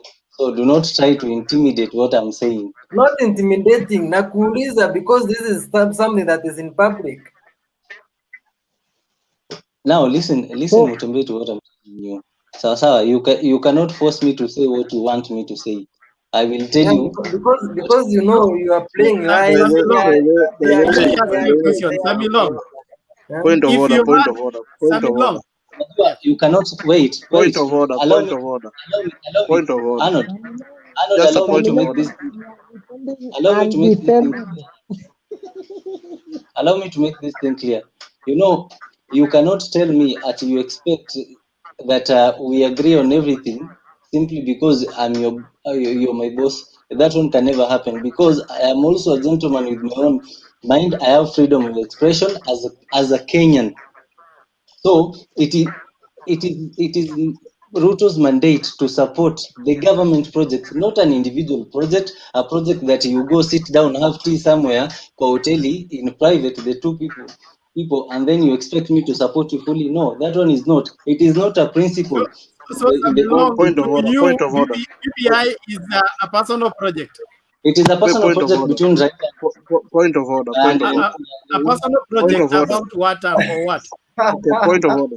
Personal project unapeana watu wako, my friend. Point of order. A big lie. Point of order here. Yes, I know. Unaona, let us just unajua tuna create illusions mingi kwa kichwa yetu. We are trying to create illusions kwa kichwa yetu, ile hata haina sense yote. Unajua hao watu wawili wakikuja pamoja, ilikuwa ni Raila na Ruto, na Uhuru wakikuja pamoja. These guys, hata Ruto knew that afterwards they knew Ruto knew that they had met and waka consult, and even Uhuru said in Bomas of Kenya and said very well, tuliconsult na Ruto akapatiana watu watatu, na those 3 guys pia walichangia kwa hiyo kitu, although kuna parts walikuwa wanataka ziamendiwe but they were never amended. Unaona, walikuwa wanataka ziongezwe. So unajua tukicreate vitu zingine kwa kichwa ati about protocol, this protocol, Ruto did a very good thing by inviting the president. Unaona, hakukiuka kitu yote hapo. That is his mandate. Jieni assistant wa president. Sasa aliita president na akasema mimi pia niko na watu wangu wale wanaweza ongea. There's nothing wrong here. Hata kwa hiyo protocol mimi sioni kitu ilifanyika mbaya hapo. It's okay. Hata kama mtu alisikia vibaya. Unajua unasema mtu alisikia vibaya. Hakuna mtu alisikia vibaya hapo. Ruto knew that thing will happen because hawezi kuja Luo Nyanza and it is Madaraka Day and then Raila akose kuongea. Yaani sisi wenyewe tunajaribu create illusions kwa kichwa yetu tukifikiria mtu mwingine anasikia vibaya. Hakuna mtu alisikia vibaya hapo. Kila mtu alipass information yake. That's all. But there is something hapa Mutembe ameweka hapa nisome na nimesoma vizuri sana. Kindly, nataka muelewe kitu moja. Kila mtu ako na freedom of speech and expression. Pia Ruto ako na freedom of speech and expression as the deputy president. Sawa. BBI, it is not a must. Kama Mkenya wa kawaida ana choose to support or not to support, you cannot force Ruto to support. Surely. And it is not a government machinery. It is not, Simuna claim kwamba it is not even funded by the government. So do not force the deputy president to do something. Na hakuna mahali president amesema ama ametoa directive order akapatia Ruto asupport BBI akakataa. So acha nini na hii maneno Mutembei ya kujifanya eti kwamba BBI kwa nini Ruto support hiyo and Ayaga. Ayaga wewe una kila wakati unasema you based So, your Samilo, you want the elsewhere. president to command deputy to do the work of BBI? Can I interject? Kindly Samilong, interject. Yes. Samilong, thank you very much. That's why Yes, we are sir. changing this constitution in a point where a principal assistant, even it is like your wife, principal assistant ni kama mke You want wako. assistant to be a worship dog. Uanze project na bibi yako apinge hiyo ni dhambi, mtagongana kwa hiyo nyumba. Hata wewe In kama short, no utakataa. So that's why we are changing this constitution, and thank you for supporting BBI. Michana, unajua you guys are in the denial. The constitution we have today imeweka hiyo office of the deputy president in an awkward place yenye hakuna mtu atataka kukua kwa hiyo ofisi, kwa sababu ni big office, no power. Everybody looks for power. Kila mtu anataka power. A moment tumekuwa na ofisi bila power. Today you guys are pushing William aende akatafute Mkikuyu kama deputy president. A moment Mkikuyu gani atakubali kukuwa na big office bila power? You are daydreaming. Support this BBI, itasolve hiyo issue zenu ya kudimin the DPO office, this office of deputy president. The law we have today is so complex about, even I sympathize with them, even the deputy governor. What are their functions? Why are we paying them? They are only waiting in a moment of death and a moment of impeachment, which is very unfortunate. These guys should have something to do. If I were Ruto, you just imagine Sonko worked for how many years without the deputy? Because it was because unajua function alikuwa anafanya. Yeye alikuwa anafanya function zake, which means there is nothing the deputy president is adding there. Ayaga. Yes. I think we are not making progress. Enough of that. We were talking about speeches. Okay, now can I make analyzing the speeches? We move Mr. forward. Bernard, hata kama niko ile Bernard, hata kama niko ile pande nyingine, si nipewe nafasi. Hata hii kitu nimekalia sio yangu. Nilikuwa tunasalimia. Pea tu mimi. Niliomba Mutembei nikanyimwa. Pea tu mimi. Huyo Mtembei ndio mwenyekiti. Hatutaki Mtembei basi. Nimeongea mbaya kama sijui wewe ndio mwenyekiti. Naomba nafasi. Ukikuja nyumbani utashangaa wewe. You cannot be a tyrant. So Mutembei, can I say something in 2 minutes, please? Yeah. Yana ameninyima tena. Ben, can I say something in 2 minutes? I think he's having technical hitches. Okay, go ahead, Clinton. And if you're not speaking, please mute your mic.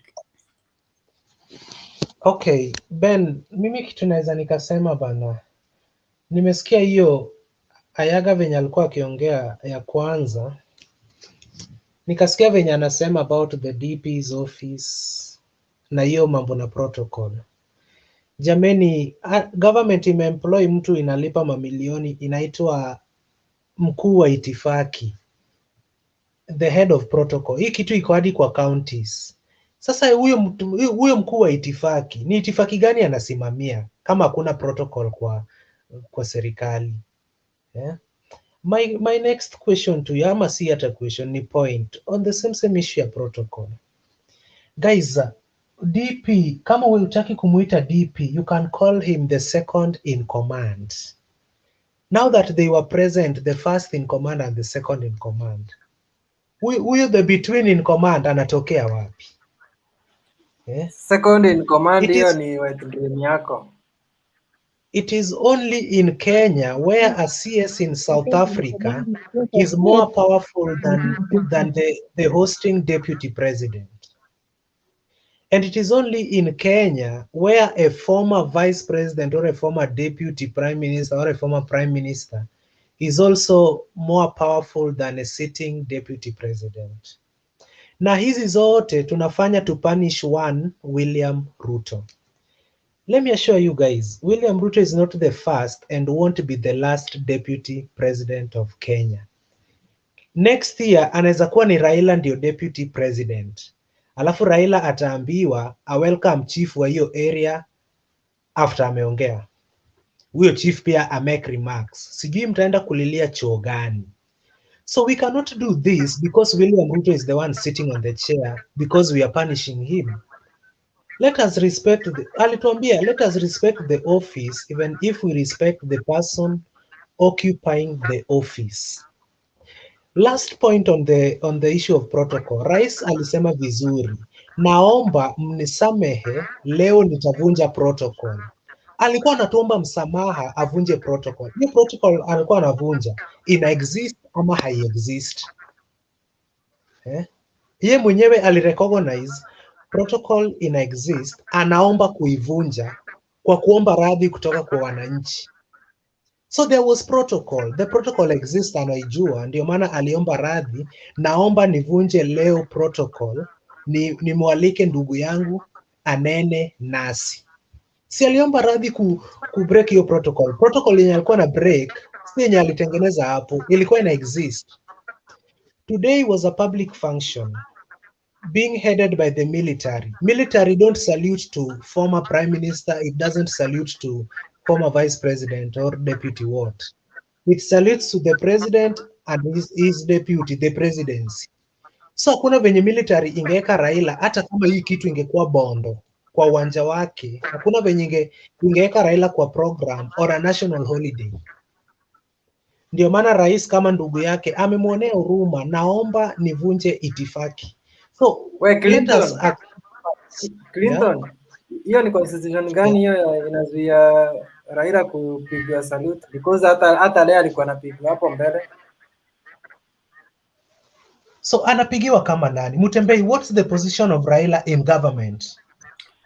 In government? Yes, the current government. What is the position of Raila? Is the people's president. Is the people's president position existing in the current constitution? Yes. Clinton, endelea wachana nao. Yes, unaona the two presidents met for the handshake. That is something that you can ignore, but it's the truth. Mutembei, yes, the two presidents met for the handshake, but Ayaga ametuambia, let's argue within the constitution. Is there a position of people's president and the republic, the president? Kuna constitution ilikuwa inaleta handshake. Kuna anywhere kwa constitution kuna handshake. Clinton. So all these things that are happening do not need the constitution. Wakati handshake ilikuja, constitution tuliweka pale. Mutembei will diverge you from your points. Let me put my point across, Mutembei. Mutembei, so Mutembei, what I meant, is that national holiday si kama launching ya BBI, mtu anatengeneza itifaki anasema kwa sababu BBI ni ya baba na ya Uhuru, let the deputy president ambaye si part of BBI welcome baba. That one was okay. It was not a government function. In fact, atungekubali Ruto wa welcome baba Kisumu. That tungekata kabisa. Hata angemuita baba angeketi tu. Sasa mpaka wakati Ruto ali welcome president, nobody knew the president could invite Raila to talk. Wote mlikuwa mnajua jamaa amerukwa hivyo. That was the plan. So guys, let us accept that the president and the deputy are the two recognized people that exist in the president. Hakuna ofisi ya people's president. Ile ni ya kujiwekea. Na kama Uhuru ni mtu mbaya, Raila deserves to be in jail for swearing himself in. Jaribu hiyo kitu unasema hapo. Hizo ndio nawaambia ni wet brain nasema na watusi. We don't need rocket science. Clinton, I have a question for you. Yes. Now that the deputy is the principal assistant to the president and is recognized by the constitution, will you kindly tell me why he runs away from history? Every time in his speech, he avoids history like he avoids snake. He has to talk about what the development now and what is planning. But he never tells us where he has been, where he's coming from, where the country has been, where the country is coming from. So do we elect leaders based on history? What do they tell us about the history? Our country has a history. If you cannot handle the history, you cannot carry the future too. Were you happy when Raila told you that my father refused to take the presidency and said your father must be released first is when Kenya can move forward? That's the history you wanted Ruto to tell us? I was very happy the way Baba has grasped history on his fingertips and is able to lead us and make us feel as if we were there when those things are happening. That is a person we can trust our lives with, because he cherishes the memories of the people that suffered for us to get where we are. If somebody does not appreciate the people who suffered to bring the country in existence, he doesn't value the country in the first place, and therefore he cannot even save it from anything. Now follow Baba because of the history. We also follow whoever person we want because of his ideas. But I ask you a question: why does your party leader run away from history? The history of this country is important to us. That's why we have Madaraka Day, we have Jamhuri Day. If they were not important, we wouldn't be observing them. Bwana Ben, don't dodge this issue of itifaki. First nimekuelezea ukakubali itifaki iko inapatikana. Raila does not exist in government's itifaki as at now. The same way Mudavadi, Kalonzo, Kibaki and many others doesn't exist in national holidays. Kitu iko serious, si mchezo kama BBI. Now that we are talking about speeches today, maybe in 1 minute, speech ya president kwangu haikuwa poa. You can't attack the judiciary directly like that. The points that the judges raised, hata a layman anaweza kazielewa. Aende kortini azipinge kortini, si kuja Kisumu kutuuliza maswali. Sisi si majaji. Are you implying that the president does not understand the judgment? Kama understand, si aende appeal, anakuja kutuuliza maswali gani? The appeal has been filed. The appeal has been filed. He was speaking as the head of state on behalf of for the 47 plus millions Kenyans who are for a better Kenya. Judges hawajakataa BBI. Judges are against the process and the initiators of BBI against the law. Hata kama mlikusanya signatures milioni 10 ni sawa, lakini the process itself was a fraud. Rekebisha process, BBI will proceed. We will investigate that thing, and if we find any smell of Sogoi around the judges, they are doomed. So my friends, mimi maybe nimeshindwa kuargue na nyinyi juu mnaona the first and the last deputy president will be William Ruto. Kesho atakuwa mtu wenu na hamtapenda maybe. Can I contribute about speeches? Nasongea kidogo Ben. Yes sir. Wacha nikuulize swali moja. Sio kwa ubaya, lakini pengine mmoja wenu unaweza jibu swali. Nauliza kitu moja. Mwalimu unaweza kuuliza swali leo, ama unaweza kueleza history leo, kesho anakueleza the same history, kesho kutwa na miaka 2-3 anakueleza the same history. Kwani history itakuwa ni pande moja ama pande zote? Hii ni kitu kwanza. Ya pili, hebu turudi kidogo hivi nyuma. Wacheni mambo ya leo vile ilikuwa imefanyika hapo. Let us go back. kuna kitu Clinton ameongea hapo kuwa wakati ya 2019 I think so, kama 2020 ama 2019, wakati ile ya bombas mara ya kwanza, wakati ilifanyika kuwa Ruto lazima introduce nani Raila, hiyo haikuwa national function. That was a launching of something perhaps which was more important according to the two principles. So sababu Ruto hakukuwa kwa hiyo mmoja wale ambao walikuwa initiators, ingawaje alikuwa una background, mmoja wale initiators yani alikuwa background. So since the two principles, the president and the prime minister, how they only launch it, they came up with this initiative, they talked it, and then they analyzing it or whatever. So by then, it wasn't a break of, it wasn't a matter of national function. That was something which was having whatever they were doing it. That was not a breach of protocol. Lakini national function kama leo, Anyang' Nyong'o amefanya makosa. Anyang' Nyong'o hapa alifanya makosa sana. Or Anyang' Nyong'o and whatever those who were supposed to organize. Ni makosa gani Anyang' Nyong'o amefanya? Ngoja kwanza, mimi nitakujibu. You see, mimi natakanga tunaenda kama tuko pamoja bro. Utaenda peke yako. Makosa gani Anyang' Nyong'o amefanya? Amefanya makosa.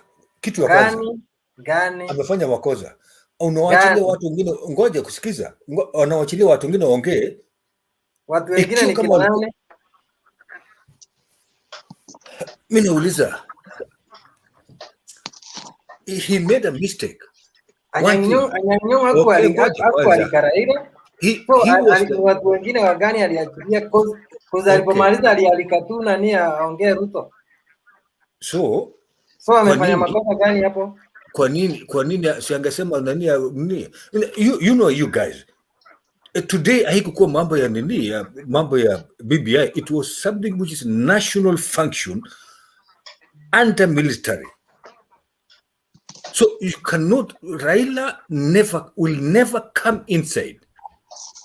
Ikiwa kama Raila angekuwa inside, Musalia Mudavadi alikuwa vice president.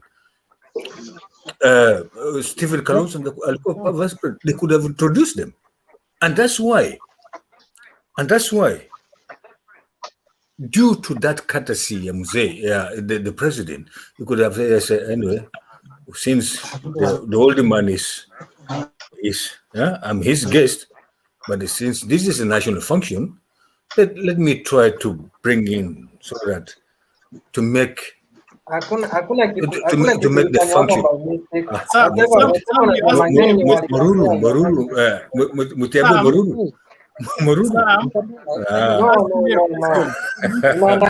Unadanganya sana mpaka there is nothing wrong Anyang' Nyong'o alifanya. Okay, wacha nisikize Ben.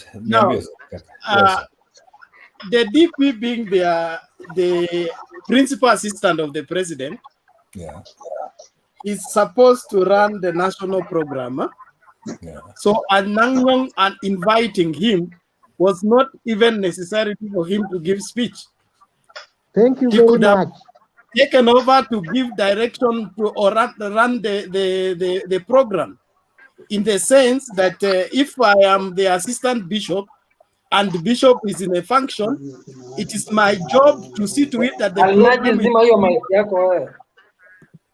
the program is followed accurately, so that my bishop does not get embarrassed before the public. So I take upon myself to see who is speaking next. Kindogo, Alnaji, zima maiki yako. Alnaji, unasikia? Acha nitoe hii ng'ombe. Endelea. So if I am the principal assistant, it becomes my duty to see to it that the program runs smoothly. So I make all underground consultation before I mount the podium, so that there are no mistakes that are done in public.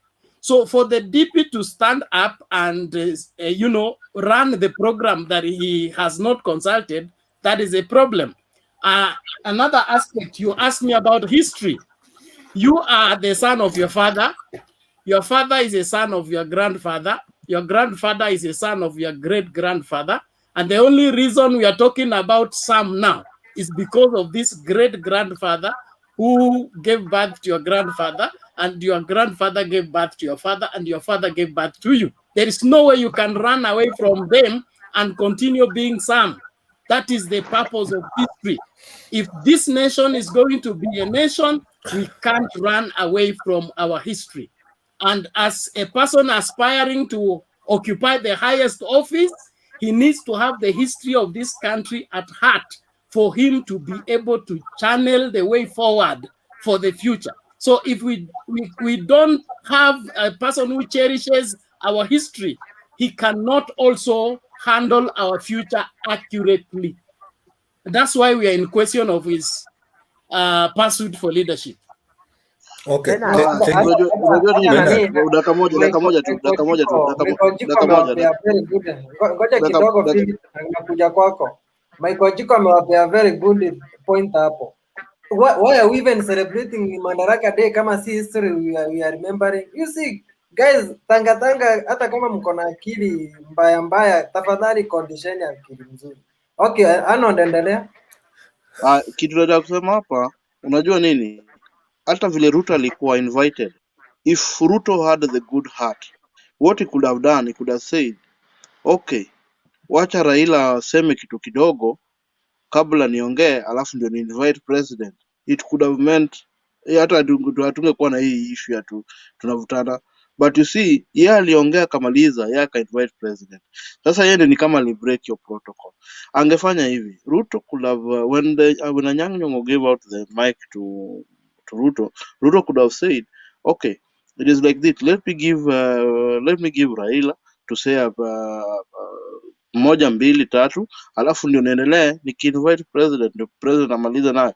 It could have meant something good because Ruto was in the Ruto mwenyewe alikuwa kwa nini, alikuwa kwa backyard yake Luo Nyanza. Na sasa kama angefanya hivyo, hizi issue zote sasa tunaongelea hazingekuwa. Okay, wacha nikujibu nani kidogo, Arnold. Ruto could not talk more. No, he himself, he could never break that rules. It's just assistant. As assistant, you don't have that obligation of inviting somebody else because you don't have the So he just wanted to finish his thing. This is small speech.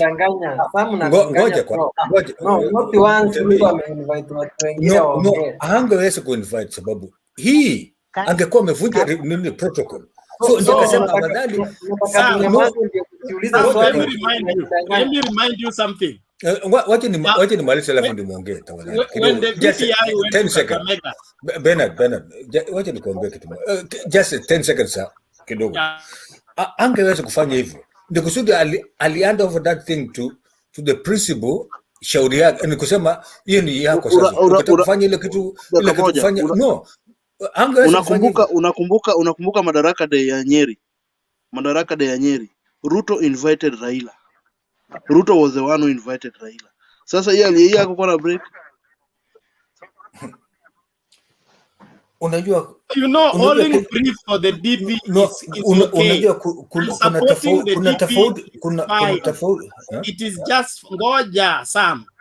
You know, when you want to hold brief for somebody is all right. Hata ukitaka kumshabikia sawa, lakini iwe kwa ukweli.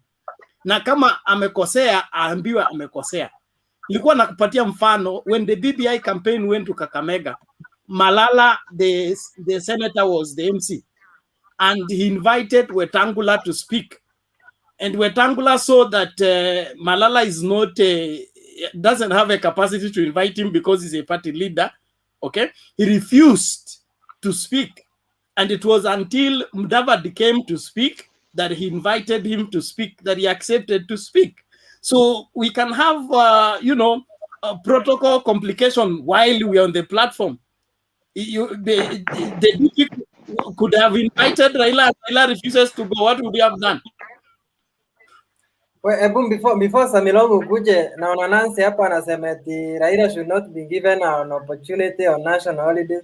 Nancy, my dear sister, hata kama uko na chuki na Raila hadi utazidi kumuona akiongoza sherehe za national holidays. Raila is one of the guys mwenye anapenda sana. He had so many votes mpaka the election was nullified. The election yenye ilifanya Uhuru ako president sahi, nobody even sisi wenyewe tulikataa kuvote. So kama unasikia vibaya Raila akitoka national holidays, tafadhali kuwa unazima TV.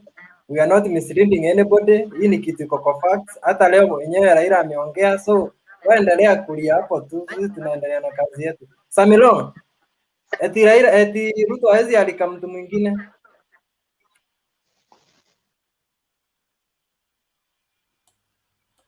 Kuna two scenarios hapa Mutumbili, na unajua mimi nataka tuende tu vizuri, sawa? Before BBI Uhuru na Ruto walikuwa besties. Saa zingine Ruto hata ange break protocol na amwambie pole na hiyo story iishe, sawa sawa. Lakini saa hizi the compound, he is not welcomed in the compound, kumbuka. So hata the only reason yenye amekuja hapa, it is because it is national mandate to appear, naona. So akikuja he must behave himself, because as we have witnessed on previous days that this guy has not been very kind to us, and let's call a spade a spade. Sawa, he has not been kind. Who has not been kind to who? Where? Si His Excellency, unajua tu vile amekuwa kigonga gonga watu ovyo ovyo. Unajua mi napenda kusema ukweli, and we face it as the truth. Sawa sawa. So you unataka rais awabembeleze, awapatie sweet ndio mkuje kwa mkutano. Unamaanisha nini? I'm not opening a debate. I'm only stating my facts. So, kindly. So, a point of order. Previously, ayaga sasa wewe. A point of order. Yes, Ayaga. Let Samilong make his point. Ayaga, please hold on.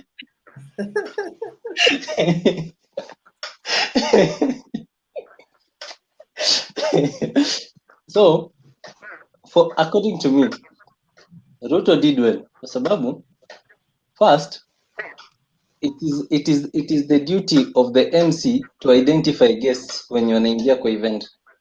So Anyang' Nyong'o would have at least appreciated the presence ya kina Kalonzo na kina Mudavadi kwa platform, being the vice presidents, former vice presidents, and the former prime minister. He would have at least appreciated, but ikifika kwa prime minister hange appreciate because ingekuwa so low. At least he would have invited him. And one thing I would like to correct Nancy about ni Raila will always be identified in national functions kwa sababu the seat yenye Raila alihold as the prime minister, hakuna any other higher apart from the president. So wherever unless ile tenye tuko na former presidents, of which this country have been very unfortunate that our former presidents have not been appearing to national functions sana. That is the only time yenye hata ukiangalia in other countries history, the former presidents are the ones who wanapatiwa the chance to speak to wananchi, but because sisi kwetu our former presidents are not really there, so the highest other seat yenye iko almost kutoshana, or I'd say inatoshana for the respect of the coalition government. Samilong, Yes, the point that has to be made here It's not that Raila should not be recognized on national holidays. What I'm saying, the position he spoke today, the protocol does not allow that to happen. So we need, if we ever going to be a country led by rule of law, we cannot have that kind of gimmicks happening on national holidays. Nancy, kuna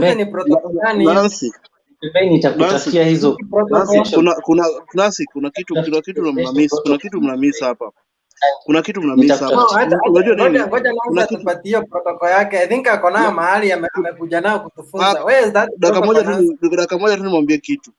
Ile kitu nimesema hapa mbele, nimewambia if Ruto could have called Raila before, all these things would not have happened. Hata rais angeongea. Umesema tuna blame Anyang' Nyong'o. Anyang' Nyong'o is a county, hiyo ni governor. Kama kungekuwa na ex governor hapo, yeye wanadeal na stories za county. Hii vile alipatiana mic ikaenda kwa national.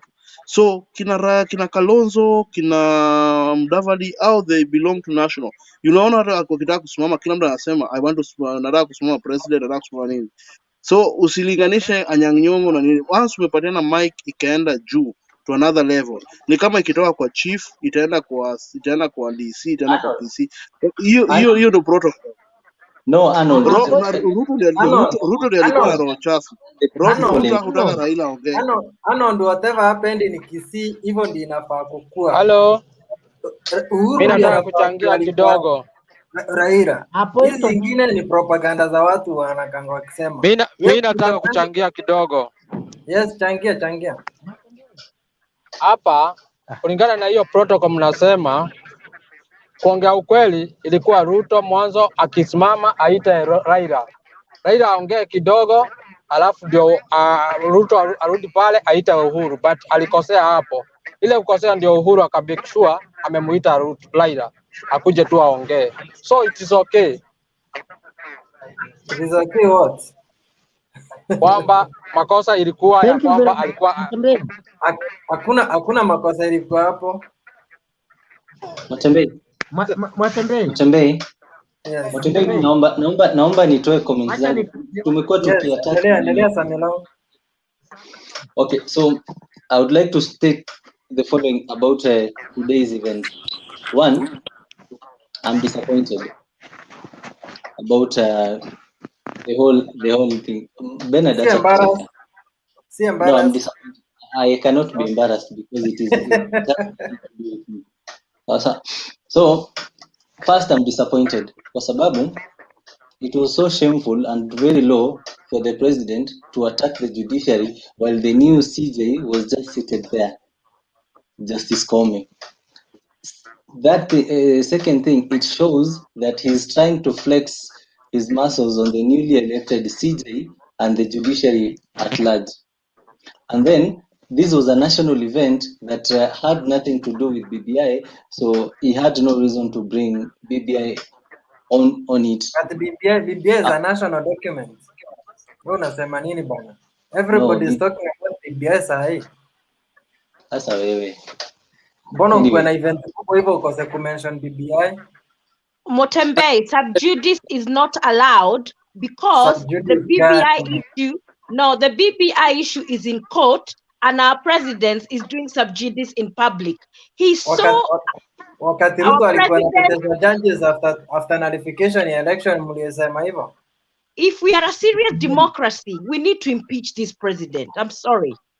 So the president mbona usimpeach Ruto? Si Ruto ndiye alikuwa kwanza kuambia judges you end your day. Ours is coming. Mbona uko ongea that time? Sasa ndio unaona. Mtembezi mwache niongee. Au kuwa umetupatia platform, kama ulikuwa umetupatia platform that time, we would have told you the same thing. Acha hiyo mambo yako Mutembei, propaganda. Si vitu za kufikiria na kusema. Samilong malizia point zako haki tumekukatia. Aya, the second point is it is now clear, very much clear. Kenye Manyoro alisema that the president is going to declare, and to those people that wanasikiza speech to outwardly and you don't get the sense or you don't get to read in between, kwa sababu Uhuru clearly stated that as from now, I am moving on with Raila and we are going to hold hands together mpaka mwisho. A very powerful speech. And then ungesikiza Ruto Kenya alisema, Ruto was specific. And unto those people who cannot get terms, he did not use our government. He did not use this government. He used your government that you are heading, your government that you are leading, your government.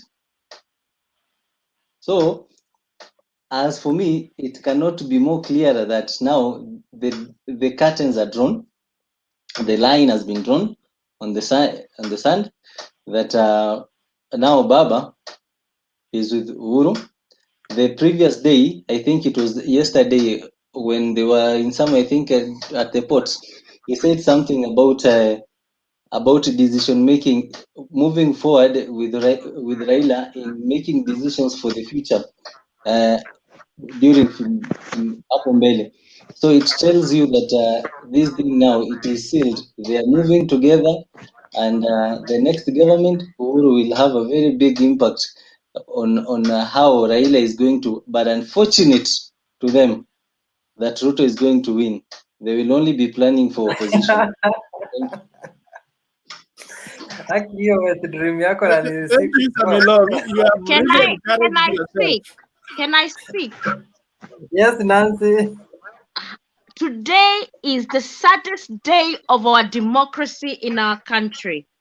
I've never had an insulting statement like I had today from our president, who's been sitting in power for 10 years, but he's not been able to move us from the third world to a first world country. He's telling us that through BBI, he's going to be moving us to the first world.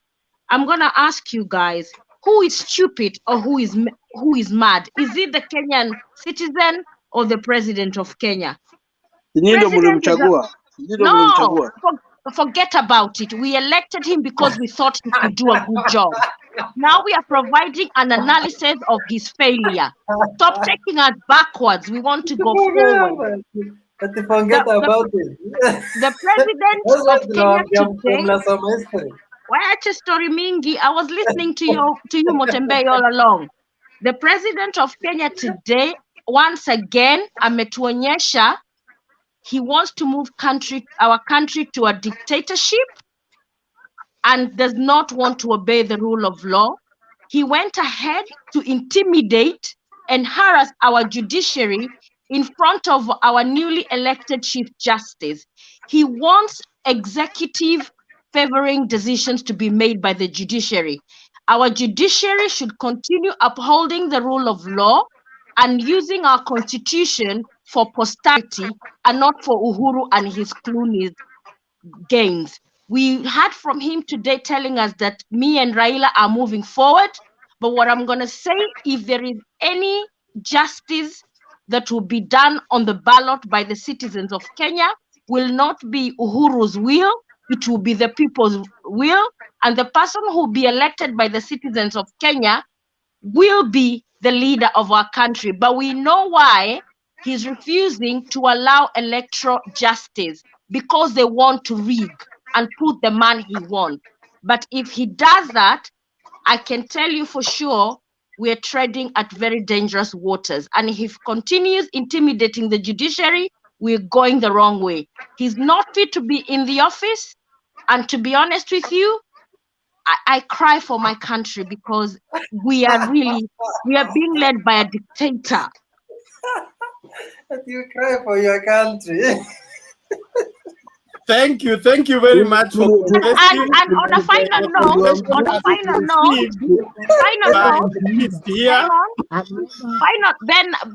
final note, Raila is the former prime minister of our country. If he attends the national events and he chooses if he chooses to go to these events, he should speak in the right order. Other countries follow protocols in national events for posterity and respect of our country. Anyang' Nyong'o was the MC. He's the governor of Kisumu. he should have invited Raila before inviting our deputy president. He's the second in command, and whether you guys like it or not, he is the deputy president of Kenya. Nancy, you are very wrong. Nancy, you are very wrong. Vibaya. Nancy, you are very wrong. Don't ever accuse Anyang' Nyong'o. Anyang' Nyong'o hana makosa. Anyang' Nyong'o hana makosa yote hapo. Anyang' Nyong'o nimkwambia is a county, yeye ni county leader. Yeye ni county leader. Alikuwa amepatiana mic iende national level. Ikienda national level. Not national level. Nani amekwambia? He's a former prime minister. Who is the current one? Who is the current one? Raila is the national leader. Who is the current prime leader? minister? My foot. He's the problem that fails Kenya. You cannot say that, Nancy. You cannot say that. And if that's what everything you've said doesn't amount to anything.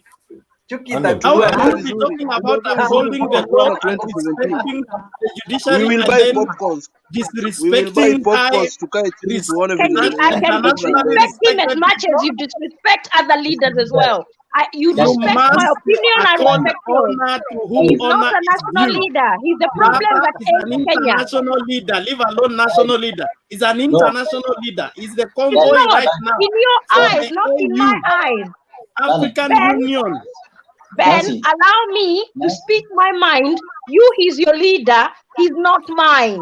He's a former prime minister. An international leader. Then why are you accusing your leader? You are accusing your leader. Why? Kenya will President Uhuru Muigai Kenyatta is your leader. Why are you accusing Arnold? You are crying more than even Bernard Mutembe. Same mind yenye ilifanya ukaelect Uhuru ndio inakwambia Ruto ndiye the okay. Yeah. That is bure kabisa. Mutembe. Yes. Unasongea kidogo. Yes. Ngoja kidogo. Just some 10 seconds. Anyway, tunajua Raila ni national figure. According to us Kenyans. Hii tukatae. The question is yako kwa serikali, is in a government. Alikuwa mgeni wa rais. Ngoja Raila is bigger than even the government. Ngoja kwanza. Basi mlimtuma Bondo, yuko Bondo sasa hivi. Unauliza kama Raila kwa serikali ndio nakwambia ako in a bigger seat than the government. The government is more. Sometimes we are talking. Sometimes tunaongea ni kama tunacheza. We are talking total irrelevant things. Anyway, no, mnazungumza vile mnataka. Bigger than the government position. Niko na swali kwa Mutembe. Yes. Kuna swali kwa Mutembe tafadhali. Uliza Mutembe. Nilikuwa nauliza hivi. Kulingana na speech ya president juzi aliposema kwamba achaneni na mambo ya judiciary, tunakuja kwa wananchi wa support BBI. Sawa? Then leo akaja akaongea akasema kwamba yuko disappointed na judiciary na akawaambia kwamba wafanye ile what I was saying the other day. I mentioned something about after they give that idiotic ruling. Sindio? I mentioned something about public interest. And it is exactly what the president was saying, that we should look at the public interest instead of the law. Exactly. We should not follow the law to the latter. Now, let me ask you this. Do you think that such infringement of the judiciary na contempt of a court, it's something that it is before the court and then the president himself, as the head of state, akiongea hivyo kuhusu another arm of government, do you think it's prudent? And second thing, yes. Don't you think it is bringing on a sense of anarchy, kwamba as much as he wants to say, because anasema kwamba he respects the high court. Nimeelewa swali yako. Can I answer you? Ngoja. I want to answer you because nimeelewa yote. Wait. Okay, endelea kuuliza. Ana respect the high court. but he goes ahead and intimidates the Court of Appeal. Mind you kwamba the appeal yenye amemake, hajamake appeal on BBI, amemake appeal on one, kwamba the president can be impeached or can be sued individually. Second thing, amesema nini kwamba amepeleka kotini through Attorney General kwamba even the president can initiate a popular initiative. Now, do you think that he's trying to play double side, kwamba anakuja ku please watu kwamba pro BBI, nataka BBI isonge, akikuja huku kotini he is covering his ass kwamba anataka jina yake ikuwe cleared? Hiyo ni swali kidogo sana. Ulikuwa hapo wakati tulifanya 2017 elections, the first round? Yes, I was there. Okay, thank you. So after the first round, Ruto, Uhuru went to Nyamakima. What kinds of judiciary wakawambia, you have end your day, we will have ours. Hiyo zilikuwa kutishia.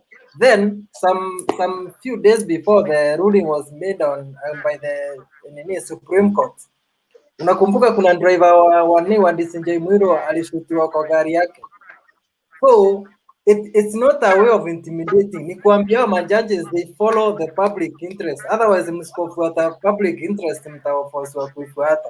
Of which is very okay. Wewe unataka nchi yetu ichomeke. Hiyo propaganda uko nayo, it's really bad. It's really bad. Let me ask unfortunate. Nancy, let me ask you. Samilong, one small thing. Yeah. The reason why you are finding fault with the president's speech is simple. You are separating it from history. The president said very well, we are where we are today, like we were before independence, when the stakes were high. And the colonial masters were taking over, were intimidating people. He said the people came together, put their differences aside, so that they rescue the country. So that is what he meant by public interest. Then he talked about the letter and the spirit of the law. So he was not in any way violating or throwing away the constitution. But let me ask you. And by the way, Samilong tuko kotini, and I can tell you that hiyo kesi tutaitoa kabisa, tutaitupilia mbali yote. Whatever ask me next. It's better to interpret than the judges wenyewe. How are you the one to dictate how they should interpret the law? Just as we did the presidential election, the second round. Mutembe, let me ask you this. Yes. So, in 2017, in 2017, when the elections qualified, and my by then beloved Prime Minister Raila Odinga went and urged the president to accept the court ruling and re-election, right? Don't you think something should be applied right now and they should accept the High Court ruling? Second question. We are talking about promoting BBI.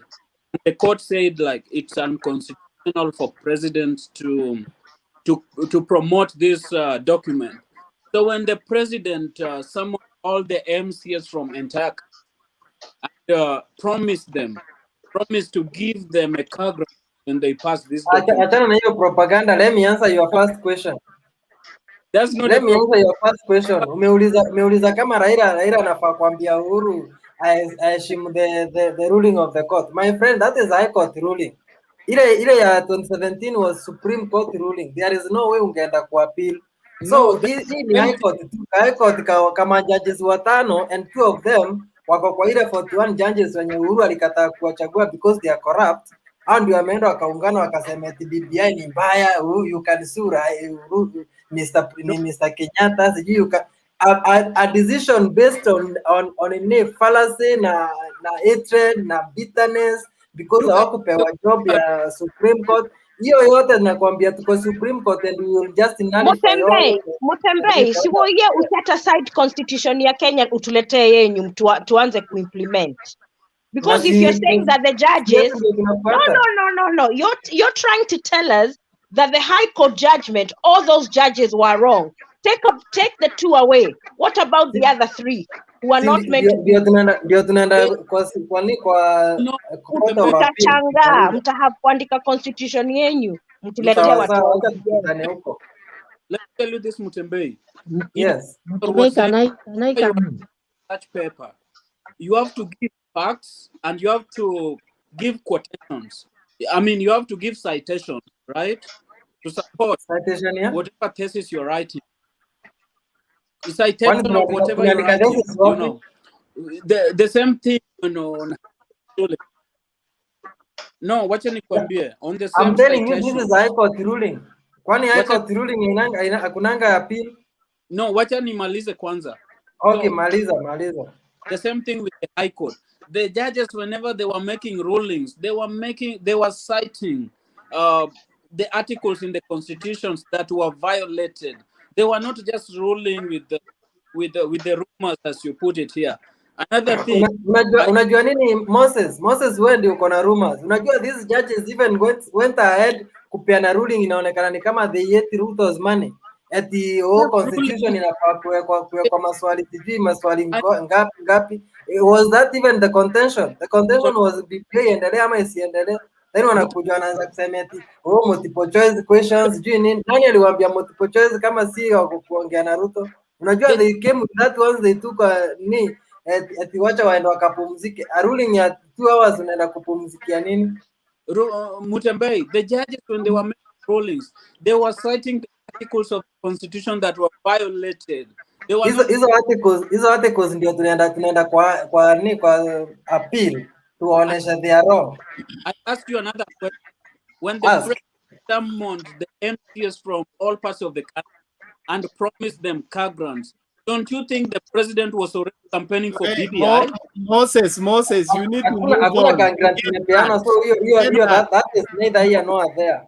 Also, if you won the case well in the High Court, why are you afraid of going to defend yourself in the Court of Appeal? You don't want the process to continue. Why? We are not afraid. We're just trying to... let the case go on to its conclusion. Let us lose at the Supreme Court, then the BBI is forgotten. But don't say that the High Court ruling is final.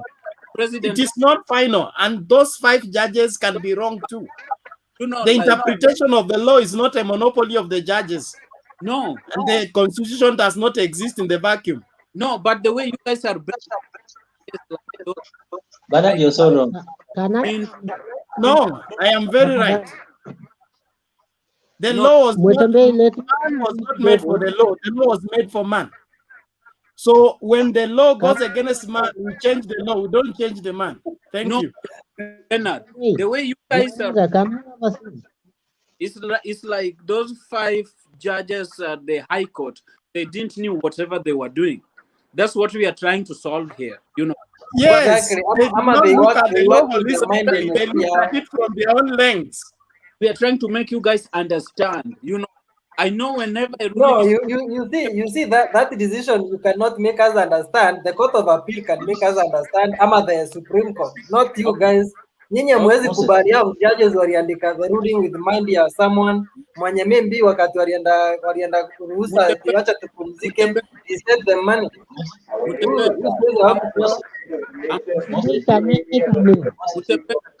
That after Court of Appeal will make their decision, you guys will be right here again that wait for the High Court. I mean, wait yes, for the... mpaka tumalize appeal. Tukimaliza the Court of Appeal, then you guys are right, whatever you say. Even after the Supreme Court, we have a right to go to the street. No, Bernard and we have a right to appeal now to the people. So this thing is not going down just that way. You better prepare yourselves. Can I answer Mercy? Can I answer Jean Mercy? He said, I'm an engineer, I don't know about the law. So Raila also claimed to be an engineer. So he doesn't know about the law too, right? Is the engineer of law. Politics. Moses, wacha tufanye hivi. Nini ya BBI? You're answering Raila or you're answering Nancy? You're answering Jean or Raila? You need to know that Raila is the fulcrum of Kenyan politics. engineers. Kwa nini nyi watu wa Raila musikate? Kwa nini nyi watu wa Raila musikate Kenya na nusu? Mkaende mkamake Raila president wa half of your country. We are ready for that one like yesterday. Don't even bring that. History, that's where we were ready before Why can't you do it? Why can't you do it? We did it in 2017. We left for you people to vote. You couldn't get 6 million votes. Nancy, when we absconded from the repeat election, what happened? Bernard, kindly, let's say this, because you all say by virtue of your own words, kwamba you respect the rule of law. Let's give the court of appeal time next week, the dwelling. Sisi wote utakuwa hapa. We will wait for the verdict. The other people wenye wanataka kuanzisha the parliamentary initiative ya kurekebisha constitution, let them do it, tuone kwenye itafika. Time will tell and time will heal. The parliamentarian can I come in? Anywhere. That one you can write it off. Can I come in? Yes, kwanza ndio nilikuwa nangojea ingia. You know, kidogo tu kabla uniache, want to participate, alafu nitaendelea kumoderate baadaye. Okay. Now you have told these guys about the High Court. I'm sure after the Court of Appeal will make their decision that this document is unconstitutional, these guys will be crying here again that, hey, let's wait for the Supreme Court. I'm assuring you that. Na mpaka Supreme Court we are going to the Court of Appeal and we go to the Supreme Court. Otherwise, we are going to the People's Court. Moses, the best thing ingekuwa kutoka hapo kwa High Court tuende Supreme Court tumalizane. Otherwise tukienda Court of Appeal muikatae, tunamit kwa Supreme. So the best way, can we go to Supreme direct tumalizane huko? Moses, these people believe that Ruto has central bank in his home. Wanajua kwamba he will get to judiciary. Wachana nao, watashindwa, watasema Ruto amewalipa. Just wait. Hiyo ni kitu amekuwa akifanya. Amekuwa akibeba pesa na gunia. Anabeba pesa na gunia. What do you expect? Pesa na gunia. Ruto is a big businessman. Ruto, kwenda kwake is a big businessman. Ano dalibeba pesa na gunia akipeleka wapi? Wewe unaje unajua sahi Msamilo wapi? No, unajua this is defamation. This is defamation. You saw the crowd. We need to sue Mutembei for defamation. Raila defamation gani? I can give you lawyers have to take Mutembei to court for defamation. Ili ashindwe na magunia ya pesa. I can give you over 100 links za Ruto akifanya harambee. Let me say this. Tomorrow, the likes of bloggers like Mutembei, you will see them writing that the crowd in Kisumu were hired from Sugoi to welcome DP. That is not that's your imagination. That is a lie. What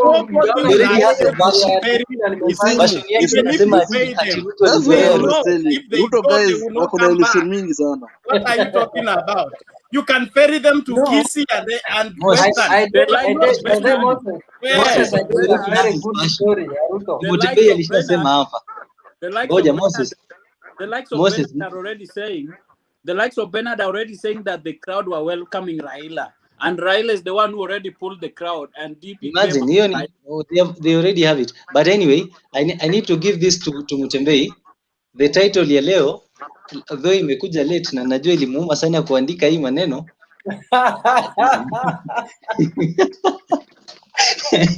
It came very late. Anyway, I don't blame you. Unajaribu. But I was actually surprised by that headline. So much. Hello, can I come in? Ngoja Samironga malize. Samironga actually how na wewe mwenyewe hapa hivi ukisikia tu Ruto unakimuka. Umeona hiyo story? No, Samironga umeona hiyo story nimefanya ya Ruto akiwa Kisumu venye alikuwa welcome na millions of people. But you know that is something we can't avoid. Ngoja Tamilong, you know why the likes of Motembei could not have not written that story is because they could not believe what they were seeing in Kondele. Walifikiria watu watatoka kwa njia Ruto apite and nobody recognized Ruto was there. Oh, and to you guys, the fire is spreading. I think I was the first kufanyia story hata. It took me by surprise hata mimi personally. Hata mimi umenishangaza sana. So well done today. I do all the stories bana. I do stories for money. Pia tunafanyanga stories ni kionjo. Hiyo ilikuwa ni kionjo. Ndio Ruto akifanya anything good, I do the story because I know they will bring me money. Sieti hapo kunanga siasa ama nini. I do the story. Kama hiyo ya leo ya Kisumu is almost giving me 20,000 wakati nimeangalia. Hey, Mutembei. Utaongea ama niwaache mwagi? Mutembei. Hiyo ya leo ya kuongea. Ayaga. Kionjo. Ndio Ruto Kisumu. Hiyo ilikuwa kionjo. Can I come in before Ayaga and everyone else? Okay, ingia then Ayaga. Arnold, tafadhali kidogo tu. Ayaga. Okay, thank you very much. Mimi tunataka kusema ni kwamba watu walikuwa wanazungumzia speech ya Madaraka Day. The speeches were very fine, and even Ruto is intelligent. Ruto is a very wise man. Let me today support him, because when it comes to Nyanza, where he knows people reason, he will talk things like constitutions and reforms. When he went to a place like Nyeri, he will call the people. Kind of president we need. Diverse president. We need a diverse president. We need a creative, diverse president. Why are you heckling me? And I was very quiet. No, it's not heckling. It's giving an argument. No, thank you very much. If you want me to heckle you, I will heckle you. My brother, I am trying to convince you. The guy, David Olo, every time I'm here. Thank you. Wacha niongee. Thank you very much. William Ruto is intelligent. He's telling Luos what Luos need to hear. We are always reformist and constitutionalism people. When it comes to Nyanza, he will tell us that we will cheer him and support him in his thoughts. Tutakubali yale amesema. Lakini akienda Nyeri, Murang'a, he will call people Muganga, sijui ni wape wheelbarrow, and people clap. And maybe somewhere in Kericho and Elgeyo Marakwet, he will say, yo, Muganga nini, and people will clap, and that is what they hit. Next time, the second point tunataka kusema is about Nancy. You have been in you have exposure, you have experience. Just have some political Don't force discipline. me to. I will say it again and I say it again. Raila is the problem that ails our country. Take it to the bank. Now where David Olo, na Jane Mercy, don't go there. Why are you creating a problem that you cannot handle for yourself? How can somebody be a problem when he's not in government? You're blaming Uhuru for being a failed president. You voted for him 3 times, confirming that is the best president you can give us. Bernard, ngoja nimalize. Yes. And grammatically, Raila is a prime minister. I think Nancy amekuwa huko UK na hajajua grammar. Grammar, you can't call somebody former when there is no current. That is now grammar. There is no way you can say a former when there is no current. Ayaga, you crazy? Are you crazy, Ayaga? Ayaga, you crazy? No. Ayaga, stop misleading Ayaga, us. former is somebody who has left office. Kindly. Does he hold any office? Kizungu haikutengenezewa kwenu nyumbani. No. Kalonzo Musyoka. We will have Kalonzo Musyoka as vice president and Raila as prime minister as long as they don't hold this constitution, my friend. Finally, those hecklers, finally, let me niambie huyu Moses, High Court is like primary school. You cannot judge your kid that my kid is a fool by failing in primary school. He will go to high school, he may pass, and he will go to even a university and he may pass. High Ayaga, court, can I respond to that? Can high I court, respond to that? don't ask me anything. High court, Can I respond to that? that's why we start our processes in the high court. Ayaga, The ruling, Ayaga, the for your judgment kid, in high court your can be kid can challenged. jump just from nowhere to high school without going to primary school. So you cannot say that judges is just like a primary school. They know the law. They have studied the law. They are qualified to hold those offices. I'm not saying, I'm giving analogy. My brother, I'm giving analogy. I'm not saying, I'm giving analogy. So, high court, you can challenge. High court, But it's we have not a right seen analogy. we have seen we have seen instance where high court amepeleka mtu jela kumuita yeye ni rapist, and those cases always zimekuwa overturned court of appeal. We cannot call that man rapist because alitupwa jela kwa high court. That is very wrong. Let us wait for court of appeal. Ayaga. Let us wait for court of appeal. We will not allow that. We will not accept that. Ayaga, we don't accept those propaganda. What propaganda, Moses? It is a fact that the case can be appealed. Court of appeal exists because they can handle a case that has been ruled over. Bernard, let me tell you. Why is that a problem? You Tanga people, all you want is to stop the wheel of justice. What you are afraid of is BBI to get to the ballot. And I don't know why you are afraid for BBI to get to the ballot. If you have numbers, you have every machinery. Why are you afraid of going to face the public and tell them to vote no?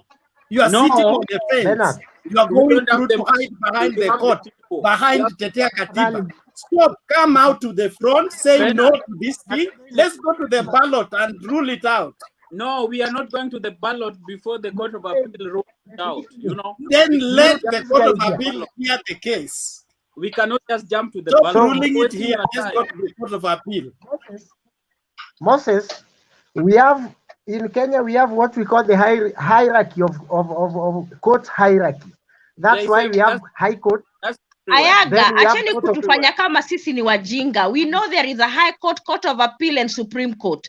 Stop telling us about the same issue. Let's wait for next week. Let the court of appeal rule. Na huyo Raila wenyu amegraduate, amefanya masters, amefanya PhD. He's on his last breath before he become the president of Kenya. No, kwa koti kutakuwa na Orengo. Unasahau, kwa koti kutakuwa na Orengo, Paul Mwangi. Huyo mwenyewe Orengo alisema the BBI is unconstitutional. Ataenda kutetea nini? Alituambia kwa bunge, alituambia kwa Senate, BBI ni unconstitutional. You can join the bench, join the lawyers for the defense of the High Court. Judges. Thank you, Achao. And no wonder Otiende Amolo ayuko at the Court of Appeal. Bring your evidence. Amolo ayuko kwa timu ya baba kwa sababu anajua hiyo kitu alisema ni ya constitutional. He's among the 10 lawyers. Otiende Amolo ako hapo. He's not the one who will be addressing the judges. Because he's a decent man, amekataa hiyo ujinga. You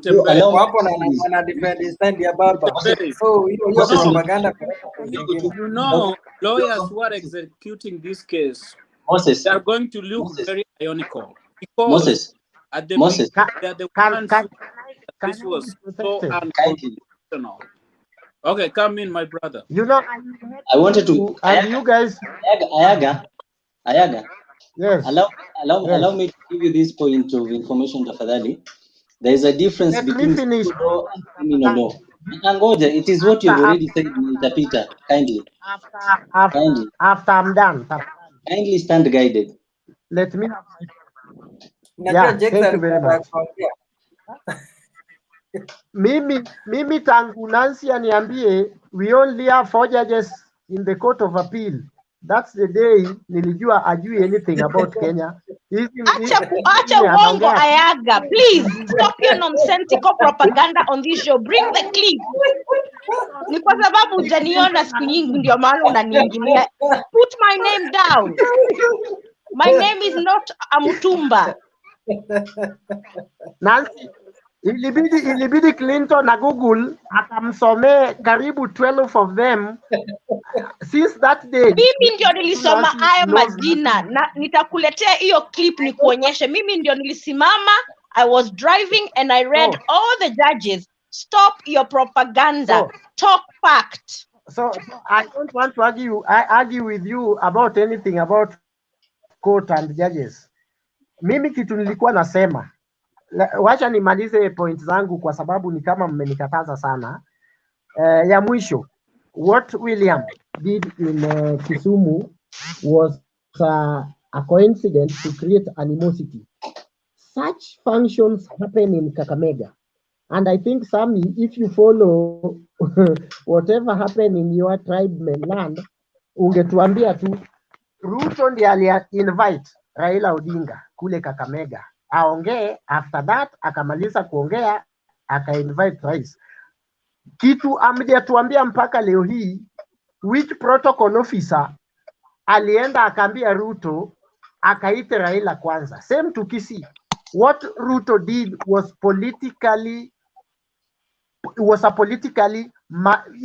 yani ni kama ilipangwa politically. Alikuwa anataka aite rais. Rais azidi kuongea. Wakati Raila anaongea, wakati rais anaongea, the crowd, the citizens in Kisumu watakuwa wana demand Raila kuongea to create that confusion, ndio isemekane rais apendwi na watu. Hii ndio kitu huwa wamekuwa wakifanya huku Nyeri na Kiambu, where president akisimama kuongea people are walking away. Hiyo ndio ilikuwa intention yake kubwa sana na wameifanya, na it is I have evidence. Ayaga, thank you very much for being in deputy president's head. Ulikuwa na wakati yako, my friend. Your hatred with Raila Odinga keep for yourself.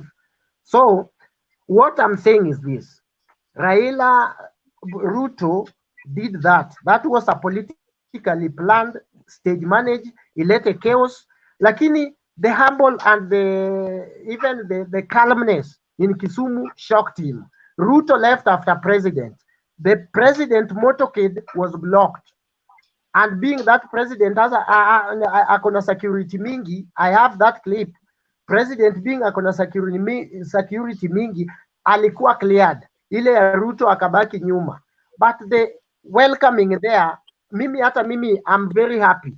Alikaribishwa, hakubu. They were looking a moment where akina Nancy, they will say now it is Raila and Luos who are now booing other leaders or walking away when other leaders were talking. We never walk away. Tulingoja mpaka last minute. Hizo nonsensical behaviors tuliona Murang'a wakati mama ya a certain MP there died, where when Munya was now reading president's speech, ati people were walking away. Na tuliona wakati Juja Wakape, wakati president alisimama, ati people are walking away. Those are the silly nonsense. That's why Dennis Itumbi has not posted anything up to now. Dennis Itumbi ndio mauti yenyu, kwa sababu hajapost anything up to now about Kisumu people walking away when somebody is talking. You guys are confused. Now you are bringing that confusion to Raila Odinga. My friend, if you have a personal hatred to Raila Odinga, that one you can keep for your children and pass them to your generation. We don't care. In Kenya, we will do whatever you want. You know nothing about this country. Thank you very much. Know who are the hooligans of Kenya. So you can't, it's good that you're trying to change the narrative. If you bring peace and tranquility and allow people to visit any part of the country, then we're heading somewhere. So well done for behaving today. Thank you very much. And how hooligans? People walking from the president. You also my hooligans. Mesema, we are getting somewhere if they've decided to stop the hooliganism. So if that's the trend, well done today. We thank you. We appreciate your good gesture. Guys, lady and gentlemen, kindly, we can have a mature debate without calling each other names. Na ile trend Nyanza anakuanga nayo hawezi kosa kutusi. No, we don't need the name calling. We really don't need the name calling kwa sababu ndio inatuletea shida mpaka kwa Nyanza asipotusi Raila hawezi lala. Nancy ako na personal na Raila, ni kama Raila alimdai hapo kando akakataa nini? Ama ni kama Raila is a deadbeat dad to him, to her, don't know. Jex ujaongea? Mutembezi utoe watu kama wenye wanaongea na simu jamani, na mic iko on. Ni nani anaongea? Unajua ndio natafuta. Jex.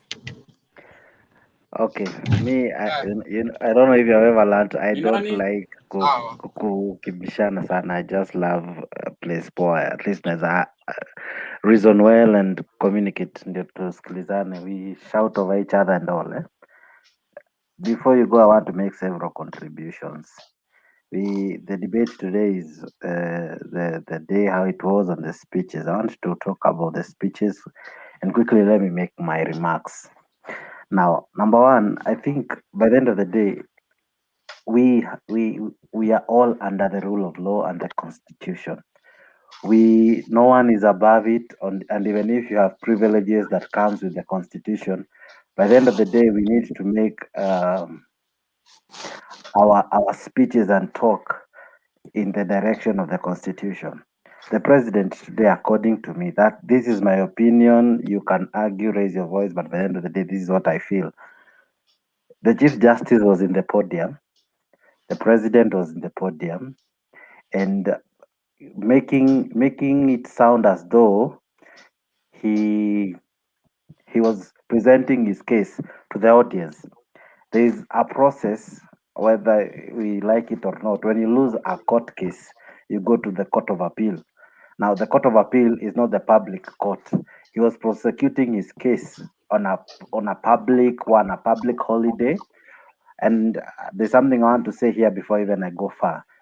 I think it is wrong for any leader when it is a national event, because anajua the country is watching, the nation is watching. There is where he decides to wash his dirty garments. You see, all this time he has been quiet over the BBI. He knew Madaraka Day was coming, so he wanted to make sure that while the nation was listening, that is when he will drive a hot nail in the hearts of the judges. Ladies and gentlemen, let me remind you that you and I, tukikosewa, tutaenda kotini. If we cannot be trained by our president to respect our judges, what will happen, Mtembei, when tomorrow you are persecuted, when you are sued, and the court gives its ruling? We'll be here all saying Mtembei ameonewa, because we have not been taught to love, respect, and follow the law. When you are aggrieved, go to the court. When the court does not grant you your wishes, you go to the Court of Appeal. If you feel still aggrieved, you go to the Supreme Court. That's the process. Number two, talking the case while it is still on, because this case is still very hot. Prosecuting and giving your verdict at the judges said and did, it was wrong. But you're not citing, you're not giving quotations from the law. This is where they went wrong. This is what the Constitution says, because even the Court of Appeal, Mtembei, I wish to remind you, will not take itself away from the Constitution. Its judgment will be based on what the Constitution says, and it will rule in favor or against the courts, the High Court, depending on how the lawyers will present their case. And the other thing I want us to really agree: all our judges are Kenyans. They don't need to feel intimidated. They don't need to feel whatever they say or do is infuriating to the rule of law. Because by the end of the day, some of these people have gone to school. They have spent so many years in class studying the law. So when a person stands on a podium and demean them, it actually deteriorates our constitution. It deteriorates the rule on separation of power. I think the president ought to have stayed way clear from the BBI, way clear from the judgment. Because by the end of the day, what if it fails in the Court of Appeal? What if it fails in the Supreme Court? What will he tell the public? because by the end of the day, he is a symbol of a national unity. He's supposed to lead us, those who support the BBI and those who do not support the BBI. Giving us a lecture of constitutional moment and all does not really make me feel that I am. I know you want to throw stones. I choose to ignore reading. So this is what I'll say. I'll not read. So, so this is what I'm saying, and I'll say from the top of my house. I'll say it like this: by the end of the day, we are all Kenyans. We need to follow. You see, for example, when the executive gives a rule, we obey it. We have been obeying the curfew. That didn't come from the courts. That came from the executive. We obey it religiously. So we also need to obey what the courts say. We might not agree, but let's not make it that when we have a national debate, when we have a national forum, when we have a national day, I don't even look forward to Jamhuri Day, because what if by then the Court of Appeal will have ruled against? I'm sure it will be a bashing of our judiciary. It will be a bashing. It will not be celebrating our culture and diversity. By the end of the day, BBI just came the other day. Madaraka Day will continue to be there. We don't need to be reminding Kenyans that, oh, this constitution has this problem, and because of BBI, this is how we are going to solve it. Let me remind you, ladies and gentlemen, that by the end of the day, BBI will come and go. The courts may say yes. What if the people say no? Will we now say that Ruto has hired people to vote against it? We are here bashing the courts, but we forget that even the people will have their say. What will happen if it loses Mtembei? Why are you guys fearing tukutane kwa there is nothing like we guys. We should, the president said like this, that the courts only tailored its ruling on the process. I want us to look at the whole thing. The whole thing was not just about the process. The judges said the problem that was there. And then there's something you said, there's something you said that Ruto said, and that's what the judges ruled against. The question of having a multiple question referendum. One, let me remind you, the judges only pronounced themselves on what was presented on their table and what was raised as an issue. Number one, I want to remind you that the American Constitution has been there for the last 200 years. It has been amended 37 times. In the 37 times, there were questions each time they went for an election. We want to do an amendment with 74 amendments, and we only want to ask one question. What if we subdivide these 74 questions? Maybe we say the first quarter will do the first 30, the next quarter will do the next 30. Why do we want to make it sound as though, as I've told you, I'll not read, so keep on popping them up, but I'm telling you this for free, that our nation needs to come to maturity, and we agree to disagree. Ruto is not the enemy. Raila is not the enemy. We are all Kenyans. Tomorrow they will not be there. But if Mtembe, you grow up knowing that the politics that sells is politics of division, politics of deceit, politics of hatred, I'm not sure we are going anywhere good. So let me say this, and I end it by saying, our courts need to be respected, and you don't need to make a public forum, a public celebration to be a day where we criticize, we bastardize our courts, because by the end of the day, tomorrow Mtembe, you'll be in court, and I would want the judges to give you a fair hearing, a reasonable hearing, and they will rule according to the rule of the constitution, not according to one's feeling and shenanigans, because we are bringing our feelings, we are bringing our political division to criticize our judges, and tomorrow we will need them. What if the elections don't go free and fair? Who will you go to? What if Martha Koome rules different from what you're expecting? Will you trust her? So we need to trust our judges, that whatever they do it in the rule of the law. And if there is anyone who is a criminal, that's where we need to find and maybe jail them, but no, let's not bastardize them, and tomorrow we'll lead them. And you see, Mtembe, the problem with us is this: we only celebrate when they rule in our favor. I remember seeing his face, Baba, when he won the elections, or rather the court case. He was very happy. He was hugging everyone. He was hugging Otiende Amolo. He was hugging James Orengo. I would wish to see him hug them even when he loses a court case. Let's not bastardize because we have lost. I wish to add to add on top of I end my a court is a court. A court is a court. They are judges who have grown. Ulikuweko 2017 after elections, after nullification of elections. Let me add something. I don't think that is relevant. Ngoja Moses nimaliza na Jakes. Ulisikia Ruto aliambia judges nini? whatever he said, I don't think I'm ready to answer you. My question and my sentiments are this: let's respect the judges. Ruto ndiye ako allowed ku demonize judges, but Uhuru akiongea no one. I repeat my statement: no one should demonize whether Ruto, Baba, Raila, or Uhuru, the president. Nobody should. We should respect them. Tomorrow, Mtembe, you'll be in court. You should respect what they do. That time we were celebrating. That's the question. Why should we celebrate when they rule in our favor, and when they don't, we are here throwing stones, claiming all this? That time we were celebrating. I did not celebrate. My question is this: why celebrate when it favors you?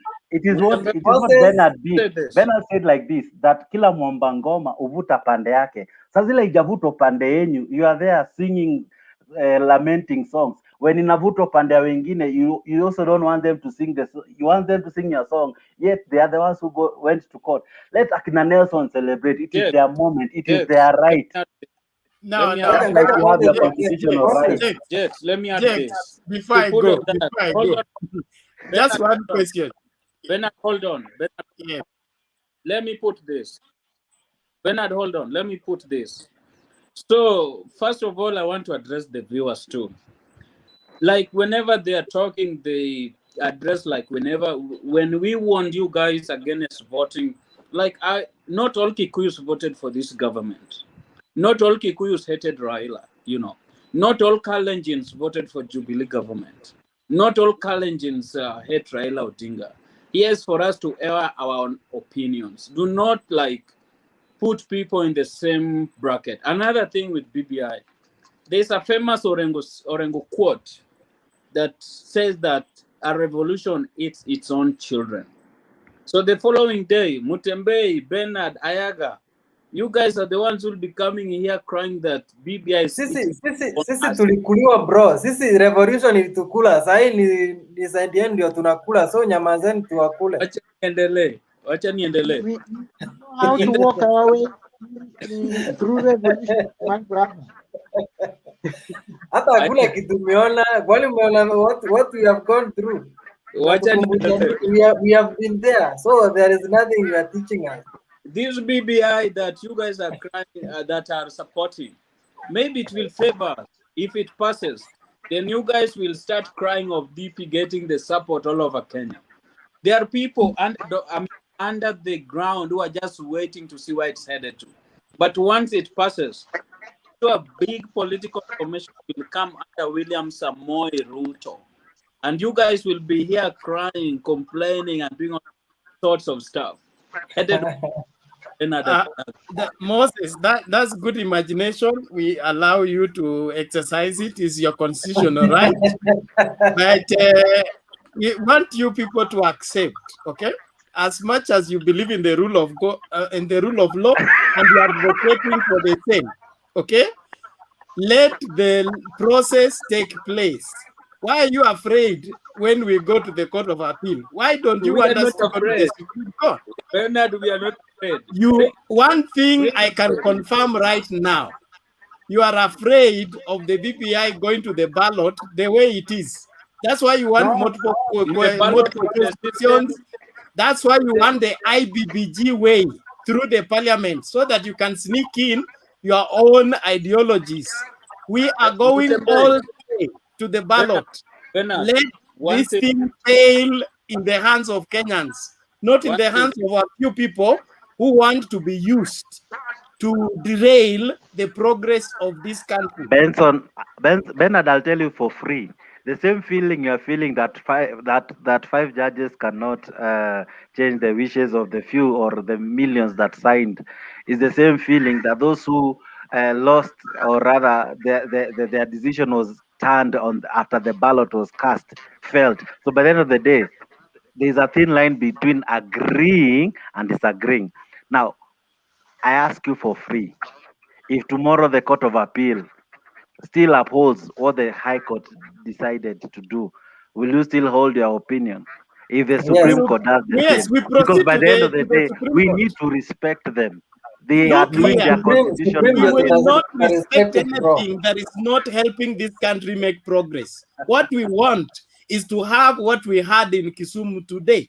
That is a Kenya that is one, where every leader is at home no matter where they are.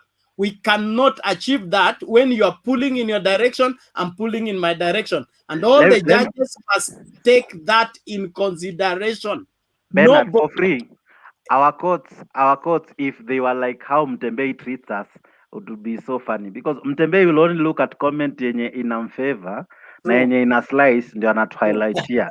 There are other good comments zimewekwa hapa. That's your opinion. That's your opinion. That is true. You're delaying my point. I will read. Let me finish my point. Let me read for you this point. This one has not been. Let us be a people that accept same rules everywhere. Same rules everywhere. You are speaking from two sides of your mouth. Believe also in the appealing. Believe also in the reappealing until the whole process is finished. You have said it well, Bernard. Even after the Supreme Court, we still have the People's Court to appeal to. If the courts are not giving us what we need, we'll go to the people. Yes, I'm not wasting time. I'm telling you, we will meet on the ballot on this matter. Bernard. Yes. You see, we have a way of making. You made very important point. The point you have made, Bernard, is very true, and I wish the president can hear you tonight. That if we can respect the process, because it is clear we need to go from High Court to Court of Appeal. Actually, from Magistrate, High Court, Court of Appeal, then the Supreme Court. That's the order. So let's not prosecute our case and present our case to the public, because you see, today what the president was doing, he was defending himself. He was presenting his case. He was defending an issue. You are misreading the president. I am not misreading. The president was talking about a historical moment. A historical moment where all Kenyans. The moment was the handshake. Where all Kenyans put away their differences so that they can achieve independence. So he says we are in the similar situation right now. We all need to put aside our differences and chart the way forward for a new Kenya, away from the old Kenya we have had for 50 years, where some Kenyans are more Kenyans than others. That is what the president is talking about. And the judges, the legislator, and all Kenyans must buy into this. If they don't, then they will be left behind. And anybody wants us to go back to the 50 years of Jogo inatawala na sisi wengine ni watawaliwa, it is not going to work. You know, I love it when you are defending the BBI, but you forget this is the same president who not only has he disobeyed this ruling, he has disobeyed more. We can go back and count so many. So you see, this is how we create a dictator. And even he started his statement by saying, while I respect the rule of law. You cannot start a statement while. So he doesn't, he intends to break the law. That's why he used the word while. Number two, you don't present your case like that when the president of the Supreme Court is in the you know, and then this is a national event aired for free by other national television, and he was sure millions and many would see far and away, would see what he was saying. So he prepared and packaged his process well. Why didn't he say this immediately after the ruling? Why wait till today? Why wait 2 weeks later? No. Listen, as I told you, he represents those who support and who don't support. The court was arguing that the president cannot initiate a public a people-driven process. Now that will be decided in the court. He should go to court and present my last point, Roger. My last point that I'm out of here. Uhuru is not the first one to ignore court orders. Bernard, Uhuru has two wrongs don't make a right. We took Kibaki to court for appointing regional commissioners and the other disease, a parallel government system that was not part of the constitution plan. And what happened? He ignored the whole thing, and until today, we have the disease, we have the commissioners who are not constitutionally provided for. They are being. It's so sad that a young man like yourself, you continue to. The courts have pronounced themselves on how many times Uhuru has not upheld the rule of law and not even done what our constitution. We know that so many he has violated so many clauses in our constitution. The CSS, the parastatus head, the meat commission. How can you continue defending such obvious misdemeanors? Come on, if you're telling us that we'll have a united Kenya and a Kenya that upholds the rule of law, start by first condemning which is point blank wrong. And if you're defending him, you know the sub judice is not, once a case is in court, nobody should speak about it in public. Our president today went ahead and it was sub judice because that he should wait for the case to go to court, and then after the court ruling he can tell us what he thinks. He had many opportunities in Kisumu where he would have told us. We saw him with Raila going round and round. Those were political events and places he could have told us his thoughts about the BBI. But he waited till the National Madaraka Day when he knows that the president of the Supreme Court will be sitting next to him to go and harass and intimidate her. And I hope Mother Kome will start by saying, I took an oath of office and I swore to protect the Constitution of Kenya and allow the Court of Appeal to do its job and wait and not meddle with the judges and wait for the case to go to the Supreme Court, and there she will have her say. But let her not interfere with the Court of Appeal, given what the president said today. And if you go to Court of Appeal, we end up in Supreme Court, whichever judgment we will be given, I'll respect it because the courts would have spoken. So please, let us start supporting rule of law, whether it favors your guy or not. If we go and the BBI is overruled, the High Court is overruled, I'll respect it and tell you congratulations. But for now, start saying Uhuru is not upholding our constitution. He's just mutilating it, right, left, and center. And you're there defending him. Uhuru is the best president ever. Hiyo tuanzie hapo tu. Anafuata, he is very consistent na vitu alikuwa anafanya kutoka 2013 mpaka saa hii. Ni vile tu saa hii, the only problem saa hii is that he is working with the Raila, like ignoring court orders. Hey, so that's great. He has been ignoring court orders, but Ruto na kina the Tanga crew were just pushing him on because walikuwa wanajua on their side. Sasa juu ametoka huko ameingia side ya Raila. Uhuru amembaya, anafanya, that's nonsense. Uhuru ako very well. In fact, ukienda KMC sahi, whatever Uhuru has done by ignoring that court order is the best. KMC imeanza kufanya kazi na inalipwa kwa sana. If you want our country to go down that road, we are treading on very dangerous water. I'm really sorry. Sawa. We need to trend there where endelea kusema ni dangerous. Kisumu KDF ndio ameenda kutengeneza shape ilikuwa inaambiwa sijui 1.5 billion imetengenezwa na 250 million. Then mnandanganywa hapa na makotonda does make sense. Everything ikihappen, mtu ng'ombe yenye ilikuwa inataka tenda imelipo Kiomtata akimbia kotini. Hii ikihappen Kiomtata kwa nonsense. Wacha Uhuru akalie kiti na matako mbili venye alisema 2017 after nalification. No, your statement saddens me. I'm really sorry. Sawa Nancy. Sifanyangi kitu kufurahisha. No, Mutembe. You cannot probate and reprobate. That cannot happen. You cannot do that. Call what is wrong for what it is. Nancy, I've already done it. Nancy. You're so, in fact, you Mutembe. Nancy. You're just Nancy. Mutembe is not talking from his heart. Mutembe just wants to please his keyboard warriors. Well, yeah. Exactly, Moses. Kina David Olo kazi yao ni kututukana. Kwa nini asikuje kwa hii debate usikie mind yake? No, they are in the payroll of Mutembe. Mutembe needs to impress them, you know. Olo alisema akiingia hapa mtakimbia wote. Waambia ingia tusikie hiyo tusikie hiyo nini intelligence yake ache kutukana na messages hapa. If Olo has 2 balls, let him get in and tell Nancy to face, tell me to face, and tell Jakes to face.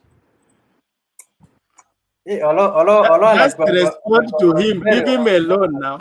If what he's saying you can respond to it, go ahead and respond. You don't need to invite him if he doesn't want to come and share his intelligence with us. Why is he a keyboard warrior? He's sharing it by writing. He's sharing it by writing. You read and enjoy it or disagree with it. If he was a tangatanga, you'd be saying opposite. You are a Bernard. In fact, what is written is more permanent than what is said. Kuna watu wengine wana comment isipokuwa huyu Alona Josach. No, kuna comment ingine hapa na kutafutia Nancy ni yako. Actually it's for you. Sawa, whoever want to insult can insult. It doesn't matter. See insult, in fact inaku appreciate. Juli vote ya Uhuru 3 times ndio hiyo hapo. Mimi listen, I do not understand where you got this information from. How do you know Uhuru 3 times so as to send Raila to Bondo? How does he know that information? How do you know? Wewe tu na trend yako ya Raila. Kwani alikuwa I don't hate Raila, I dislike the way he forces himself on national stage. Wewe kuuliza Mutembei. Anafanya psychology. Mtu yote anafanya psychology anajua this is it. Mutembei, kwa nini Raila 2017 alikataa kwenda kwa repeat election? Kwa nini hakuenda nyumbani? Listen. Wewe twende tupigane na wewe alafu una referee anakuwa na kusupport na goja. Then hiyo kitu tupige mbali. Can you go again with the same referee to conduct a referendum ya BBI? Tungechange referee, we could have gone there. Raila told them. Sawa. Lakini Nancy, yes. Moses, wait a minute. Look, the same referee that Raila was fighting to go is the same referee that they want to conduct BBI referendum. And the 2020 election. Sai tuko politically correct. Akipotembei wewe. So it's okay. Nyinyi muid the ballot. Honestly, this is just sad.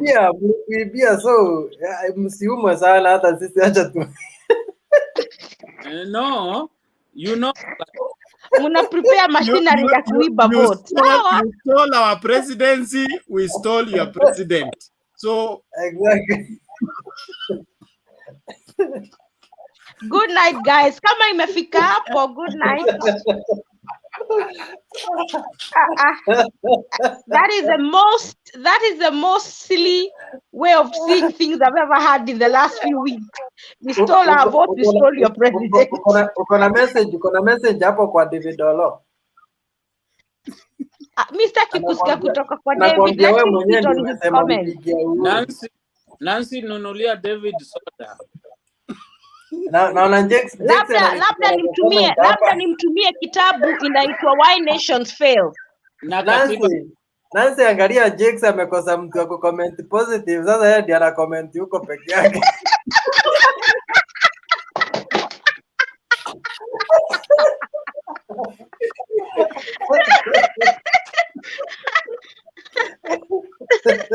Hata usikie hivyo.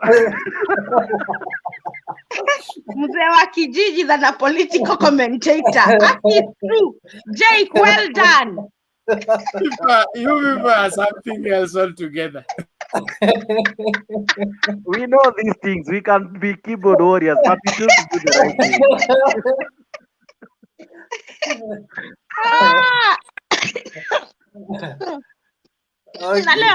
Na leo Ashley yuko wapi?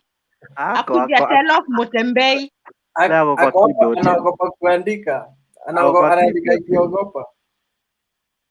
Highlight ingine anasema si highlight comment yake na sioni yoyote. Lakini you guys, let's wait to go to the court of appeal. Tumepatiwa judge, tutawajua kesho asubuhi au? Sisi tunataka supreme. Hatutaki appeal. You have to follow the protocol. Unaona siku zote mnataka ku break protocol. Nancy, sasa hata nikuulize, since appeal ikirule against tutaenda kwa Supreme. Si tusave pesa tukimbie tu ni Supreme tumalizane hapo. Apana, you have to follow the truth is the sinister motive behind this will not allow, even if we win at the appeal court, they are going to appeal at the Supreme Court. So whichever way, this thing is going to end up at the Supreme Court, either by them or by us. Bernard, are you not worried that the two legal juggernauts you have in ODM had actually stood, one in Senate and one stood in the August House, and questioned the constitution, the legality of the BBI, and some of, are you not worried that these two guys did that for you? Don't you think there is some kind of truth, the fact that there is a problem with the BBI, or to you it's clean and nice sailing? Yes. No, yes. They are lawyers. They are not judges. That's one. Two, and as lawyers, they can only interpret it to the degree of the understanding. There could be some. Again, Nancy, hakuna shinda hata tukipitisha BBI mbaya, because in the next 10 years then bado tunaichange tena. We have a leeway. Woye. Haki ya Mungu, please give us a break with this kind of argument. Nancy, I told you he's the mzee wa kijiji, so don't mind him. It is the village in him. So si tunataka tuende Supreme tumalizane hapo once and for all, because hata mkitushinda there is no need ya kwenda kwa court of appeal. Tukijua mkitushinda tunaenda Supreme, so let's meet at Supreme tu. Na huyu Nyambora Ucheng ni yule nani anaitwaje, Kizito? Huyo ni Kizito. Kizito uko wapi? Kuja utupigie kelele ya ODM. Alikuwa hapa amechange na kapoa sana siku hizi. Amechange ndevu. Kizito akatoa ile ndevu kwa aliwekea nini? Aliwekea Madaraka Day. Kama wanasema eti nani court of appeal wataapel ni the ruling. So tutakutana kwa Supreme tu. It will be 2-1. Tupeane maoni ya mwisho ni saa 8 tuende tukalale. Actually inaelekea saa 9. Acha mimi nianze alafu tumalize. Na wewe unatuombea, lakini yako itafika. Acha tuombewe na Moses. Mimi ushaisikia mimi nikiomba? Hata sijaisikia umetaja Mungu. Yeye ni rafiki ya Raila, watajangi Mungu. Nasikiaga tu wet dream. Mimi nilisema before these guys came kuibia watu mashamba na Biblia, we end our traditions, so I follow my traditions up to date. Na ndio maana nikiwa na bibi 8. You use the word wet dream more than you use the word God. Thank you very much. Not more than I don't use the word God. Use your wives well. Stop wet dreaming then. Sasa sinimalizie. Sinianze mimi ama? Anza. Okay. So my last parting short comments would be, one, we are all under one roof. And the roof is Kenya. We are one.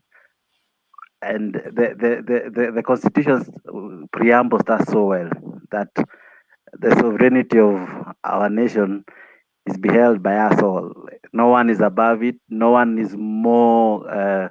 No one has more rights to change it, or no one has no right to change it. By the end of the day, we are all in it together. If it passes, it will affect both you and me. Just like the way the price of bread ilipopanda, it affected those who buy and those who don't buy. It will affect you, Mtembei, the number of MPs who will come to parliament. It will affect me, the number of mistakes we make, whether we pass it or not.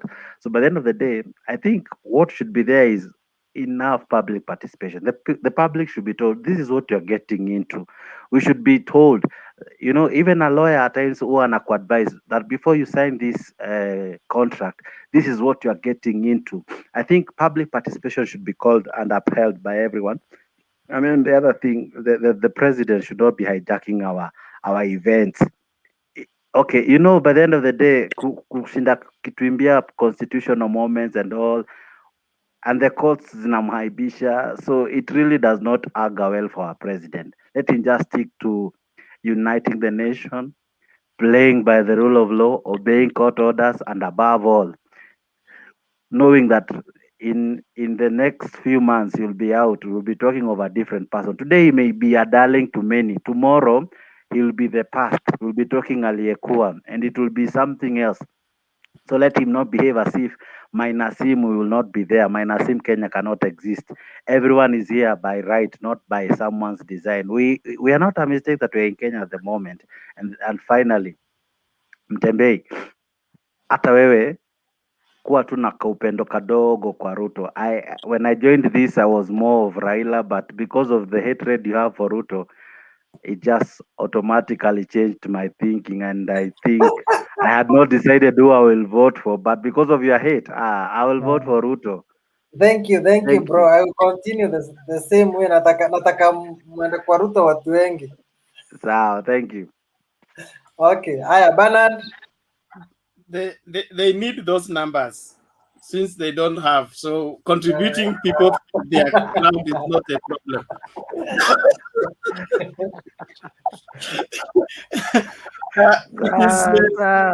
The Madaraka Day has been a great one and a glimpse of the future that we need to embrace as Kenyans. Let us not be too critical of everything, because it is not new for the courts to be used to derail things that may be beneficial for the country. And so as much as we don't advocate for disobeying court orders, there are some things that you can read through and see this one, it is meant for this and that. For example, Nairobi is doing very well under the general, which was not happening, because anytime something will happen, somebody will run to court and stop. The water to be restored, the fence, look at the way the railway fence has been repaired. Everybody will go to court and stop it. So let the courts and the executive and every other Kenyan cooperate together for us to build the nation. Let's not just defend the law for the sake of defending the law. Let the law be useful for the development of the country and for the advancement of the well-being of the future. Our children will be demanding a better Kenya from us. We can't sit back and say, we wanted to change this, we were stopped. We wanted to change this, we were stopped. And so we stopped everything and waited to be told whether we can do or not. So one of the decisions that leaders make is not for their personal gain, and it's not for their personal sake. There are decisions you make because of the family, you make because of the people that are counting on you. And some of them will not go down with everybody as being applaudable. So let us accept that we are in a twisted country. We are trying to straighten it. It will not straighten in a single day, but a step in the right direction should be appreciated. Let us love Kenya. Let us celebrate Kenya and forge forward. Thank you. Okay, Moses. Okay. As you have heard, my fellow comrades, I've talked about one Kenya. But today, I want to say I was very proud of the people of Kisumu, how they welcomed and ashamed those who are wishing for them to boo, heckle, and chase away William Samoei Ruto. But they showed them that hustler nation is everywhere, and we are all hustlers. And this guy speaks what we need. And this guy speaks our ideology, what we want, and the problems we are going through. And this guy understands our problems. So the people of Kisumu did us proud, and they showed the dynasties that it's time for you guys to go home. We started with the High Court telling them that enough is enough. The people of Kenya haven't been heard for a while, and it is their time right now. As you guys talked about the Court of Appeal, I'm sure the law shall prevail, and the High Court judges shall be respected, because the same school, the same law, the same constitution that they studied It's the same law, the same constitution that the judges in the Court of Appeal or Supreme Court did. The same analogy that they used for this ruling they gave is the same analogy that judges at the Supreme Court and Court of Appeal are going to use. So, yeah, Bernard, you can shake your head, but that's the fact, my brother. Another thing, my brothers and sisters, we love our country. And when we speak here, we speak for the betterment of our community. We want our country to prosper.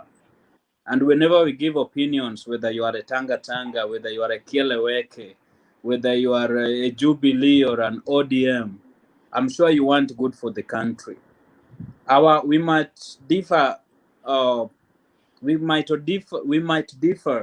giving our opinions, but we all have one ambition for a better Kenya. That's why I urge, even if you comment here, you don't need to be rough on others, because here we are like brothers and sisters. Bring your opinion. Let's see if it is right for our country. And I'm sure if, we disagree to agree. We bring opinions, we bring ideas that can build our country for a better tomorrow. Because I'm sure tomorrow Bernard is going to have a kid or a grandchild. Mutembe is going to have maybe 50 children with 10 wives. I'm going to have a kid, children. And I want a better country for them. I want them to be treated as people. I want them to get jobs not because of their names, but because they're qualified for it. I don't want them to get a job because of a place that they come that they are ODM or Jubilee, but because they hold the qualification for them to do that job. That's why I'm happy I've started reading the BBI. I'm very happy. That's why I come here and appeal with you all.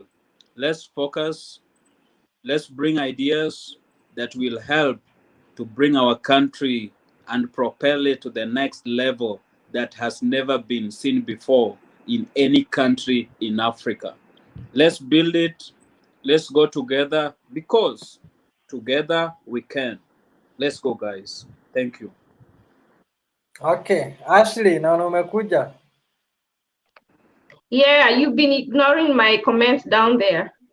So I just Gani Ashley? Yeah, unaweka tu watu wawili, hizo zingine uzioni. Sasa si uko hapo peke yako ndio maana unafichwa na zile comment nzuri nzuri. So next time you be a Democrat. Tatafuta sana. Yeah, and I know Bernard was saying that the handshake came to bring peace. I don't think Kenya was at war. The people that were at war are the leaders. It is the leaders that need the handshake. And that's why you see, because they are not fighting, that is why there was peace in Kisumu today. These are the problem. Uhuru is a very deceive man.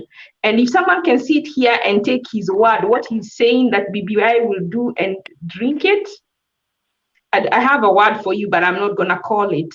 But if that BBI passes, you will come here and you will start talking about Kikuyus and saying that they're unfair. It is not Kikuyus. I want you to specify it is Uhuru and whoever his goons are. It's not Kikuyus. So don't lump us together. Like Moses said, don't lump people together. It's unfortunate. We are trying to warn you. You're trying to push BBI, but it is actually bringing more to Central than it is to you. So I don't know why you're supporting it. It defeats logic. So when it comes to hit you back on the face, please just blame Uhuru himself. And it is, we keep telling people respect the president. I think today you learned where the disrespect is coming from. It's coming from him. He has to also respect the judiciary, respect his deputy. In order for the respect, he has to show by example. Now, so I know some people here were saying that Ruto should have called Raila. Raila is the host.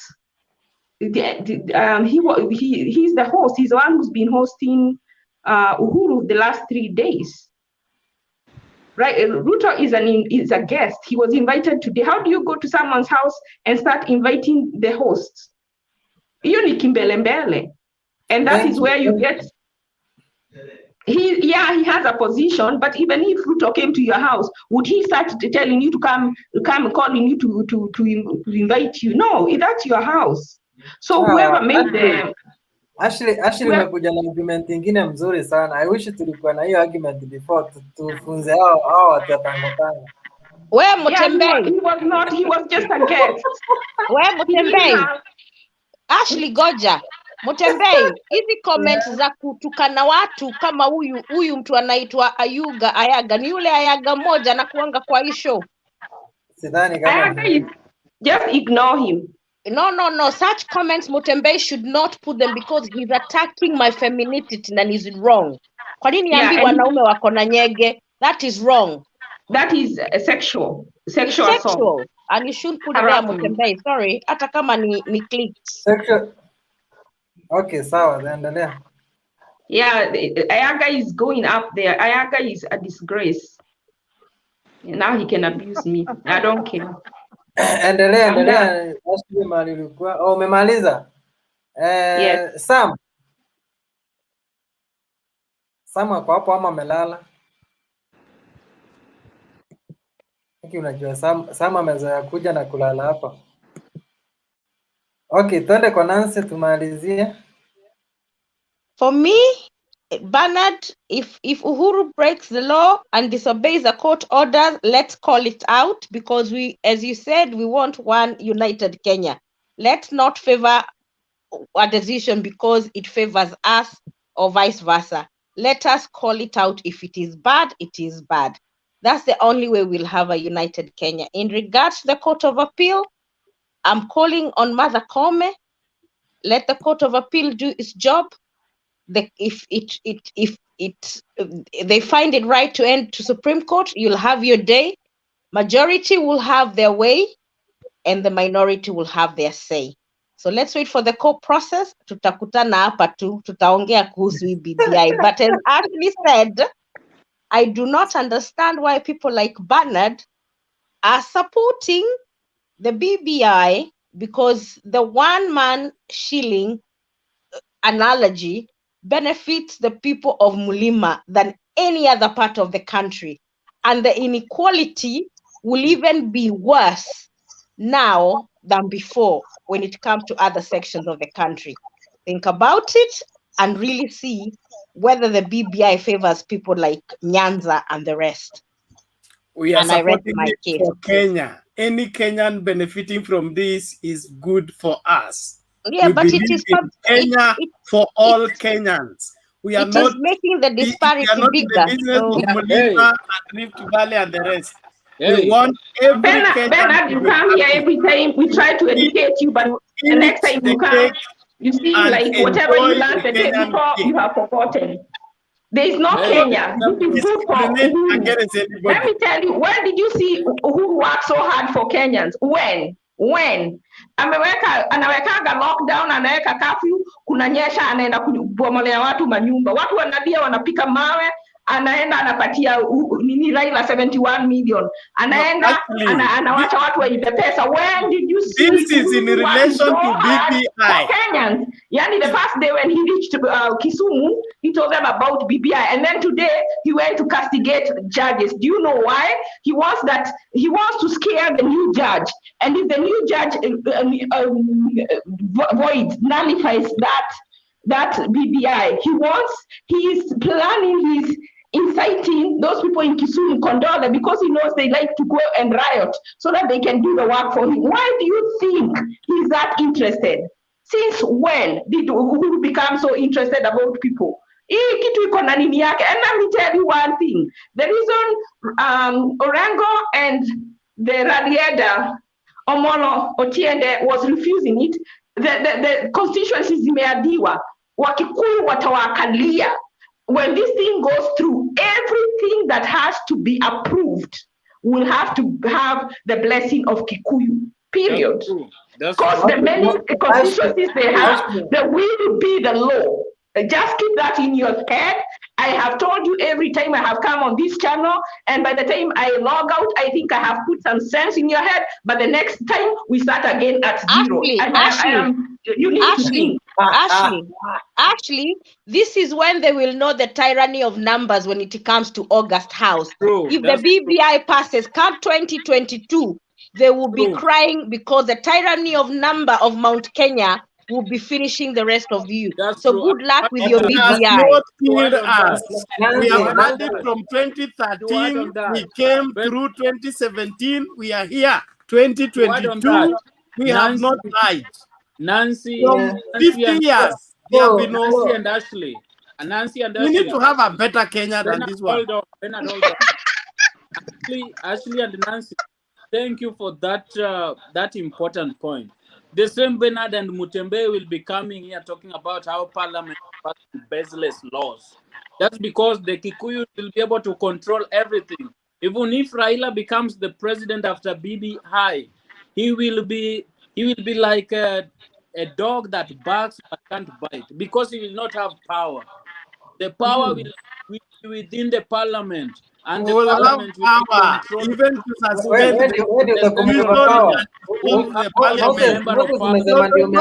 Don't make it look like we'll be at the mercy of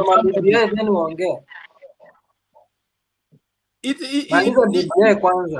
So Ashley, Tanga guys wenye wanakata nini constitution wanasema eti hajawapea constituencies sijui then Tanga wenye inapinga we are not in Kenya to stop other Kenyans from enjoying the fruits of Kenya. What is wrong with that? What is wrong with you guys? You remind me, you know when Noah was building the ark, when Noah was building the ark, people were laughing. People were laughing at Noah building the ark. What is wrong? What is wrong, Ashley? They started running to the ark. Ashley, shida iko wapi?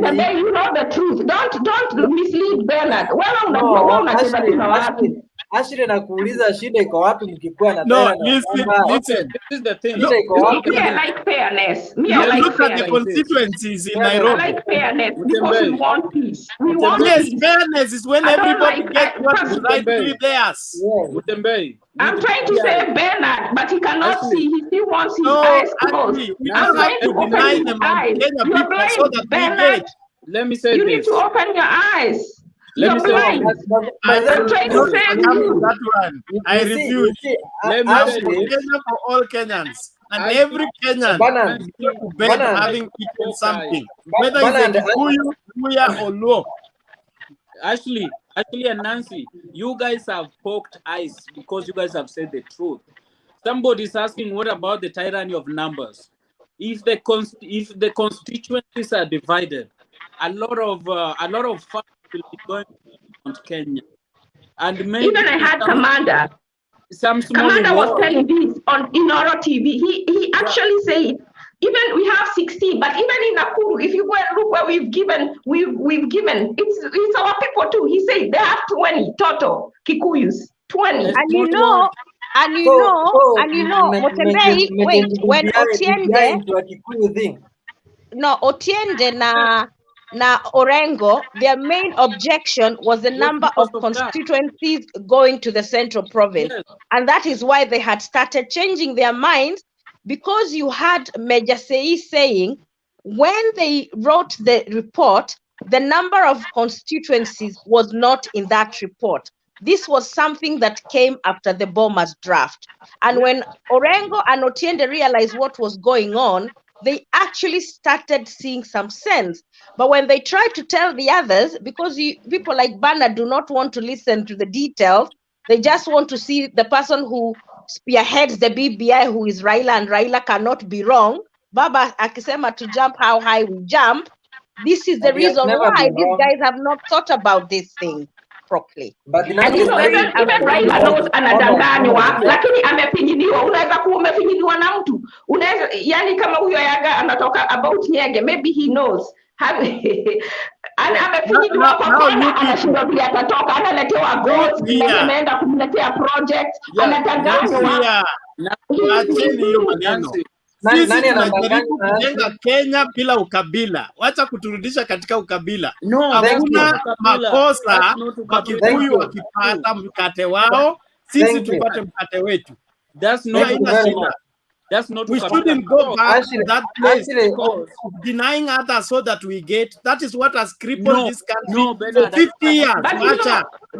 Yes, the reason why we don't have development everywhere in this country is because we were fighting for our own. The Kikuyus get theirs, the Luos get theirs, the Kiriama get theirs. That is why we haven't developed. It is time for us to grow and accept that we are all different. And being different does not make us enemies. We need to be there one for another. Listen. If a Kikuyu is being victimized, we should all come together as Kenyans and rescue that person. We shouldn't say that they are the ones who've been eating, they should be victimized. That is not the way to build a nation. For us to build a nation, we must accept that we should let others eat even as we eat. Bernard, I'm trying to rescue you. I'm trying to rescue you because you're under siege. I'm not under siege and I'm not threatened in any way. I've been in this country and I'm old enough to have seen enough things. The only way to save Kenya is for us to let Kenyans be Kenyans, not Kikuyus, not Luos, not Luyas. Until we accept that, we will keep on making Kikuyu appointments, Kalenjin appointments, and that is what ails this country. When we victimize against other tribes, let us accept we are all Kenyans, and we must safeguard everybody's right. And if the Kikuyus are the majority, they have the majority number of parliaments, let them have it because they are the majority. We shouldn't tell them that they should have few and us who are few also that we be equal. Mambo yaendangi hivyo. Okay, Moses na wewe. Yeah, let me say this. Bernard, you have said a very important thing about let a Kikuyu get a job, let a Luo get a job. But what Nancy and Ashley was saying was very important because it is not going to be fair in central Kenya to get a lot of funds because their constituencies will be divided. A ward, let's say like a size of a ward in central Kenya will be equal to maybe a size of a constituency somewhere in Siaya County. The same amount of funds that will be going to this constituency that is in the size of a ward in central Kenya is the same amount of money that will be going to a constituency in Siaya County. Moses, it is called proportional representation. If it's 100 million, let me finish. Moses, let me finish. So this is very important. And another thing, it is about the tyranny of numbers. They are going to have a lot of members of parliament.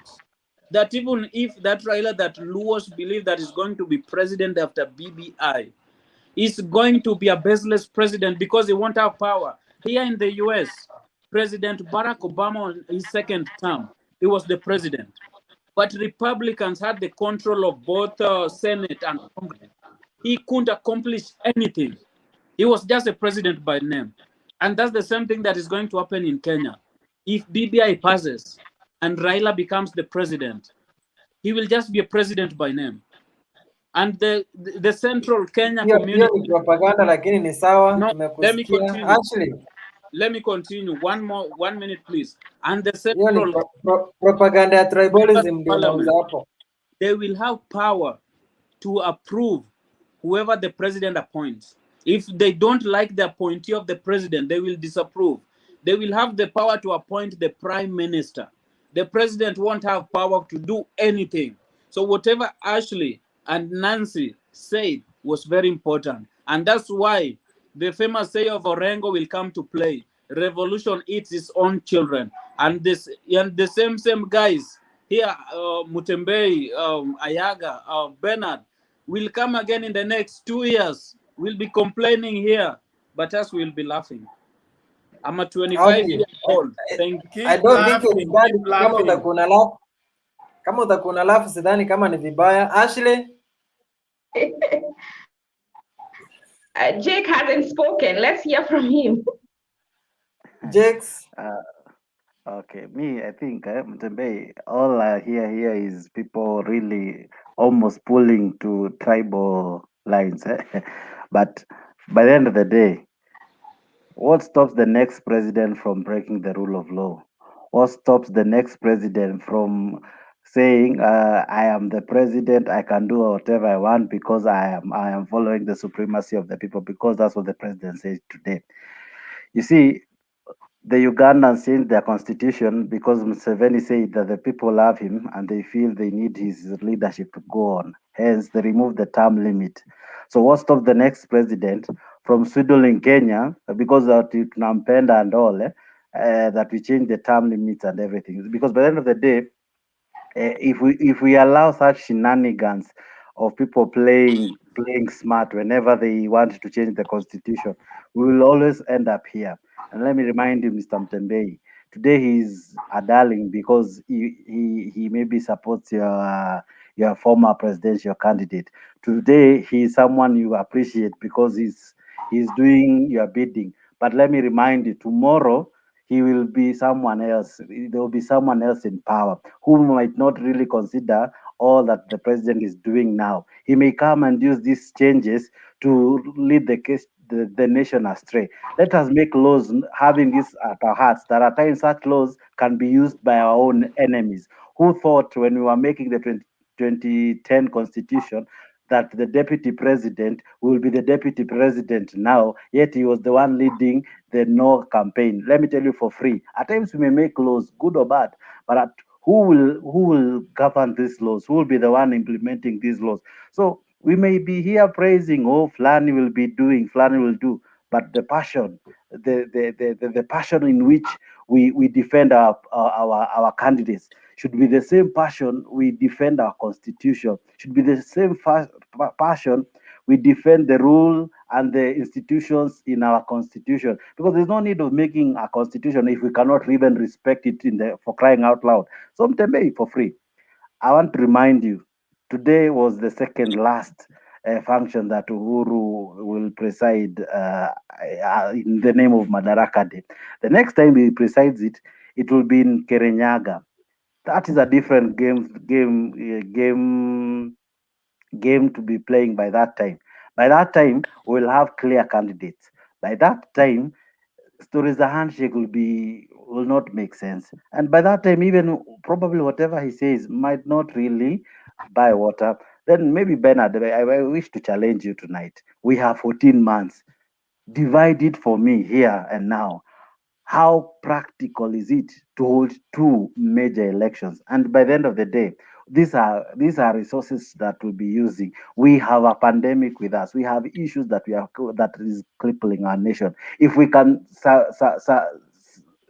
prioritize our issues, because 14 months, even if you are the chairman of IEBC, you are planning two major functions to really kind of create division in our nation, because we'll have those who will be saying yes and those who will be saying no. That's already a divided front. And then eventually go to an election. Are we not preparing for a failure? Are we not preparing to lead this nation into chaos? Because by the end of the day, if we don't plan to fail, if you're not planning well, you'll fail eventually. So we have not even begun talking about the 2022 general election, which is just near.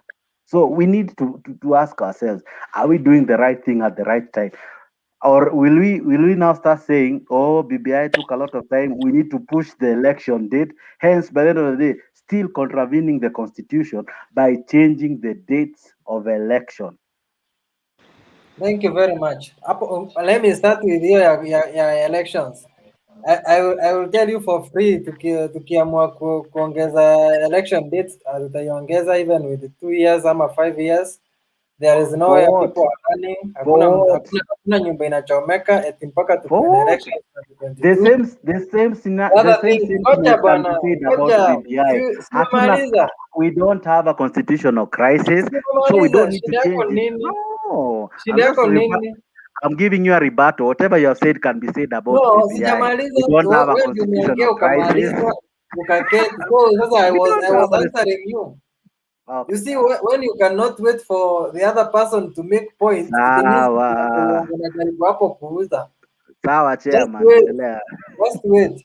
So BBI tunaenda kukua nayo, then after that, that's when we will discuss when we will be having elections. It may be 2 years ama 2027, nobody cares because Wakenya wako ready to wait. Then hapa mnasema BBI will help us even more. I remember 2010 wakati Ruto alikuwa anazunguka hii Kenya akiambia watu ngezi watakuwa na wana, sijui kanisa zitakuwa sijui nini, mashamba zenu zitachukuliwa na serikali. The same hiyo fear mlikuwa mnatuzia that time is the same you are coming with it sahi ati Kikuyus watakuwa na viti mingi, president atakuwa useless, that's nonsense. We know it. Hata ati huko kwa constituencies ati nini hiyo pesa ya county itatoka. Ngoja Ashley maliza then utaingia. Ngoja nimalize uingie. Wacha kutuwestia time na uongo bana. What nothing. What was the campaign ya Ruto? Ruto alikuwa anaambia watu nini? How many abortions umeona saa hizi zikikuwa nini zikitengenezwa hadharani? How many gay marriages zikihappen? How many mashamba zimeona mkinyang'anywa na serikali hapo? That's the line. So no. What I'm talking about. Okay. Yes, ngoja nimaliza. So hii history ya kutuambia MP sijui ata control president, that is nonsense. It's neither here nor there. Ukora na hakuna mahali hii ukora inaenda. We will pass the BBI and you will be here celebrating mkisema nani angejua kama hii BBI Ruto alikuwa anakataa ingesaidia Kenya. We are increasing the money to the counties. I'm telling you, county yenye itachagua mbunge anaelewa vile anafanya ama governor mwenye anaelewa what he is doing, there will be a total overhaul of that county na change everything na inakuwa first class. Haya, hebu weka hiyo comment imeweka hapo chini. Judiciary nayo, how many times tumeona judges wakipiana sheria na wakirule and then tunaenda kwa appeal na inatupiliwa mbali. So these guys walienda wakamit wakapiana uongozi for some few hours, wakatoka wakasema acha tupumzike. Kwenda kupumzika, guys wakakuja ati hii constitution inafaa kuwa na question marks, sijui ati ngapi, ati tatu, ati nini. That was total nonsense. We are going to stay the orders kwa appeal court na tutamalizana nao. Hii ingine ya Kisumu guys wametuonesha kitu mzuri sana. Hiyo ni kuambia those guys wako Githurai hapo wakurusha mawe and some parts of Rift Valley. Acheni upuzi. Everything is changing. So embrace each and every wind. Akikuja kwenu, muembrace. Akikuja wapi, embrace. And that's all for now. Nini mlikuwa mnauliza swali? What I was saying is the issue of constituencies is not a fallacy. It is a fact. With the new BBI, the people who will have the most members are going to be the ones who will be able to choose the prime minister and the 2 deputies.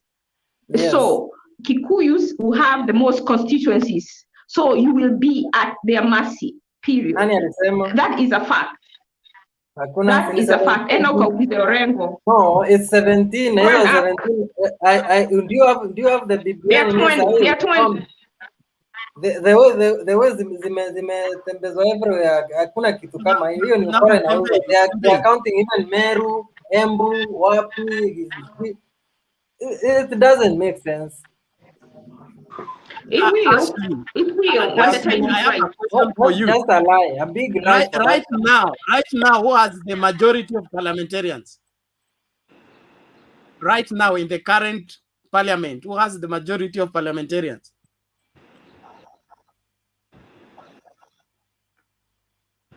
It is Jubilee. If we put them in each of them without coalitions, it's Ruto. But if we combine, it's the handshake. No, Jubilee has the majority from 2013. Okay, from 2013 until now. Split up. Jubilee. Yes, Jubilee has the majority. Okay.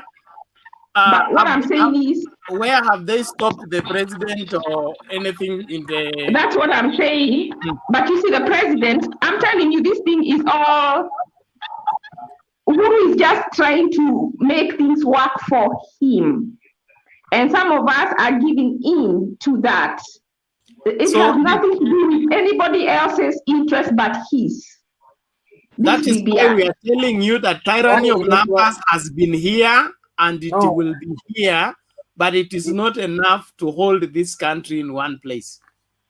Even with the minority, when we started tears for every Monday, we held this country hostage.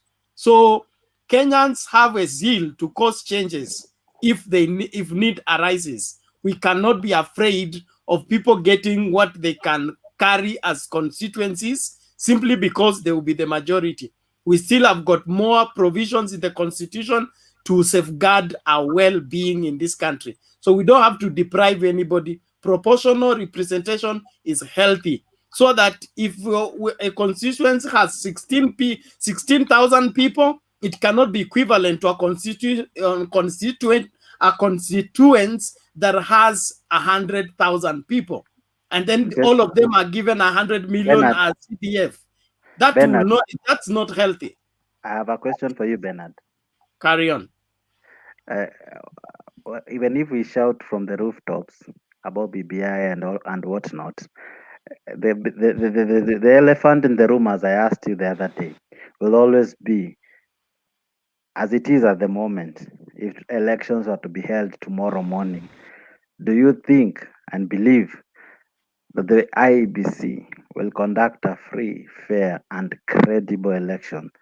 Because by the end of the day, that is where we all get it wrong. The problem is not BBI or the constitution, it is the referee. We have not addressed the problem. We are not talking of the problem. We are talking of bandaging our issues, but not solving them. We are just talking of big things, talking of tomorrow, but our today is ailing, our today is wanting, and our today can risk our tomorrow if we do not take care of the IEBC, the one that controls and make the final ruling.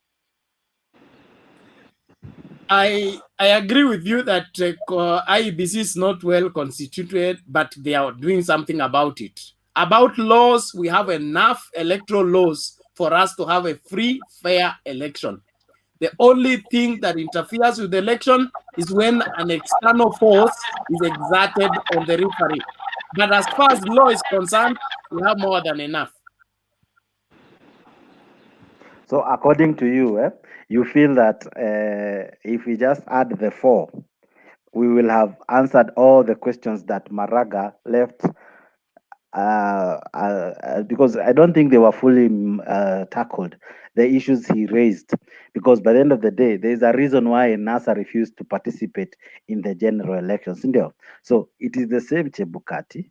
Maybe the only difference will be the new 4 guys. So even if we do BBI, even if we change the entire constitution, let's just alone the 74 amendments, even if we take an overhaul of the entire constitution, but we have not cured the cancer, the small cell called electoral malpractices, we will not be doing ourselves the problem with you guys is that you have mixed everything with BBI. You want BBI to settle marriage dispute. You want BBI to settle everything. What is happening? BBI is Bernard, the essence of BBI. We cannot the essence of BBI was to settle the violence that happens after every election. That is the essence. The essence of BBI was to settle the violence that happens after every election. Which we are saying, so that is major. We just need to get the IBC well organized, and we have had free and fair elections at least once in this country in 2002. When the IBCs left to do their job, they do well.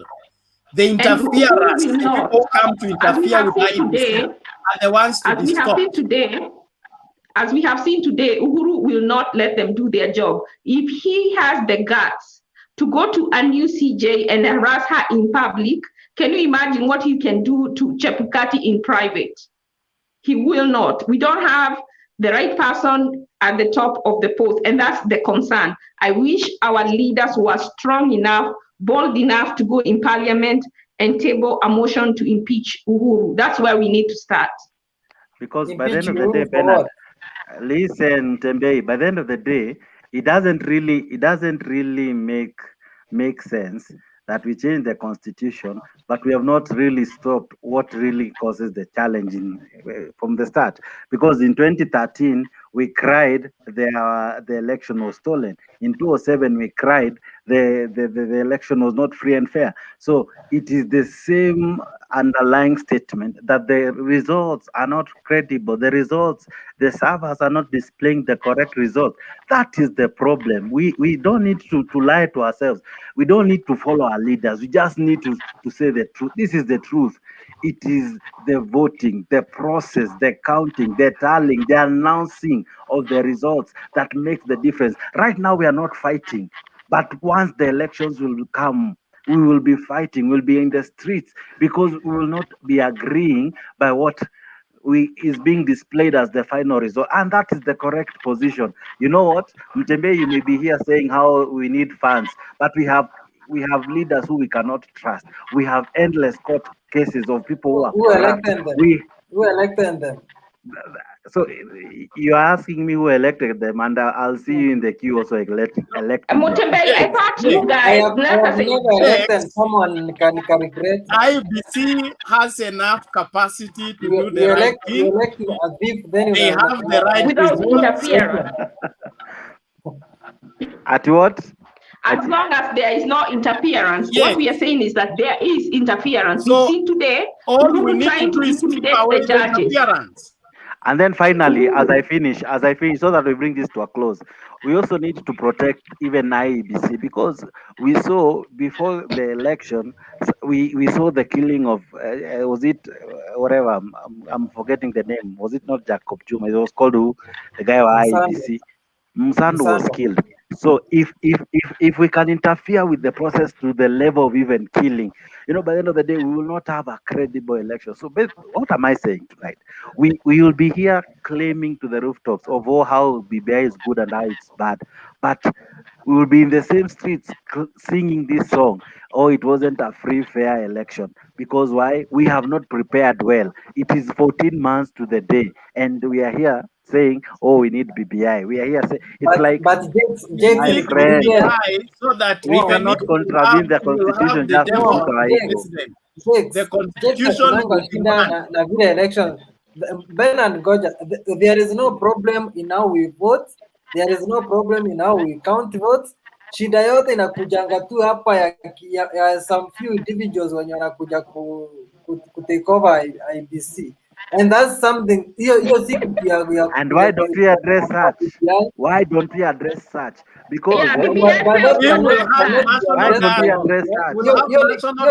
Police. Let me ask you. I dare you, Pembei. I dare you. Let me say this. I dare you in this platform. Cite for me from the BBI what cures that problem, that the final tally will be protected. I dare you. You who is promoting BBI. It is look here. It is in the trust of the leaders. I rest my case. Yeah, it is in the trust of the leaders.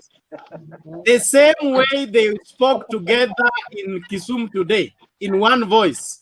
As long as we have that going, everything will be fine. What happened today, it is someone talked, we listened. We did not talk in one voice. Don't get confused.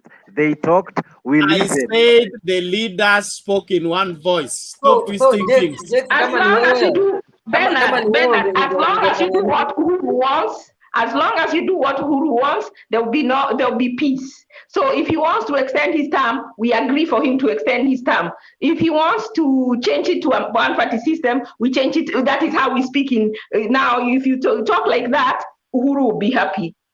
And there will be no chaos. Finally, I employ you.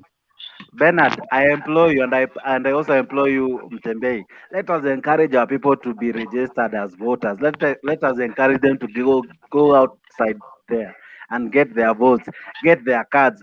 Most of the people even here, they don't even vote. They have no voters card. So let me finish. Moses hajai vote. So and he's planning to vote. What are we voting for? We need to ask the election. Then number two, Moses has never voted. I have voted. We need also to have an integrity of our votes. The Constitution says I am entitled to voting, so my vote should have dignity. So, Mtembei, there's one part of the Constitution that says I can recall my NP. So you have asked me who votes these people. It is us who vote them in, but it is also us who should have the guts to call them, to recall them, and demand our services. We should not be covered by someone like Mtembei pulling us down when we air our views. Huwezi enda uchague MP mbaya then useme tutamrecall. It will never happen. I like myself because I normally say I have never voted for anyone like a win because I don't vote nonsense. Guys, watu wajua wanafanya nini? Mtu ameenda amecheki pesa pale kwa bank anakuja na they don't show the problem, they show the problem after. Good night, good night. See you in the next show. Thank you. Mutembei, can I ask you a question? Bernard should have prayed. So if you go to a restaurant, right? Then you order food. Then they bring you a menu, very beautiful menu with beautiful food. If you look at it, it's like good flavor. Then they bring you the food. Then you're like, this is not what I ordered. Won't you return the food back? Lakini hiyo food na elections, my friend, uko very far. Wewe unasema nini? Sahani unatoka na unarudisha pale. You think elections ni nini sasa? Really, how can you compare chakula la elections? Elections is a process. We need to wrap this up. We need to end the show, Mtembei. Yes. Allow me to end it now. End the show. Kama imekuwa election ya mbunge ni chakula, hapana. Let's end the show. Allow me to say this as I finish. It was good to have all of us. Thank you everyone who joined. I see everyone that was online. Tunashukuru sana. Tumekuwa na time poa. Thank you Collins Onyuka. Leo hatuja kuona on, lakini asante kwa kutuchangia kwa comments. Jane Maki, asante sana. David Olo, umekuwa mzalendo. Jane Wanjiru, umekuwa poa. Thank you guys. So Mtembei, I have acknowledged everyone. So finally, as Bernard, I don't know if you're there so that you pray for us. Yes, sir. Yes. Yes. Why do you recognize those donors of Mtembei? They have been flooding here. You don't need to say anything. No, I love appreciating both good and bad. Eventually tomorrow they will be converts. Unajua saizi they have to impress Mtembei. They have to make Mtembei happy. Nani anakuambia ni Bernard? Ni Bernard tumuombe. Let's pray. Heavenly Father, we thank you for today. We thank you for the show today. Thank you for everyone that has dropped in and the discussions we have had. We thank you for this country. We know that you love it and you have its interest at heart. We pray that you will cause this country to prosper and move forward. We pray that you will touch each and every leader at all levels to pull together so that we can build our country for the future generations. Thank you for this great platform. We ask that you will open doors to cause it to blossom and become everything you intended it to be. We give you all the glory and the praise. In Jesus' name we pray. Amen. Amen. Have a fantastic Wednesday, people. Okay, and bye good morning guys. to everyone. Bye-bye.